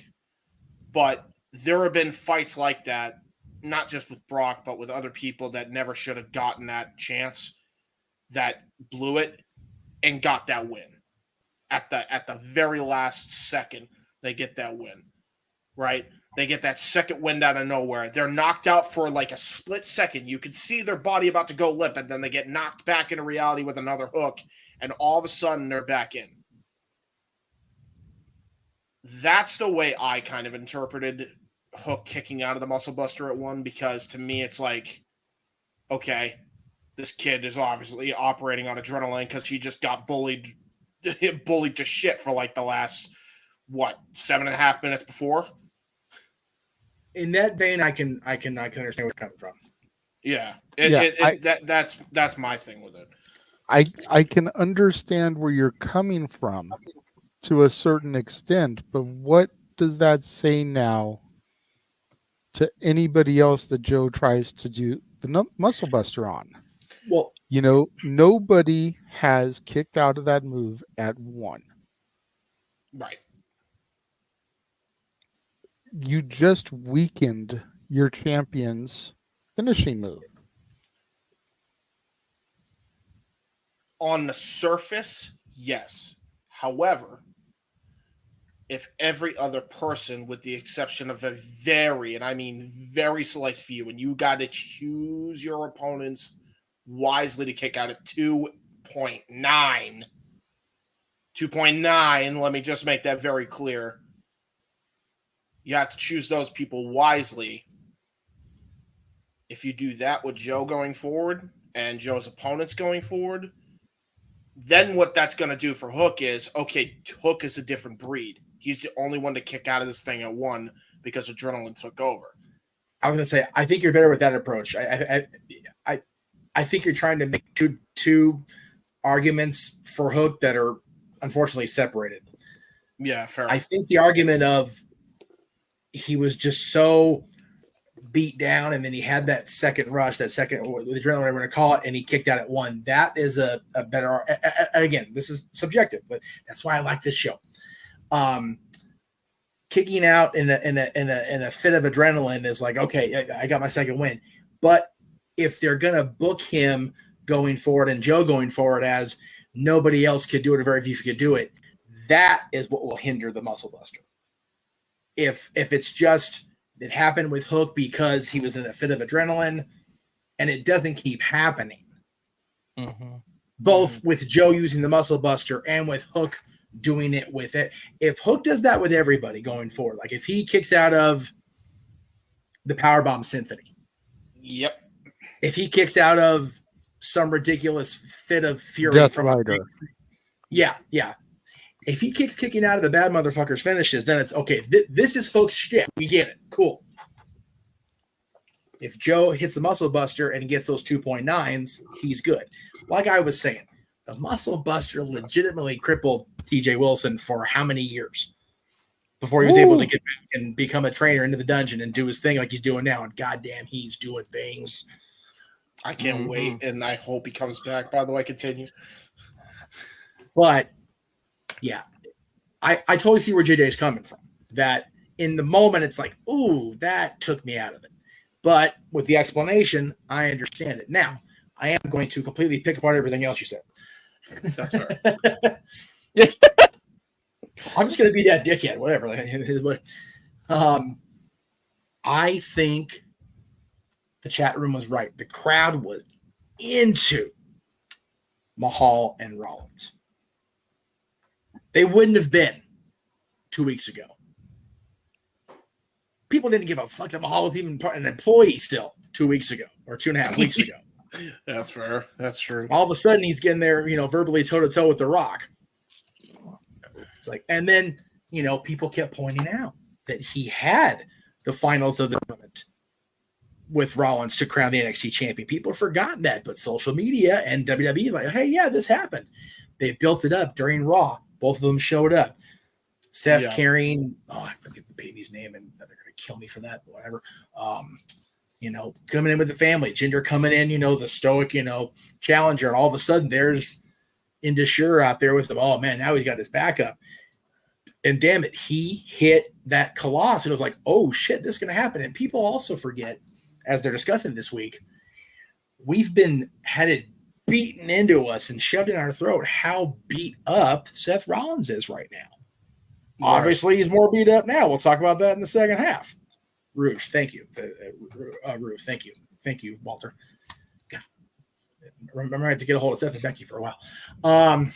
Anyway, people forget that, Seth's been pushed as this beaten down champion that's just keep on surviving at the last minute.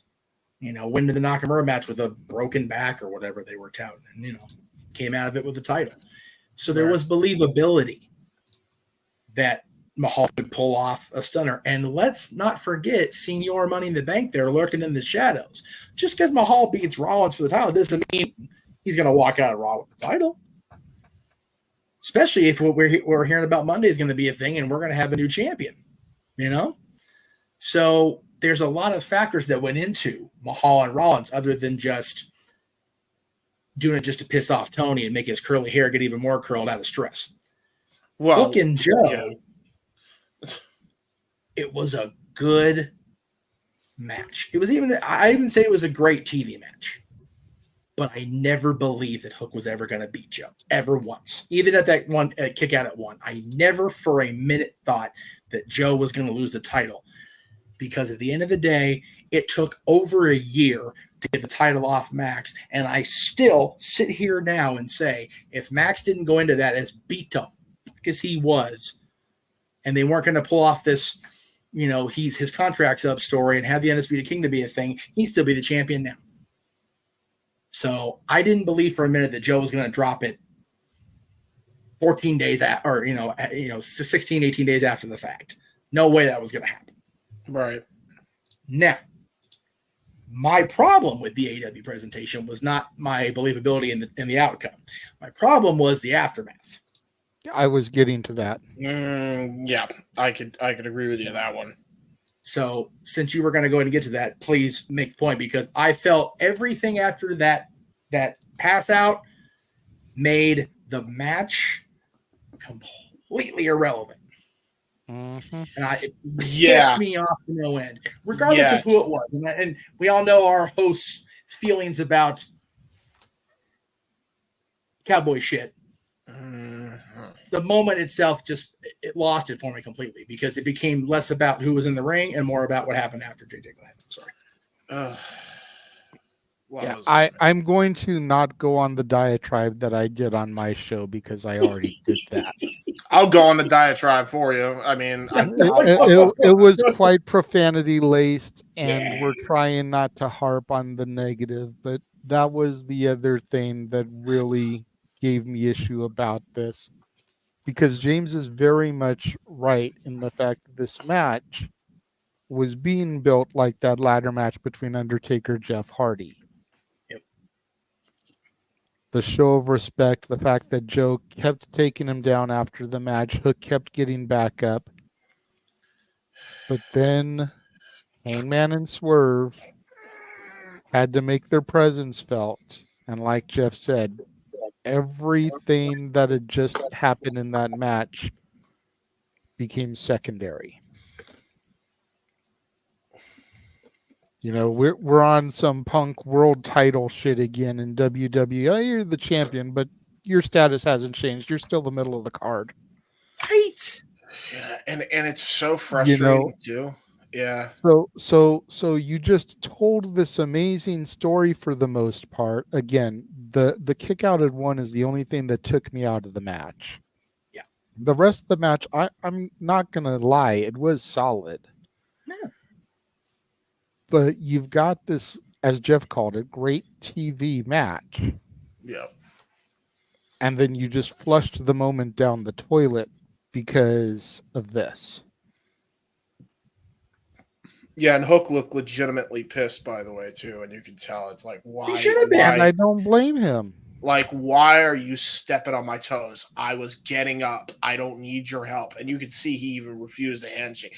I will say, at the very least, they did try to rectify it by him refusing the handshake of Hangman, didn't need his help, and they did play his music, and the last thing you see is Hook.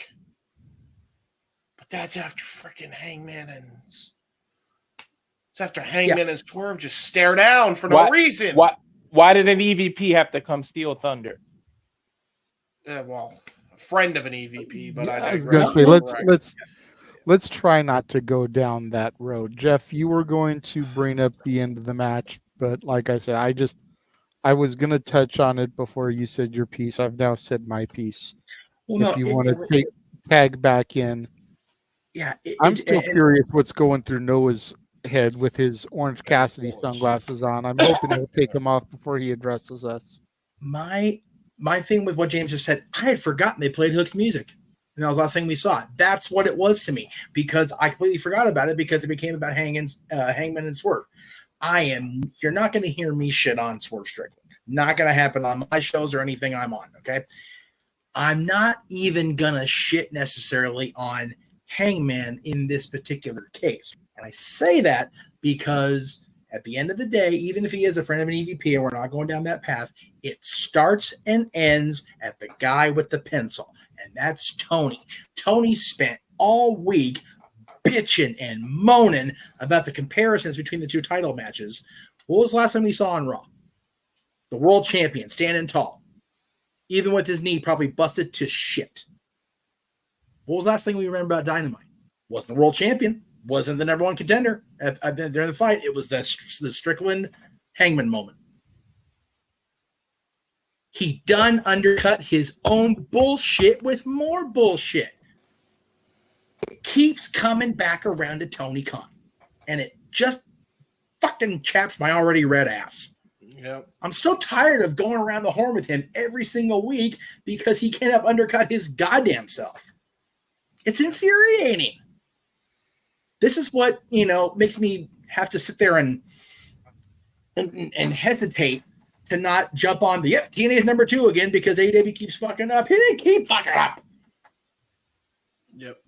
There is no reason that the last memory we had of AEW Dynamite this week being anything but Hook or Samoa Joe. Yep. And I fucking forgot they even played Hook's music and gave him a scene of him refusing the handshake because it became about Adam Page and Swerve Strickland for me. Yep. What you should have did was Hook and Joe shake hands at the end after Hook wakes up. Joe shows him some respect, and then the crowd can stand and give an ovation. That should have been the end of Dynamite. Yep. If they're going to book Undertaker Jeff Hardy, have it fucking be Undertaker and Jeff Hardy. Yep. Going off the air with the hand up, the Undertaker going, God damn. And Samoa Joe just like, motherfucker, you crazy. Yeah, like honestly, that's it. And I think even if you wanted to have the guys that are contending for the belt in the crowd, if you want to have Hangman and Swerve watch from the audience, fine. Yeah, don't get them involved in shit they don't need to be involved with. It's not hard to book. It's just hard to finance. Yeah, if you would have if Swerve would have been staring at a monitor at the end and walked away, that would have been fine. But not this shit. For real, there's no reason to play music and bring him out there. It's not hard to book. It's not hard to book. It's hard to finance. He keeps making mistakes like this, Jeff. He may run out of fucking funds. Sorry. It's okay. Just he makes it so hard on himself. Yep. Let's try to bring it down a little bit. Walter. Yeah. Let's not act like one was more perfect than the other. There was issues with both. Like one, I feel like Sang and I forget the other one's name, but them being out there was the smoke and mirrors. That's too much distraction. Then you got the Money in the Bank out there. It's just too much. You can tease the Money in the Bank at the end, like so they're both down, and then he's gonna come, and then Drew could have just cut him off with the Claymore. You could have did something like that. The fact there was too much distractions going on in the middle of it. Now go ahead, Jeff. I was gonna say for me that's a little bit different, and I'm gonna tell you why. I feel like it's more about can Seth overcome the odds. Jinder's in the ring, the challenger. He has his backup with him at ringside. You see the briefcase right there. Can come into play at any moment. All of the odds are in front of you. Can you overcome that with everything that everybody already knows about your weaknesses?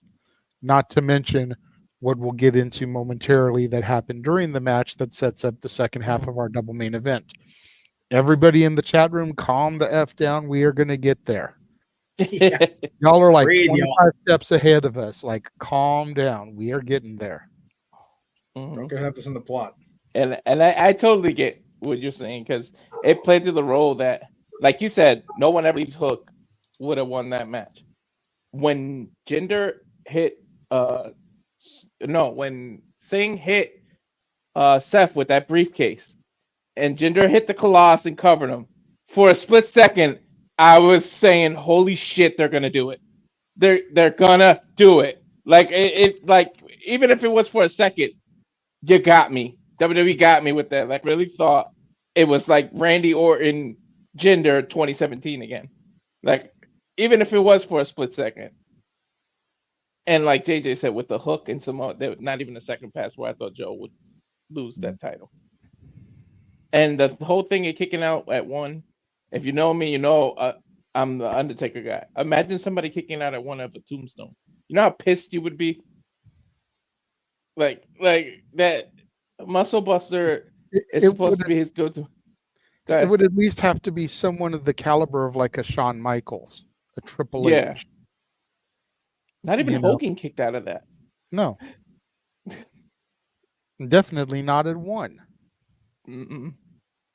Hell, the Dudleys wanted to let Undertaker kick out of the 3D, and he was like, no, you guys have one of the most protected finishers in the world. I'm not kicking out of that. Hell, Drew is the only kicked out of Baron Corbin's move. And it wasn't in one either. To be fair as well, after that happened, I did believe that there was a split chance that Hook would also get the belt for a second. I thought they were going to go that route. So both matches had that, to be fair, about them. If that was their shock value, it worked. Yeah, for me, I didn't buy it. Me neither. Not for a second. All right, not for a second. If it had been Hook versus Orange Cassidy, even Hook versus Christian, I might have bought it. Hook versus Joe, whatever Jeff said, 14, 18 days after winning the title, no fucking way. No. That's the other factor you got. Seth has had the title for so long that the end of the reign is coming. So you had believability. Somebody's got to end it.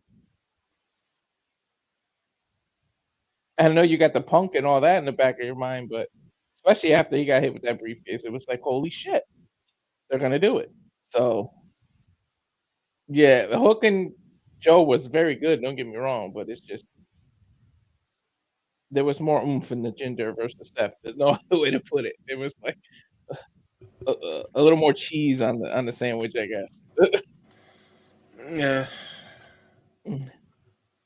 Fair enough. I guess it's to each their own. I thought there was too many distractions for my taste personally, but I mean, put it this way: there was less smoke and mirrors about Hook and Joe than there was about Jinder and Seth. Yeah, and I get what you're saying about the distractions because it took me away, but they didn't do something like the end of Dynamite like we just talked about. That took too much out of it. It's like it's not even about this title or Joe anymore. Yeah, So I can see if you're including the ending segment, I can see the argument there. I just kind of put that out of my mind because I actually turned away the minute I saw Hangman on screen. To be fair, so I guess it's working. If I still said, yeah, I think it's better than that. And then Tony did his own thing because Hangman's a face, and he was meant to look like a hero to save Hook, and you look more like a jackass, and now people are gonna hate you even worse. You already had people hating Hangman. Now you just pissed them off even more. Yeah, I mean, the Hung Bucks need to go. Like seriously, anything involving CM Junk, Jackoff Perry, fucking the not so elite need to go. I'm so sick of it. Yeah, I'm so Punk hasn't done anything really since going to WWE. I know, but you know my stance as to why. It's understand. not even anything he's doing current. It's just I don't want anything with Brawl Out. I'm done. I understand your stance on that, James, but at the same time, the only way you'll let your mentality heal is if you realize that some people have gotten away from it while others are continuing to revel in it and dwell in it. Yeah, well, Punk ain't done shit since he came back to WWE. Yeah, well, he's trying to keep his nose clean. He's trying to move on with his life. The Bucks mentioned him indirectly on Wednesday. So, like, who's living rent free in whose mind? Yeah. But that's not what we're talking about. To Keen Mike's point, to Keen's Mike point, I'm going to address this even though it's not a super chat. The reason why it was booked in the first place is because Hook, having only had one loss, decided he wanted to issue a challenge to Joe. At some point, he didn't even say it was going to be on Dynamite like the next week. He just was telling Joe he was coming for him. And people supposedly started shitting on the thought of Hook versus Joe on social media. Mm-hmm. So when WWE came out and teased Seth versus Jinder, and nobody was saying anything about it, Tony Khan had an issue with it. The match was made that would happen the next week on Raw. And so Tony Khan was like, you know what? I'm going to book this as a counter booking situation. Because I think it's bullshit that people don't have an issue with this guy who's lost every time he's been on TV in over a year getting a title shot. But they have an issue with this number one loss guy getting a title shot. Yeah. That's why the match was booked in the first place. Did you have anything else you wanted to say on this, Walter? That's pretty much it. But to add the way you said, yeah, when you can believe anybody when something's white hot, you gotta capitalize on it. I mean, look at Truth. Truth is a jobber and a half. But who's the most popular thing right now on Judgment Day on Raw? Because they know what to do with them. Well, yeah, but you just got to know what you're doing. So Ginger is also a former champion. Hook isn't. So, but yeah, that's it. Yeah. Datilla. Yeah. Yeah. We are waiting for your thoughts before we go to Noah Cassidy over here. Noah Cassidy. I'm surprised he's not Noah Hart.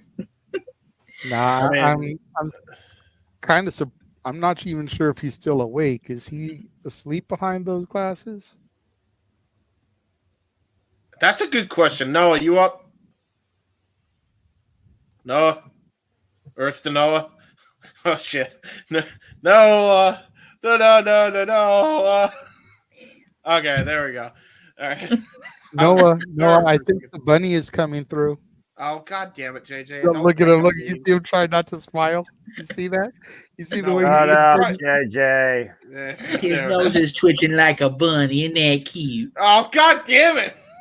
I didn't start this one this time. Noah, They don't just blame announced me. where Okada's signing. No, I'm God kidding. damn They it. did. Look what you Oh, I blew it. I did it. I know. My All fault. he wants for Easter is a visit from the No, bunny. we need you. Don't go anywhere too quick. We need you, brother. What's You're it call it? next after Nutella. Well, first off, hey Richard, my Spanish announce partner. Oh, there you go. See. Well, first off, I didn't even watch Jinder versus Rollins because by the time I woke up from my nap, Raw was pretty much done, and I didn't want to stay up to 11 p.m. to rewatch it because I really wasn't interested in that match from the beginning. Anyways, I'm not a Jinder fan. I don't like Jinder Mahal. I try to forget that he was champion sometimes. So yeah, I didn't watch we all that do. match. Now, as far as Hook and Samoa Joe is concerned, I really enjoyed that match. That was a freaking amazing match, and I know you guys say that Muscle Buster threw you guys out. That didn't throw me out at all. I guess because I was so into that match, I was just like, oh my god, because I kind of did thought when he hit that Muscle Buster it was over, but when he kicked out, I was like, oh my god, But now looking back, I agree with you guys that match should have just ended with Hook and Joe. It should have ended with Joe showing respect to Hook and stuff like that. So, but I did like Hook versus Samoa Joe. I will say if the idea of that was to piss us off, so that way we want Hook to kick Hangman Page's ass, and he does eventually, mission accomplished.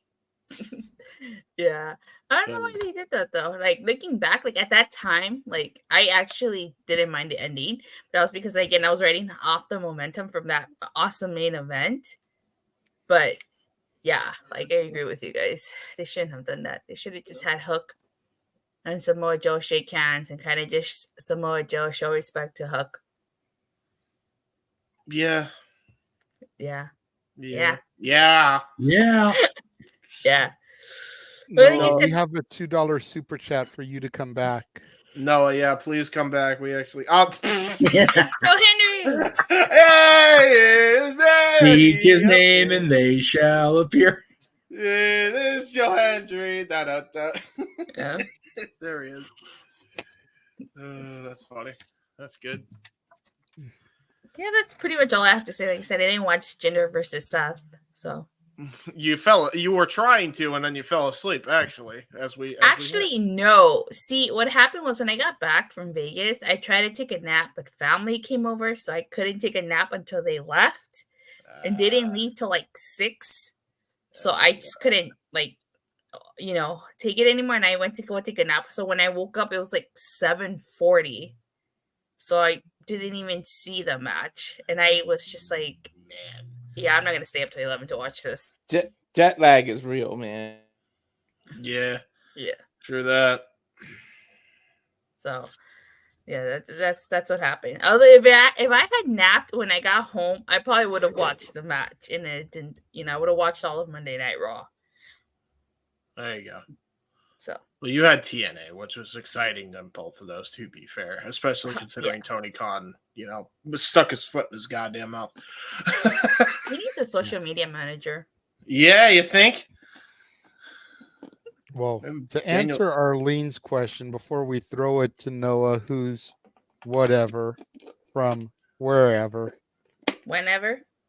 Is Noah going to do something for a super chat? We did say earlier that Noah and then Jeff volunteered to join him. Noah would dance to Putting on the Ritz from Young Frankenstein for $20. And or rant about House of Torture for also $20. Yes. House of Torture was the other thing. Which I go with the latter on that one because I'll join in on that one. Sorry, Jeff. And then somebody said for $100 he would do a rant about Lord Zed or something, like to Lord Zed's music. Lord Zed from Power Rangers? Yeah. Let me see if I can find it. That would be funny. People coming later going, what the fuck is going on with this Lord Zed stuff all of a sudden? Yeah, why is Orange Cassidy just hanging out there? No, are you ready to go? Because I think Yes, it is your turn, good sir. It's your turn to close this bullshit and leave Twitter and social media Noah holding the title like that. We do. I agree. No. No. Here it goes. For $100 super chat, Noah will rant with the Lord Zed theme. There we go. Oh, I get it. Oh, yeah. That would be funny. Actually. Noah, where'd you go, buddy? I need you. I think he legitimately left. Son of a bitch. No. Maybe he was joking and legit lost the internet for a second because he wasn't. That would be hilarious if it's stuck on this Orange Cassidy pick. When everyone starts bitching about Tony and Noah can't stand it, he just turns on his Cassidy screen. No. Please help me. I'm dying here, Noah. Yeah, Noah, please. Hurry. We need you back. Noah! Why is there a black marker on Cassidy's face? Did I miss something? That's actually a very good point. Oh, shit. Just because we want to... What do you want? Well, out of $20 just because we want Noah back on the screen from his number one fan. That's actually cute. That's awesome. Well, there and you she go. put the like the Ohio State, so she means it. So, do you have anything you want to add to this debauchery? Please, thank you. Yay! Fuck Ginger.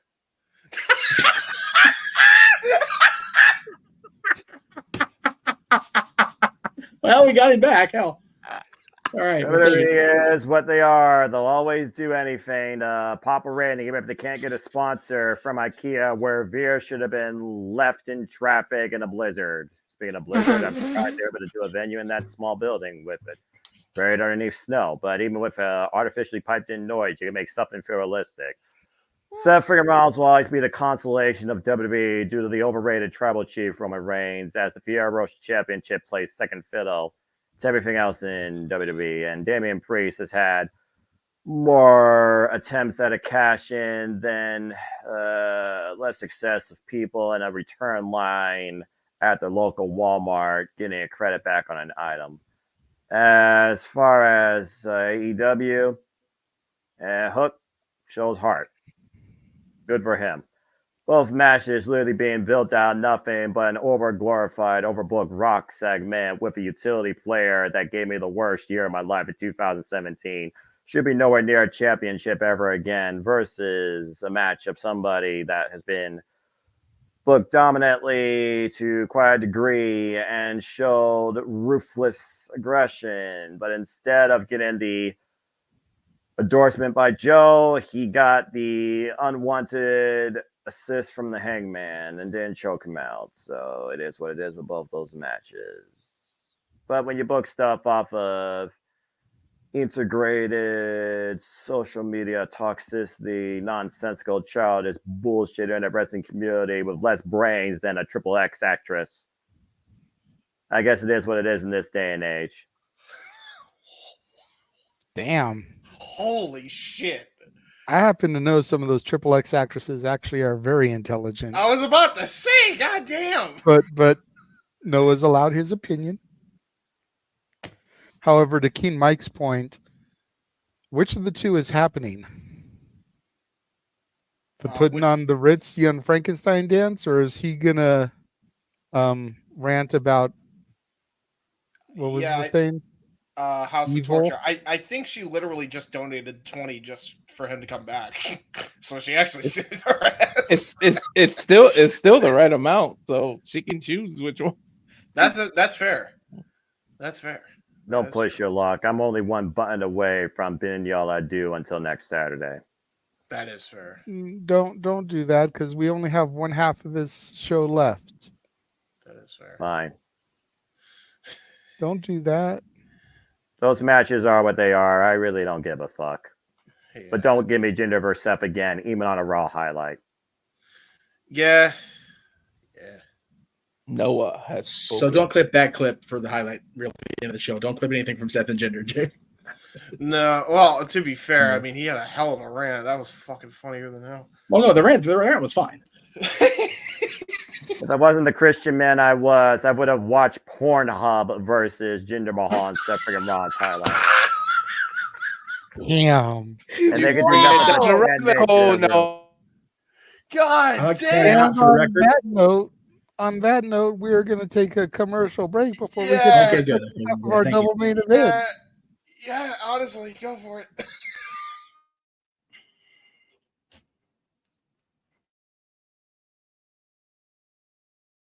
You ever wanted to come into a sports bar where the barkeeps know their game? Well, the Jeff Meacham Network Multiverse of Media has got a production just for you. Sit down and relax as the stat boy and his partner break down the statistics in all things sports. Whether it's football, basketball, motorsports, baseball, hockey, soccer,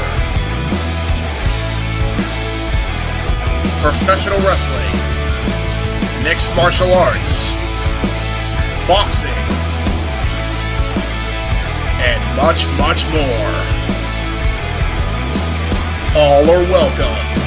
Your barkeeps here keep you up to date and in the know of everything going on in sports, while also having a pleasant conversation about it all. Your host and owner of the bar, Stat Boy Mike.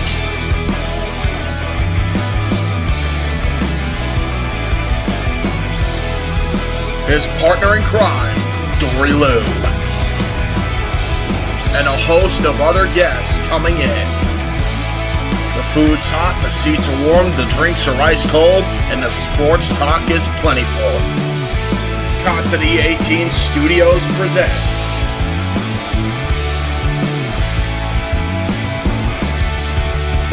Stat Boy Sports Bar. Take a bar stool and enjoy the show.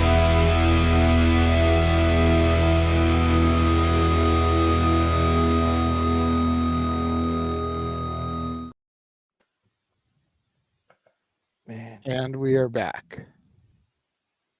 Jeez.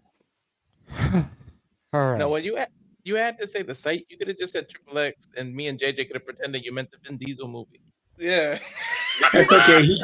Or you're talking about That's okay. I'm working State on of the something now. Don't Union worry about it. We're good. We're with, good. We're good. Or are you talking about State of the Union? Fuck Vin Diesel movies. Overrated Jesus, as here we Roman go. Reigns. Family. God damn.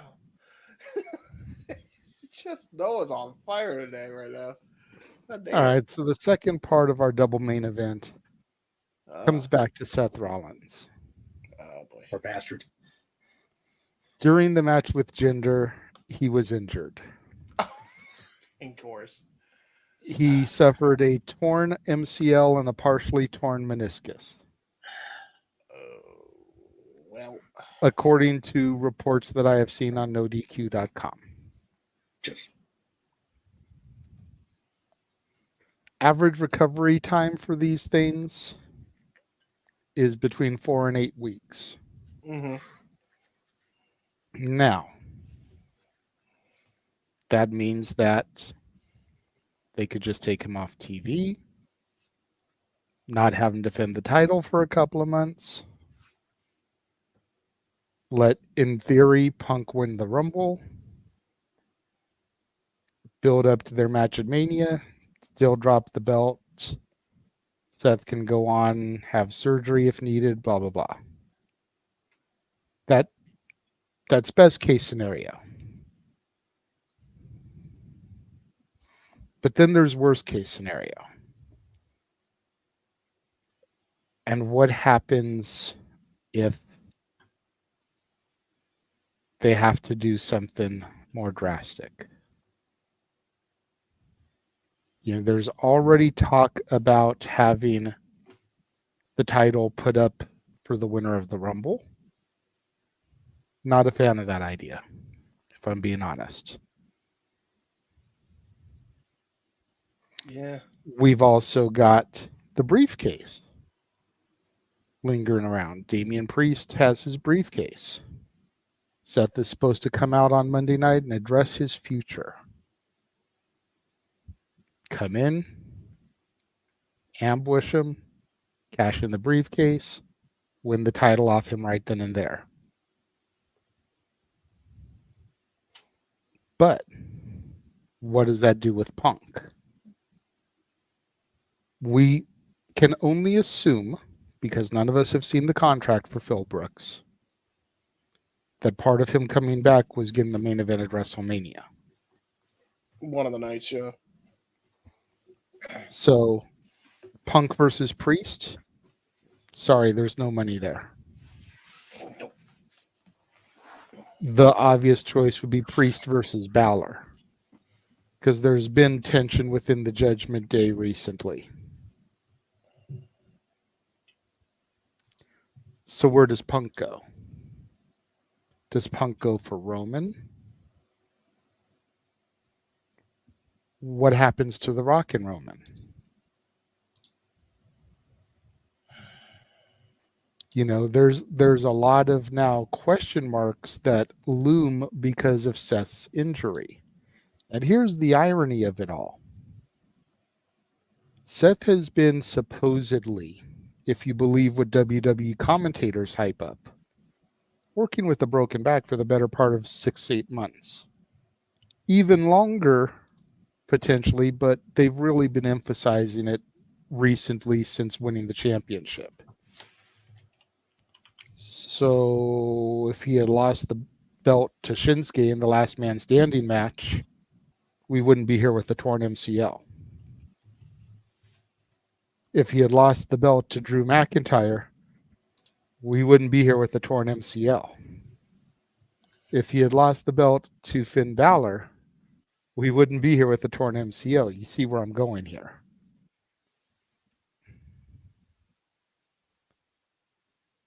So, without Punk going for Roman and completely throwing Rock Roman out the window, I don't see how we get Punk to a main event. Because realistically speaking, and I know this is still a long shot, but realistically speaking, yeah, we have who takes the title at the Rumble. Mm-hmm. He finishes his story at Mania by dethroning Randy Orton, his former mentor. Yeah. Versus Roman doesn't need a title. We've said that all along. How does Punk fit into these plans? With what happened. God damn it, Noah. He never uses Toriano, dude. You know it's bad when he's using Toriano. Oh my God. But I can't even look at that. Come on, Noah. It's making me crack up. I can't even have the conversation, bro. Yeah, bro. Try to turn that down just for JJ to be able to at least be serious. He needs seriousness. Like, because this is a serious topic here. You know, I know not everybody, James, is fond of Punk these days. But this affects Punk without him doing anything negatively to deserve this impact. You know, That's he's true. getting screwed over in the long run here. True. And even if he goes towards Roman, then we lose The Rock. Then we lose Cody. You know, there's so many chips that don't fall into place, all because of Seth's injury. That could have been prevented if he had lost the title to any of his other fucking competitors when they were selling the back issue. Yep. So that's the conversation piece here, is what do we as fans, not employees of World Wrestling Entertainment, want to see them try and do here? JJ, not that it's relevant, but is that the same knee he hurt when he fought Kane in the house show? I don't know. Rollins? Yeah, that's actually a good Huh? question. I wouldn't be able to tell you. Jeff could probably research it and get to that answer faster than we could. The question being, Jeff, do we know if that's the same leg that he injured at that house show all those years ago, or not? Oh yeah, he's saying it is. Okay, so there you Yeah, go. if it was it's the that's been the talk all week. It's the same basic injury he had going into WrestleMania against Hunter, and he worked through it. He just didn't wrestle until Mania. He was on TV. He was getting physically involved, which is why he made it a little bit worse, because he got tackled the hell out of him by Joe or whatever it was during that whole thing. But he didn't work a full-on match until he got in Ring of Mania, as far as on TV or a house show. He was probably, trained, obviously, but see, I like Richard's idea, but we'll get to me when we get to me.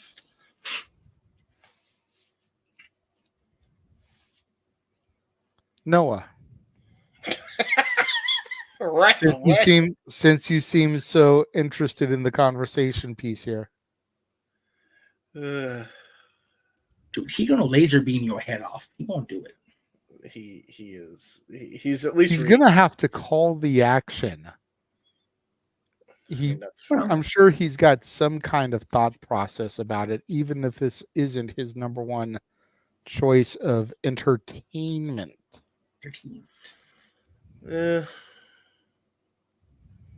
No, you're not muted. You're bud. muted, You're not, bro. You're still unmuted. Are we doing it on purpose? What? There you go. We can hear you now. What, you would need me to say something? I was figuring about what I'm doing for the rest of the week and where I'm at right now. This almost finally done with it after a period of time. Anyway, what are we talking about? Of relevance. I really can't repeat all that again. No, don't worry. I read your cliff notes. Like I said, the gender Seth thing and the hook and the other thing is what it is. Now, as far as this thing with Seth and the future of the Freer Rocha Championship, if Roman Reigns can hold on to a title, not defend and present it for 120 days, Seth friggin' Rollins can show up via satellite and not present or defend his title to being the workhorse champion of the Red brand for straight 365 days for a mere ... 90 days. I say you preserve the number one money match at WrestleMania. That's not with Roman Reigns involved in it. That's Seth friggin' Rollins versus CM Punk, because Damian Priest is an afterthought as far as his cash in at this point, unless you try to make it as important as Dolph Ziggler was after WrestleMania. Injuries are what they are. It's the nature of the business. It's the risk you take. Shout out to Kylie King. Get well soon. I know she's going to be out for several months. I believe she has a torn MCL. No, ACL. I ACL. don't fucking know. ACL. Yeah, thank you, Dattila. Yeah, leg injuries. What a bitch. Wouldn't know. I never played athletics.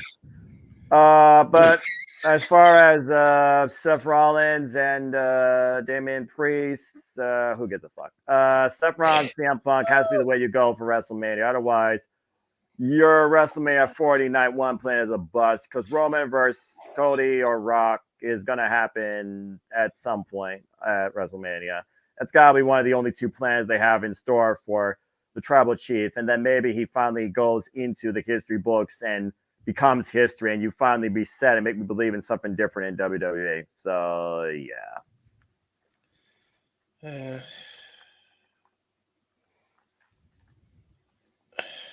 don't even know where to go from there. Dude, I do. Can I go? Jeff can go. Go ahead, Jeff. That was the Well, most first of all, apathetic rant ever. after Noah's rant before the commercial, I got news out of Vegas. We won an award for most likely to hinder the gender, so thank you for that, Noah. We appreciate that very much. I quit. I'd like to thank everybody that believes that Jinder Mahal is actually from India when he's from Canada. And for those that invested in WWE in 2017, I would also like to thank my local IKEA, even though I've never been to IKEA. And I'm pretty sure that Jinder Mahal and his industry crew could recreate the Montgomery flea market commercial if they wanted to. Thank you. Okay. Thank you. Thank you for that beautiful speech, Noah. Okay. JJ, come back. I'm going to reel it back in and talk about the Seth thing now. Just relax. Okay. That's fucking hilarious.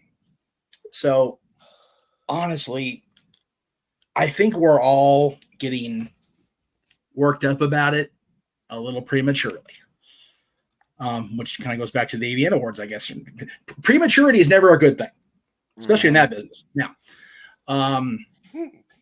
retakes are a bitch in that business. Anyway,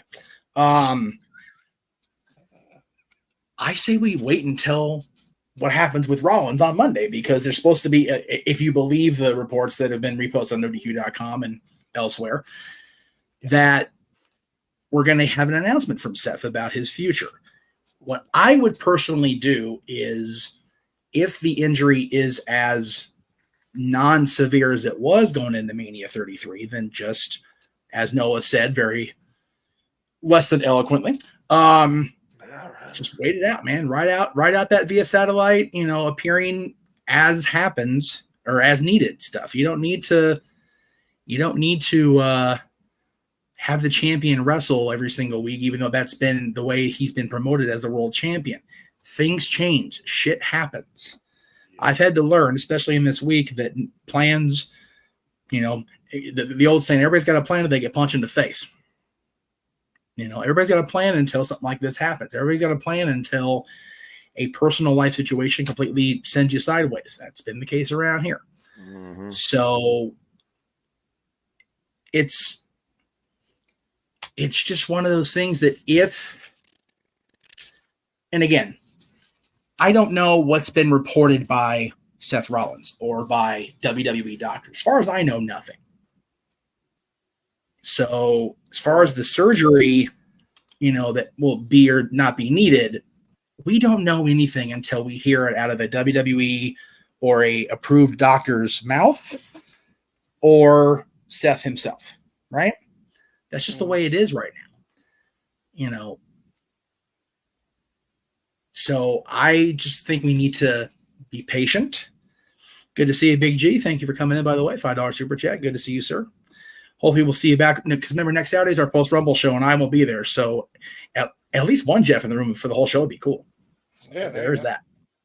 I won't be there, so hopefully we will. And yes, Minister injury can get worse. I didn't mean to highlight that. I just kind of clicked on it as I was trying to get the super chat off there. But I just think it's a wait and see process. Unfortunately, the nature of what we do is, we need to talk about news when it happens. And this is big news. The world champion, the leader of the Raw brand, is hurt, possibly severely, going into the Royal Rumble, going into WrestleMania season. So it's a big fucking deal. Mm-hmm. So it's just a matter of, You know, I'm not used to hearing this song in a week anyway, so we got to exercise that patience, kids. I talk all the time about Guns N' Roses and the Kiddies. Got to exercise that patience. We've got less than 2 days before we hear what Seth has to say, if that's even going to be a thing. Again, you read the reports reposted on NoDQ.com from other sources. We don't know until that Raw graphic comes down. We hear the we're going to see Seth Rollins. Yep. I personally, well, according to Big G's going to adjust to the Arena Raw. That's $2 super chat. If it's on WWE.com, I haven't seen it. Someone can link me. That'd be neato. Or WWE's social media, whatever the case may be. That would be neato. I can show it and feel better about my life today. Yeah, that's what I would do is just wait and see. Does anybody else have a different or dissenting opinion before we move on to the next phase? James? I don't even know if it's a dissenting opinion. I'm of two minds of this because number one, I care that Rollins gets healthy physically, more so than, you know, working himself into a freaking completely unable to compete in the wrestling ring again phase.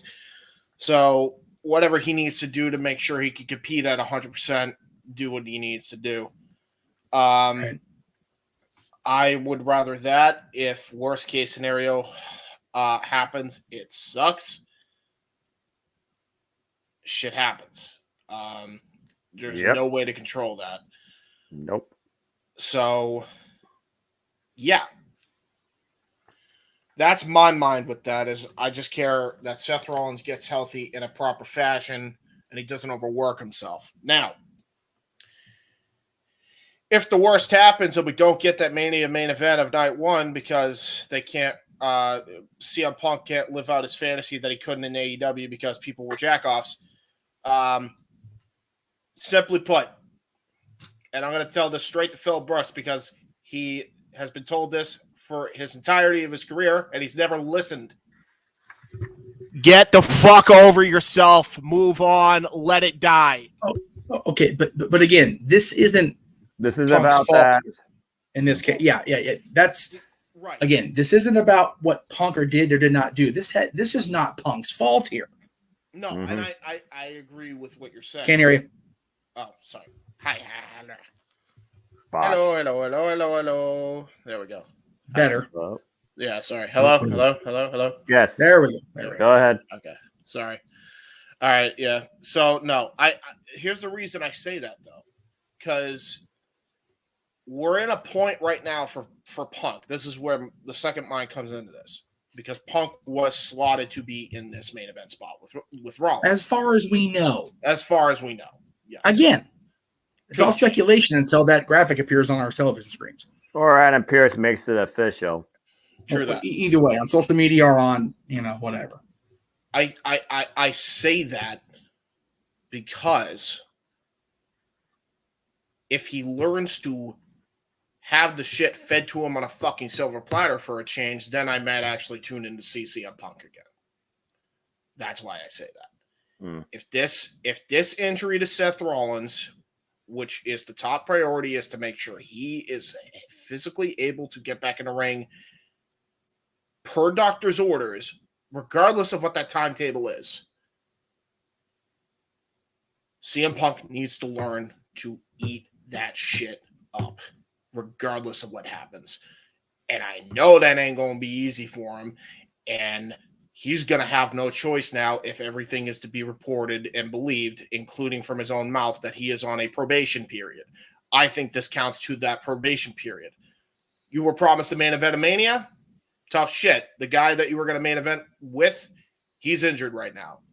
Get over it. You'll get it next year. Eat the shit. Seriously, like it's one of those things where even if people believe you were in the right in that situation, you're gonna do a lot by eating that shit regardless, because at least it will show, okay, Phil is trying to turn over a new leaf. Okay, he's not a crab trying to rain on everybody's parade because something didn't go his fucking way, and he's typical Phil Brooks. if he can learn to just mellow out, shit happened. Okay. It won't happen this year because Rollins is injured. I'll get it next year. We can do this again. It's no big deal. Cool. That's James, my thought on it. Okay, but okay, I understand that you feel the way you feel, but again, we're way off where we wanted topic. To be. Okay, yeah, I'm trying really hard to defuse this, and it's being reignited instead. Mm-hmm. That's fair. The story is not until CM Punk either walks off the job or whatever, has nothing to do with him right now. Seth got hurt in a match completely away from him. So, like I said, I understand how you feel about this particular person that has nothing to do with it. Right. Mm-hmm. Fair enough.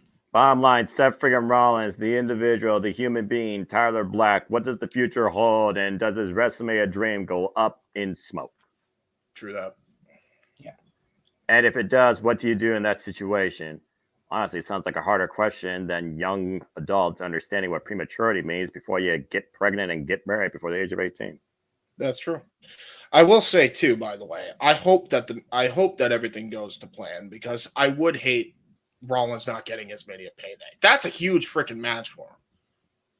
And I if nothing else, I would like to have those two have their moment, even if Punk has been on my sour grapes list. That's a hell of a match I would love to see. And I'd also love to see them both get their just due for, God, how long have they been busting their ass for that company? They deserve the main event, if nothing else, for this industry, no less. So I hope it goes well, but at the end of the day, I feel like you gotta kind of roll with the punches, and that goes for both parties. Seth Rollins more so, because I don't want him to feel like he has to fucking freak out and be like, all right, let me rehab as quick as possible, and then, complications arise, Pull a John Cena or a Triple H.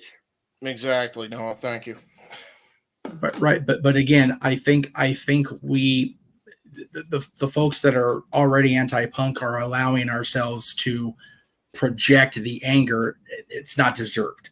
It's what I'm trying to say. So I'm hold on. I'm not requesting. I'm saying, guy up here, we need to stop harping on CM Punk. This is not his fault.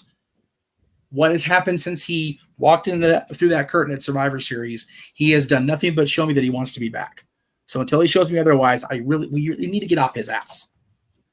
Much in the same way we all agreed to stop harping on the Elite so much, we need to stop on Punk too. That's all I'm saying. We need to start being better and objective and fair about it, because this is 100% not Punk's fault that Seth Rollins and Jinder Mahal got into a match that Mahal, people in my family are like, Mahal fucked him up. Mahal didn't do a goddamn thing except wrestle the fight of his life. What? Yeah, like what? Okay. Yeah, people in this house were like, he hurt Seth. It's like, no, Seth going 100 miles an hour for a year hurt Seth. Dude, Jinder's one of the safest workers, period. That's what I'm saying. So Jesus. We need to focus on what is needed to be focused on. Right now, we have a world champion who, despite no reports on WWE social media or anywhere else that official by WWE or Seth Rollins, is allegedly going to make a statement about this Monday night. So if that happens, then for the love of wrestling, Tuesday morning, Meech's Musings Thursday night, it's wrestling time Monday night. No DQ's review of Raw. We'll talk about what happened. It's all speculation right now, as it always is going into something like this, because we don't have confirmed reports. Right. But it seems like there has to be a decision made. And the question was, what is the best case scenario, if I'm not mistaken, JJ? Correct. Mm-hmm. The best case scenario for me as a fan is the way they've booked Priest anyway. Have him fuck up. Have him cash in and win it, and then have the Judgment Day somehow accidentally cost him the title of Drew. That would be get Drew and Punk, which would be a hell of a match at WrestleMania. Give Seth the time to relax and rehab. Get Punk and Seth at SummerSlam after Punk wins the title from Drew at WrestleMania in a main event, or at least a featured match. Even if it's second to last on the night one, it's better than fucking middle of the card like he was in 2012 as the champion, for Christ's sakes. Yep. And then accurate. It is unfortunate. It was just as unfortunate when he botched his knee out in a power bomb off the ropes with Kane, and we had to go into tournament mode. It is the nature of what these guys and girls do, unfortunately. But the Where best case exactly did scenario he get is hurt? What's that? Where exactly did he get hurt? When he jumped off the rope part, or like where exactly? There's been a lot of speculation or whatever about what happened on Monday. I haven't watched the match back since the reports came out, so I don't know. But best case scenario for me is get the title off of him. Yep. In a way that works, and won't just be fuck this shit again. Something feasible and believable. And then make sure that Punk is in a main event, whether it's for the title or not. Make sure he's main eventing night one, because at this point, if we don't get Rocky and Roman in night two, like what the fuck is Rocky even doing on day one? Seriously. Yeah, that's a good. I got WrestleMania 41. If they go to 41, I'm gonna have a stroke. It's gonna be a fucking thing. I'm gonna do it on the air, so we draw money for it. But I'm gonna have a stroke. My brain's gonna stroke. Just become Orange Cassidy and just become Orange Cassidy and don't give a fuck. Yeah, I was gonna say. No, please don't do that. Don't have. I was gonna say I might go Jerry Lawler up in this bitch, have a fucking heart attack. No, guys. Oh my god, you guys don't say that. I value both your men's lives and well-being, so don't do that. Okay. I'm just saying. It's not do I that. don't give really a fuck right now about WWE. If it's over professional, if I have one of those over professional wrestling, you know my life ain't worth a spin, and I've gone too far to the bad place. Yes, you Let's be have. honest. Yeah, exactly. We did get a $2 super chat just now from King Mike. Says, any chance of getting the spot for my guys Sammy or Jay? No, unfortunately. No. It just wouldn't make sense from the whole storyline aspect. The one that would make most sense would be for Priest to cash in. Yep. That's just the way the beast. Probably the only way at this point he'll actually win the damn world championship.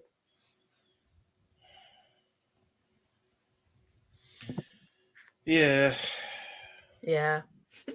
Yeah. I really do hope that Seth doesn't lose out on this opportunity if he actually can get enough recovery by staying out of the reigns of WrestleMania. But if it's not feasible, do what Mickey James did honorably. Do what Josh Alexander did honorably. Preserve yourself for later. Give someone else the opportunity. Oh man, Josh Alexander's his son was in there. Yeah, that one hit me hard. That was crazy. That was a hard one. Yeah, his. But at the end of the day, it's the nature of the beast. You gotta admire it again. We only view characters. We are not in any way connected to these human beings that are trying to do this for more than nothing else, themselves and their family. Yep, true that. And that's the last thing I'm going to say tonight until we close off. It's fair enough. Walter Dattila?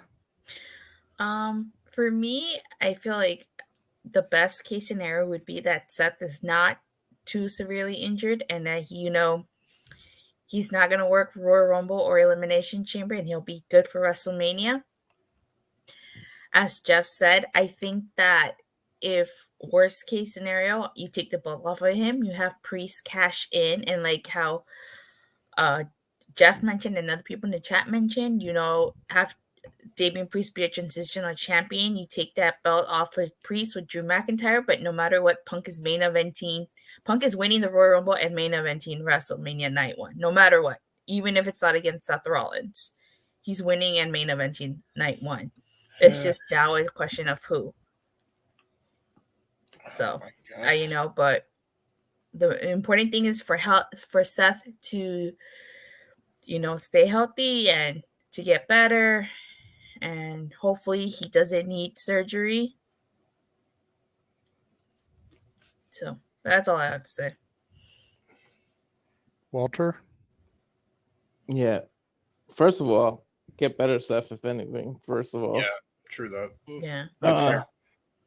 Second of all, best case scenario, yeah, let him sit out and let other programs happen, and he can save himself for WrestleMania so we can get the Punk versus Seth for the title. But the problem is, then why are you having him address it on live TV? That's giving me the little vibes of the cash-ins. Because it's like, what would be the point of that doing that? You could have just said, hey, Seth is hurt right now. He has to take time off. You could have just said the real thing. Why does he have to come address it? So something with the Money in the Bank is going to happen. But for me, one thing you can do, you could change your plans for the Rumble winner. You could vacate that title, put Punk in the chamber, put Priest in the chamber, since he gets a spot because he has the briefcase. You make Punk win the chamber, go to WrestleMania and defend the title in the main event. The only thing is, who the hell do you book him against? So now that brings up a whole another scenario where you need his opponent. But you can do a number one Okada. You could do another number one contender match, and you can have Sami Zayn, Drew McIntyre, all these people in it. Maybe Drew wins it, and you get to Punk and Drew with Punk as champion from winning chamber. Because I said it on the review before, I'm for the chamber. Instead of everybody having to fight for a spot, a title should be defended in that thing. Because you went through hell, grueling, crazy match, and all you get is an opportunity that you might lose at WrestleMania. I'd rather you just win the title than in there. But we forget about the chamber. It'll be cool to see Punk do that, because I don't think he's ever won a chamber. So that'll be something at WrestleMania and won a chamber all in the same year. And then this injury can give a spot to somebody you didn't think of, and now somebody else we weren't expecting wins the Royal Rumble, and then get another spot, or you can do something else. So there's other ways to get around it. Look like Jeff wants to say something. I apologize again for misspeaking. During SmackDown last night, in a commercial bumper, there was a statement that Seth Rollins would be addressing his future on Raw on Monday. It's also on WWE.com. It's on the social media, and I had to actually search for it. They've got it buried, but the report on .com is there, and the commercial bumper from SmackDown did occur. I forgot about that when watching SmackDown last night, but it did happen. So there will be some sort of address from the World Heavyweight Champion on Monday night concerning his future, whatever that means. And that's my concern. That might be giving up the cash-in vibes. You might be like, why else would he have to? Well, no, but so here's, if he's out there to make an announcement, before he can actually get the announcement out, Judgment Day attacks him, Priest cash in, problem solved. Bye-bye.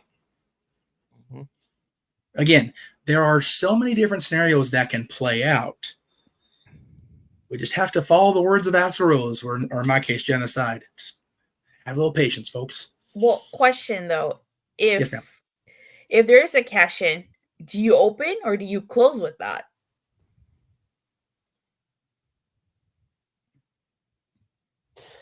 I would open it. That way you keep the Judgment Day tension the whole night.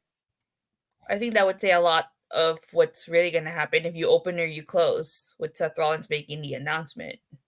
If there's a cash in, do you open Raw with that or do you close? Because if Seth Rollins goes out there and he opens and no cash in happens, does that mean, like what do you do? Do you have him open if there is a cash in?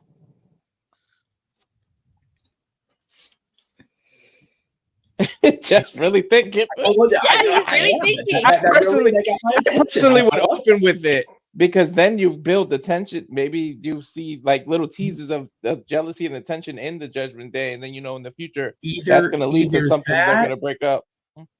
Either that, or you tease the announcement all night, and then you close with it. But instead of having him cash in, see the other thing, again, this is just kind of happening right now in my brain, so forgive me. Yeah, it makes a good point. If you open with it and you cash successfully, you can highlight that all through the night and just drive everybody else crazy with it, because that'd be tremendous. That way you have Drew just pissed because he's had his opportunity ruined by Priest trying to cash in, the freaking idiot, and then Priest cashes in successfully and just all night about it. The thing with, again, I don't know if you can have both championship matches not be in a main event slot at WrestleMania. And that's what's deterring me from going, not to coin the wrong phrase during the wrong company's thing, but not to go all in on this thought process. I feel like Rock and Roman doesn't need the title, but I do think it needs to be a main event, a final match. Of course. Because it's so big. It very well could be The Rock's last match, for real.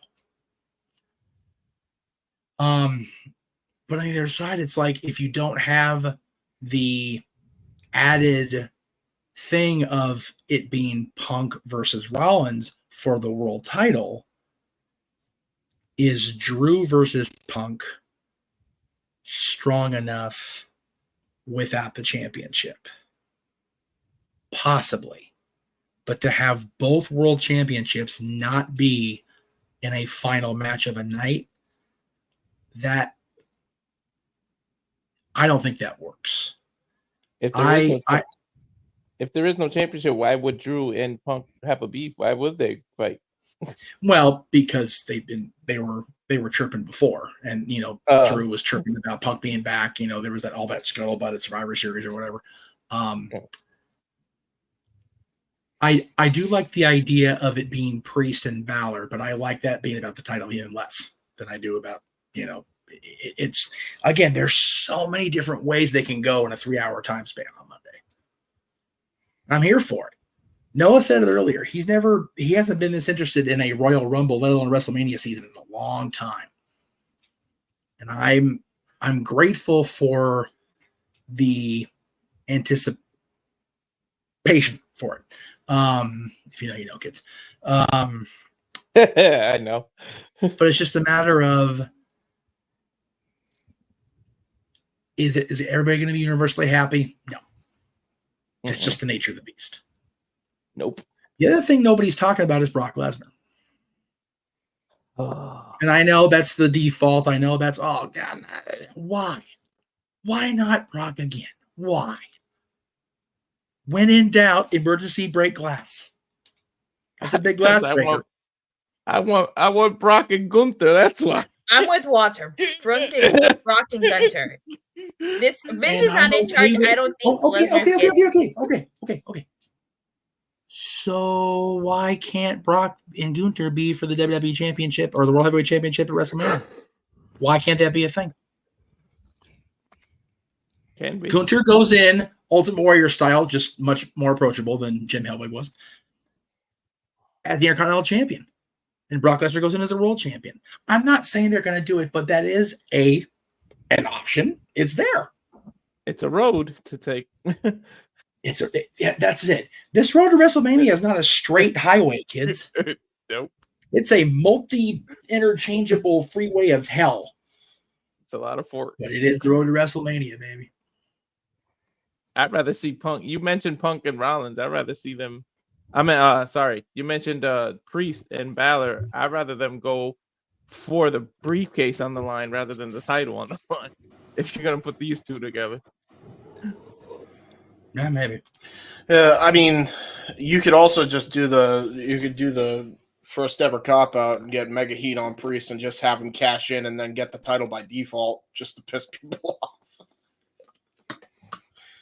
I mean, that could happen. That hasn't happened yet. I mean, it's an option.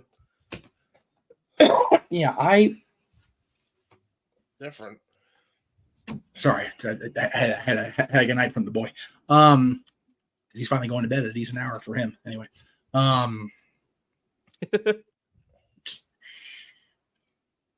of the best characters in television history said in one of his more pivotal movie moments, "There are always possibilities."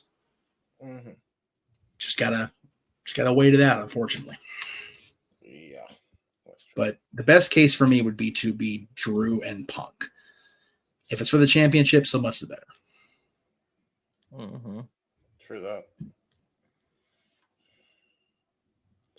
Hey, Punk wins the Rumble. You have Drew win the Chamber, and that's what sets that up. Yeah. And quite And to be fair, Ryan Dempsey, the finger poke of doom's a low bar.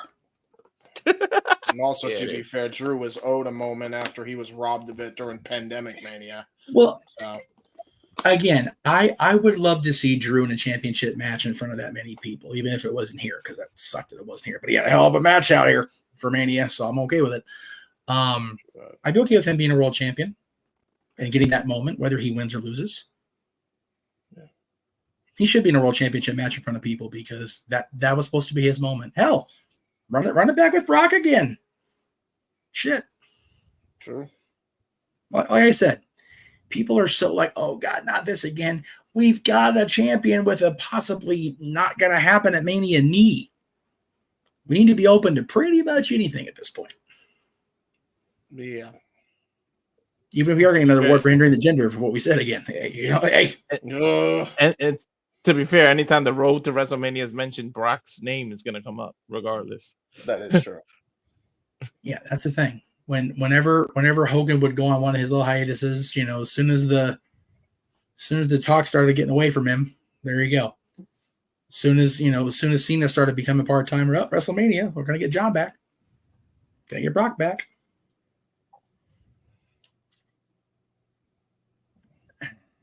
Not no. Then you've I don't got want both Boston. main events for non-titles. Again, that's But not only that, that actually was brought up quite a bit across other shows in the last couple weeks. I think Steve's send-off was so good, and we got to call it on our watch along with Owens. Mm-hmm. It was so just emotional in a good way. I think hot shotting would feel cheap. Yep. It would be the perfect. It was already the perfect send-off. But yeah, in terms of Punk, it's not a bad consolation prize for not getting the main event. Mm-hmm. Yeah, I think if the plan was to have him be in a world championship match in the last match of the night, and that's not going to happen. Mm-hmm. And to James's credit, if Punk can be a good little soldier for another year, then I'm okay with it. But I hesitate to have it be Austin. If it's not going to be for the world championship, then just have him and Drew just tear the house down. And have the world championship be with other people. Yeah. Tell you what, Dylan, we'll run a poll on my social media. There you go. Does Stone Cold Steve Austin need that one more match? Or is his send-off good? There we go. I will put that as soon as we get off the air tonight, my friend. And we'll talk about it. I can pop in during No Mug Night briefly next week because I'll be busy at the concert, but I'll pop in for that part. There you go. All right, JJ, I graciously hand it back to you. I know it got way sideways, and I apologize for my part in that. But it's all good.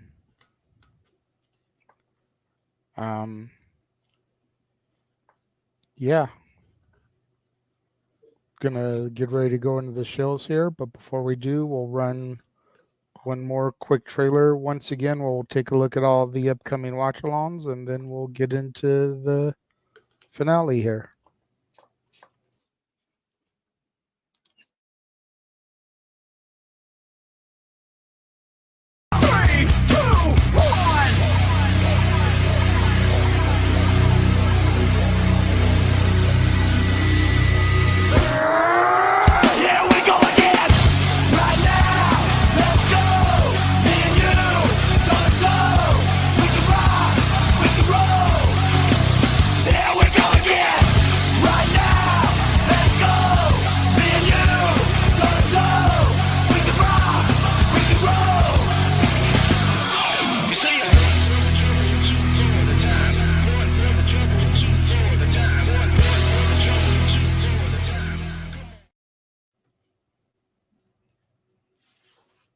So Emmanuel reminded me of his question. I did throw his super chat up while we were discussing it because it had already been brought up a couple times. I say yes to the cash in, personally. Yeah. And it sounds like a lot of the people in here feel that way, so I'm exhausted. Jeff, if you want to go ahead and do the shills and everything, and I'll just speak when needed here. You're muted. Yeah, you are muted, bud. That motherfucker. All right, anyway. Get rid of this damn thing because it was clearly a distraction more than a haha, so we'll get rid of that one. All right, scroll up all the way up to the top, to the zippy top. We could do a highlight reel of how many times you forget to unmute yourself. Yeah, that's true. That's fair. I live in a house of crazy. What the hell can I say? We could do a silent movie of Jeff doing that, and then just what is he saying here? Voiceless Meacham instead of timeless Tony. I'm here for it. I'm here for it. There you go. The thought bubble, you gotta add. James, you got like 11 months to get on that shit. All right. Anyways. All right. Get started, brother. I'll try. Right. Of course, you can follow all of us on our crazy channels across the multiverse for our watch-alongs and for everything else we do here on the YouTube. At Jeff Meacham, at Cassidy Studios, at Nfox1916, at J Hebert, Side 95. That's the old logo for Dotilla. We'll work on getting a new one made. At Greg Cherry Brand at Ranger Wrestling, and of course our friends at NoDQ DOTCOM, NoDQ.com. They'll have their preview of the Royal Rumble on Tuesday. But watch our stuff first and then watch theirs later because we're going to have stuff live at that point, including the return to its normal time slot of Statboy Sports Bar at 6 p.m. Eastern, 3 Pacific, followed by Dad's on its new day and time, following Statboy Sports Bar every other Tuesday because my son's schedule is what it is. So this week's episode will be our top 10 teams of the 21st century. Now, we understand the century is only 22 years old. We get that. 23. Sorry, I can't count. Jeff can't count. Buy the shirt on Greg Cherry Brand. Thank you, sir. But there's been a hell of a lot of good tag teams since January 1st, 2001. So we're going to talk about our top 10. It is a joint list. It was a very discussed list. And there will be an honorable mention that was probably not as honorable as some of you would want them to be. The Lakers were a tag team of the 21st century? Sure, why not? Oh, okay. Lakers won what, one title? They won more than one title since 2000. Maybe they mean that infamous Lakers versus Denver match on Raw, that when the Kennedy I remember got fired after. I remember that because Staples and they made fun of the Denver Nuggets owner, which was funnier and shit. Yeah. And then the Lakers lost that series, so fuck us anyway. Anyway, let's see. So also coming up next week, as JJ has agreed to throughout the rest of January and into No Surrender at the end of February, For the Love of Wrestling is now on every single day of the week, Monday through Friday, reviewing SmackDown, Rampage, and Collision on Mondays, Raw on Tuesdays, NXT on Wednesdays, Dynamite on Thursdays, and now he believes people. He believes. At least fuck up. Impact Friday mornings at 9 o'clock. So check out For Love of Wrestling. Damn it, JJ loves wrestling again, people, and so should you. That is a very busy graphic. It is. You do a lot of shit. And I feel like, trying to switch through, 1, 2, 3, 4, 5 of them just makes my finger hurt. So I don't enjoy my finger hurting on a Saturday anymore. Now, also I have no idea what the hell's going on at this point. Mondays is Talk Wrestling, and we're back in Q&A mode. Well, what does that mean, Jeff? That means send in questions to me. If you send them during the show, they'll get more priority if you're super chatting. And that'll be part of the disclaimer we put up now as a result of our show. I'm gonna augment the FBI one for Talk Wrestling too, because if you're not gonna super chat, I'll throw it up there, but when I'm done. My show, damn it, my time. Speaking of Statboy Sports Bar coming up on Tuesday, you can follow our lovely barkeeps, one of whom we saw during Price is Right and Open Mic Night tonight. our buddy Statboy Mike at Mike Caldwell on Facebook, on Twix at LBStack1977, and Statboy13 on Instagram. His tag team partner, Dory Lou, who we briefly saw during Price is Right. You can follow her on Facebook at Dory Lou Hathaway, on Twix at Hathaway Lou, and on Instagram at Dory Lou. And we're getting private chatted. I mean the full-blooded Italians in this case, Attila, just because you asked me. Because, damn it, somebody should be policing those phony Italians anyway. Now, that is true. The Greg Cherry brand, of course, you can follow our buddy Greg at, if it'll load, anytime. Thank you. Greg Cherry brand, very simple, across the social medias. This week on the Greg Cherry Show, we'll be having our annual Royal Rumble numbers draw. This year, we're supporting the 988 Suicide and Crisis Lifeline. Special start time for the Greg Cherry Show this week will be 6:30 Eastern, 3:30 Pacific. More often than not, though, it's on Wednesdays at 7 o'clock Eastern, 4 Pacific. So there you go. Meech's Musings will be on this Thursday. It'll be the day before our big Rumble prediction show on Simply Predicting, so be on the lookout for that. I'm probably just going to be talking about what's going on in my life, which is why it's on NoDQ.com, because I was told I can't do that no more, just because it takes up too much time. He wasn't with us tonight on screen, but he was with us in the chat room during Price is Right and briefly during Buck Night. Our buddy, the Cleveland combatant, Josh Mansfield, at Walking Hypnol on Twix and on Instagram at Malomangram. You can follow our buddy Big G, who super chatted a little bit tonight, on TikTok at Big Baller G1988, on Twix at NoDQ_ Big Baller G1988, and on Threads and Instagram at NoDQ_ Big Baller G1988. We need to find a way to buy these usernames for Jeff and just make it universal. My goodness. You can also check out his Parker Kane Promotions friends coming up at this event in February, on February 4th. There it is. There we go. At the MCW event, at the Reckless, Lena Cross, and formerly known as Brooke Van Vater, now known as Brooklyn Barlow, or however, I think it's typed out improperly. Datella. Sorry. Yeah, you guys can check me out at Rangers of Wrestling. I like both professional wrestling and Power Rangers. If you like TNA, I was just at Hard to Kill at this past weekend, and I was at the Snake Eye taping. So, make sure you check out my channel so you can see clips from that show. I cover Raw, SmackDown, AEW Rampage, and temporarily doing NXT. Woo! Yay! Surprised JJ's back doesn't hurt from having to carry me on that show. So my back does hurt, but not from that. That's fair. That's fair. Your back probably hurts from having to carry me about the Impact conversation the other night. So yeah, a little bit. So so I live tweet doing all these shows except during NXT. I don't live tweet doing NXT because I don't watch it live. Going forward, every Thursday, I will be covering TNA Impact on Body Slam. So make sure you guys check that out. So you can follow me on Twitter at @the_. If you have the back pain from carrying your fellow co-hosts, you can check out our buddy Walter's social media. That's you, Walter. It's all you. That's you, Walter. Someone pull his string. He's not talking. That's the medicine. That's the medicine right there. The medicine took a moment to kick in, apparently. Apparently. It affects everyone different. But yeah. Yeah, it does. And Twitter at Walter Alex Cruz. And the people that look forward to the follow-alongs with the UFC. Obviously, I didn't do it today, but I still entertained you with the reactions because I distracted the hell out of everybody that was talking.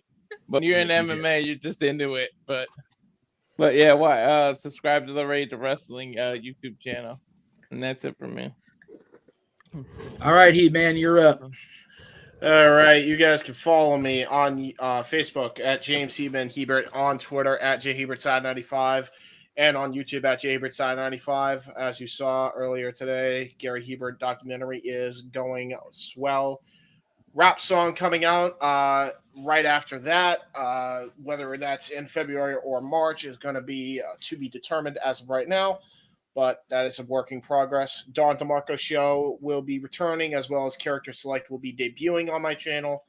And other things on top of that are going to be coming to my channel. So be on the lookout for all that. And just stay tuned on my channel. Make sure you're notified when notifications turned on. Mr. Williams. Okay. We've reached the Told point y'all I was that we need exhausted. to. Yeah, It's time for about to say- memes. Find me on Instagram, the Renegade JJ Williams, Twix ROWJJ Williams, YouTube Casa D18 Studios. Thank you to everybody that is watching along right now. I do greatly appreciate it. If you enjoy the chaos and the shenanigans that all of us provide to you, make sure you do super chats, super stickers, super thanks. You can always leave those on the videos once they cease to be live. Jeff, myself, Greg Sherry, all monetized. Yes. Subscribe to the Casa D18 Studios members only section. You can find stuff like me and Noah calling the Flair Steamboat trilogy. Yes. We're already beginning work and plotting on what we're going to give you this year for Christmas, which is more than likely going to be the Reign of Honor Punk Joe trilogy. So lots of good stuff there. Might even pull a few other matches out, as with this being 2024, a lot of matches are turning 20 years old that are huge for me, including a certain one from Backlash that I am awfully fond of. Yeah. So Noah and I may call that Intercontinental Championship match from Backlash 04. Maybe something we look towards Randy Orton and Cactus Jack. The match that actually made my dad give just a iota of respect to Randy Orton, at least for one evening. Judgment Day 04 turns 20 this year. I was there for that show.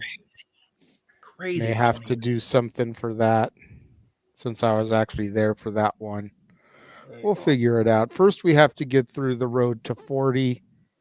And I don't even know if that's going to happen all the way with all the chaos going on around here. But I'm hoping we can at least get the first 20 done. And if we've got to do the rest of them next year, so be it. Yeah. But whatever we do, we will kick things off February 23rd or somewhere around there. If we end up not being able to do the whole thing, the date may get altered slightly, but it will be a retro watch lawn event across all of the multiverse. Yes. Should be fun. Yes. I think with 40 coming up, we can at least get through a few of them. Get the milestone ones, if you will. Yeah, like I said, we've already got 1 through 12 done. 13 was done, accidentally deleted, needs to be redone. Yes. With all the chaos that's been going on around here, with the possibility of a move looming again, I think if we can get through 20. And then next year we could do 21 through 40 leading into 41. That might be the way to look at it, because we've got an entire year in theory to try to do 1 or 2 a month and not have to cram everything into a couple of months. It's fair. True that. Very fair. Why don't you get through 16 so I can be joining on the shenanigans for one of them? Yeah. It was very overwhelming. It was. Yes. And it's not that it was impossible, but life is life, and life happens. Priorities over passions, as Noah always says. Yep. Yeah, exactly. So, that's it, brother. Everybody's got a plan to get punched in the face, like I said earlier. And life will do that. It will. But also punch you in the face? Our buddy, the Frank Sinatra of the Spanish Mafia, Gino Rivera. You can follow him on social media at Gino Told You So. On Twitter at Gino Told You So, on Instagram at Gino Told You So, and book him at Gino_Rivera at yahoo.com. And you need to book him and follow him because we told you so. That's right. Damn right. There you go. Before we throw to Noah for his particular shills, we want to remind everybody that coming up this weekend, Friday night, 8 o'clock Eastern, 5 Pacific, Simply Predicting the Royal Rumble, kicking off WrestleMania season as only the Casa Studios and the Simple Man brand can do. So check out Noah and JJ and whoever else decides to join in on their Friday night fiesta of predictions, if you will. And then, to of course, my knowledge, Stat Boy will be there, and I believe Chris Rotz is going to be there as well. So it'll at least be the four of us. I don't know if any of Noah's other regulars will be joining us. The other Jeff, Tim, Dwayne. Yes. But we'll And have of course, to see. the Dominguez is because I know this is their strength, and I always welcome Arlene and Emmanuel because they're great friends of the multiverse, and they also offer fun, different, predictive opinions. Yes, Arlene, you can. I'll be sure to confirm the deals with you and send you the link as well to Emmanuel. And you have a card of great matches to talk about. So be sure to do that on Friday. I know we have all of 2 matches announced so far, plus the Rumble matches. About to say, that's all you need. Hey, that's 4 great matches. What are we on? Some Tony Khan booking? Either that or Triple H is trying like to 7 matches announced this week. Let's not put that on the ether. I want to believe Triple H is trying to turn WWE PLDs into what takeovers used to be, and if he could do that, then maybe I'll actually start caring more about WWE again. This might be a long ass Rumble then. Maybe you had to give us the people on the East Coast. Yeah, man. Come on. I need to go to sleep. I mean, in the past, the Women's Rumbles have been, half the time they're supposed to be? So for the first time, this actually might be a Women's Rumble with enough attention put into it. Do not do that. Them poor motherfuckers are still on that platform, WrestleMania 35. Let's not do this shit to the East Coast. Mm-hmm. Them motherfuckers are stuck up there in Jersey for reasons. Speaking of the Royal Rumble and WrestleMania, of course, you can check out our live watch-along coverage this coming Saturday, a week from tonight, a week from yesterday now, because it's done past midnight even here. Saturday, January 27th, it kicks off the road to WrestleMania. It's our first WWE watch-along of 2024 on pay-per-view, or premium live event, that is. And then I, unfortunately, will not be there for the majority of the watch-along because I'm going to see my girls up in Vegas at the Santa Fe Station Hotel and Casino Saturday night. Doors are at 7, shows 8 o'clock. We will be in Las Vegas. Myself and my buddy Travis will be up there. We're inviting everybody that is, for whatever reason, unable to join us for the watch along, or, you can do both. You got phone devices, you can watch the Rumble up until we start playing the tunes. It's all good. Come on out to Vegas and support the girls. And then we get to Mr. Foster and all the things he does as only he can.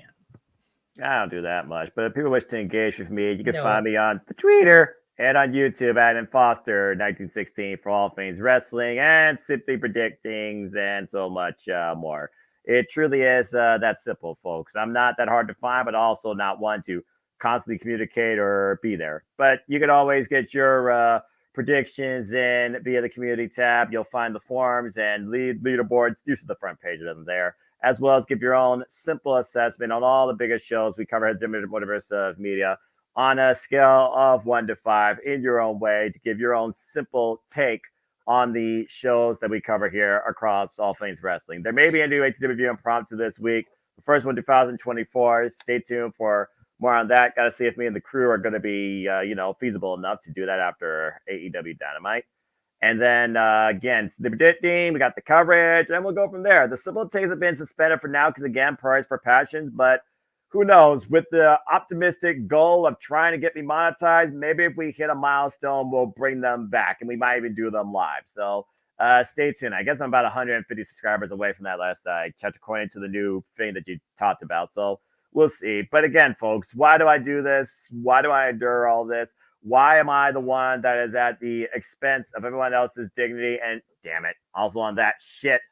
And why am I also the one at the expense of all this makeshift, doggone music nonsense? Why am I the one that has to endure the House of Torture, ruining the sacredness of the Never Openweight Championship with evil and his cronies worse than a sea-level Adam's family, where I'd rather see the Impact Wrestling menagerie do stuff in New Japan Pro Wrestling, and now he has claim to the championship? Damn it, you are ruining what New Japan Pro Wrestling was founded upon, which was fucking fighting spirit. And why is it you do all this? Because you're what? Oh yeah, why I freaking do all this and give myself a conniption? Because I am but a simple man. That was for Arlene's super chat, by the way. but also a lifelong fan of professional wrestling. Damn it! And again, if you haven't figured it out by now, I no longer digress going forward as JJ made it official and he's to the point. I am what I am. I truly am what I am. But I also encourage you to be what you truly are. Which at the end of the day, what are we all but fans with opinions with passion we all share? So at the end of the day, folks, support one another, respect each other, protect your mentality too, treasure your families, and just enjoy life and enjoy professional wrestling. It is truly as simple as that, and this has been a hell of a night. Let's get some sleep. Seriously. Let's support Chase U. I won't go that far yet. Oh, Chase U alumni. Your NXT is better than what it used to be, but I still refuse to enroll in Chase University. Is the shit you unbox on my stream? It is. Oh, cool. Just like JJ still refuses to believe in Joe Hendry, but one day he will believe. Yeah, the day he believes in Joe Henry, I think that's the day that you and I would maybe watch it, continue to watch NXT. Well, you continue. I still don't watch it, but I keep up with highlights because it's still not my NXT, but it's better than what it used to be. But the day I watch WWE weekly and the day JJ believes in Joe Hendry, that's when hell truly freezes over. I was gonna say, have we ever seen Noah's ceiling before? I saw it for like a second. It was pretty interesting. It's a ceiling fan and a white wall. I will say this: the expression on Joe Hendry's face looks like he had some of Walter's product. That's right. I mean, he might. I think in fact, wouldn't surprise. That's why the Cheez-Its. He had the munchies. He did. Get Hey, it. man. First off, I don't think it was that. But he always has that food fight show that he does with everybody across TNA Wrestling. So go check that out. Okay, I believe I am in going my to say product. this before Jeff takes us out of here. Okay. Because first he posted who is Josh Alexander, and now he's posting who is Joe Hendry. First off, I am going to say this. Support TNA Wrestling. Watch it. There is another game other than the curly-haired cokehead and the Connecticut idiots. Accurate. And I'm just going to leave it there. Accurate. Yeah, I agree. Okay. I won't play the video I was going to play to say who Joe Hendry is, but that's okay. We'll go ahead and sign off in that case. Yeah, here, hold on. I'll just do it right now because this is more realistic because I'm actually more relevant than this guy. Go do your homework, bro. Yeah. There you go. Yeah, I was gonna play that. I was gonna play the one of Joe singing to YouTube, but it's okay. This episode is Noah will shit on everything. Brought to you by Noah. Between my reactions and your rants, geez. Noah, that's what I call shitting on people. That's right. Yeah, right. Like the roles were as they deserve. By God, as they deserve. Who that is? Since 2017. Yeah, that's sure. right. Damn it. And take note. God damn it. All right, JJ, close this freaking mad party out. And again, Jeff, Price Right, it was an absolute pleasure. High five. High five. Yeah, there you go. Okay. There we go. Who we got? Or, am I supposed to show her? Oh, yeah. I was just going to say, since I saw this in here, make sure you guys tune in next week for our watch-along coverage of the Royal Rumble. I believe we're going to kick that off at 3 o'clock Pacific, 6 Eastern. That is the plan. We're going to try to beat the traffic and be out there by 2 o'clock so we can actually get my ass on the air and do the intro for everybody. But we'll see how traffic fights with me and Travis getting out there. We'll see if our two most treasured pre-show panelists join us again for the beginning of this year's WWE PLE 2024 cycle. I look very forward to engaging their minds and their prediction combat with each other and so much more. And again, good luck to everybody this year in predicting WWE 2024 League. And yes, Walter, I will be hosting in a collab with No DQ once again for what I feel like is the 5th year now since I've joined y'all on No DQ. Right. So, for everybody that's been on the show tonight. I'm not going to list them off individually. Special thank you, though, to Jeff for carrying through The Price is Right, and especially the tail end of this show. This guy for sure. Special shout out to Noah for all his hard work in the PowerPoint for Price is Right. Absolutely. For the rest of the panel, for all of you guys in the chat room, and especially to those of you who super chatted. Yes. Thank you all for tuning in this evening. I am the Renegade of Wrestling, JJ Williams, and we will see you guys next week. Have a good night, folks. Except Bye, you. everybody. You have a bad night. You know who you are. Asshole. Yeah. Jinder Mahal.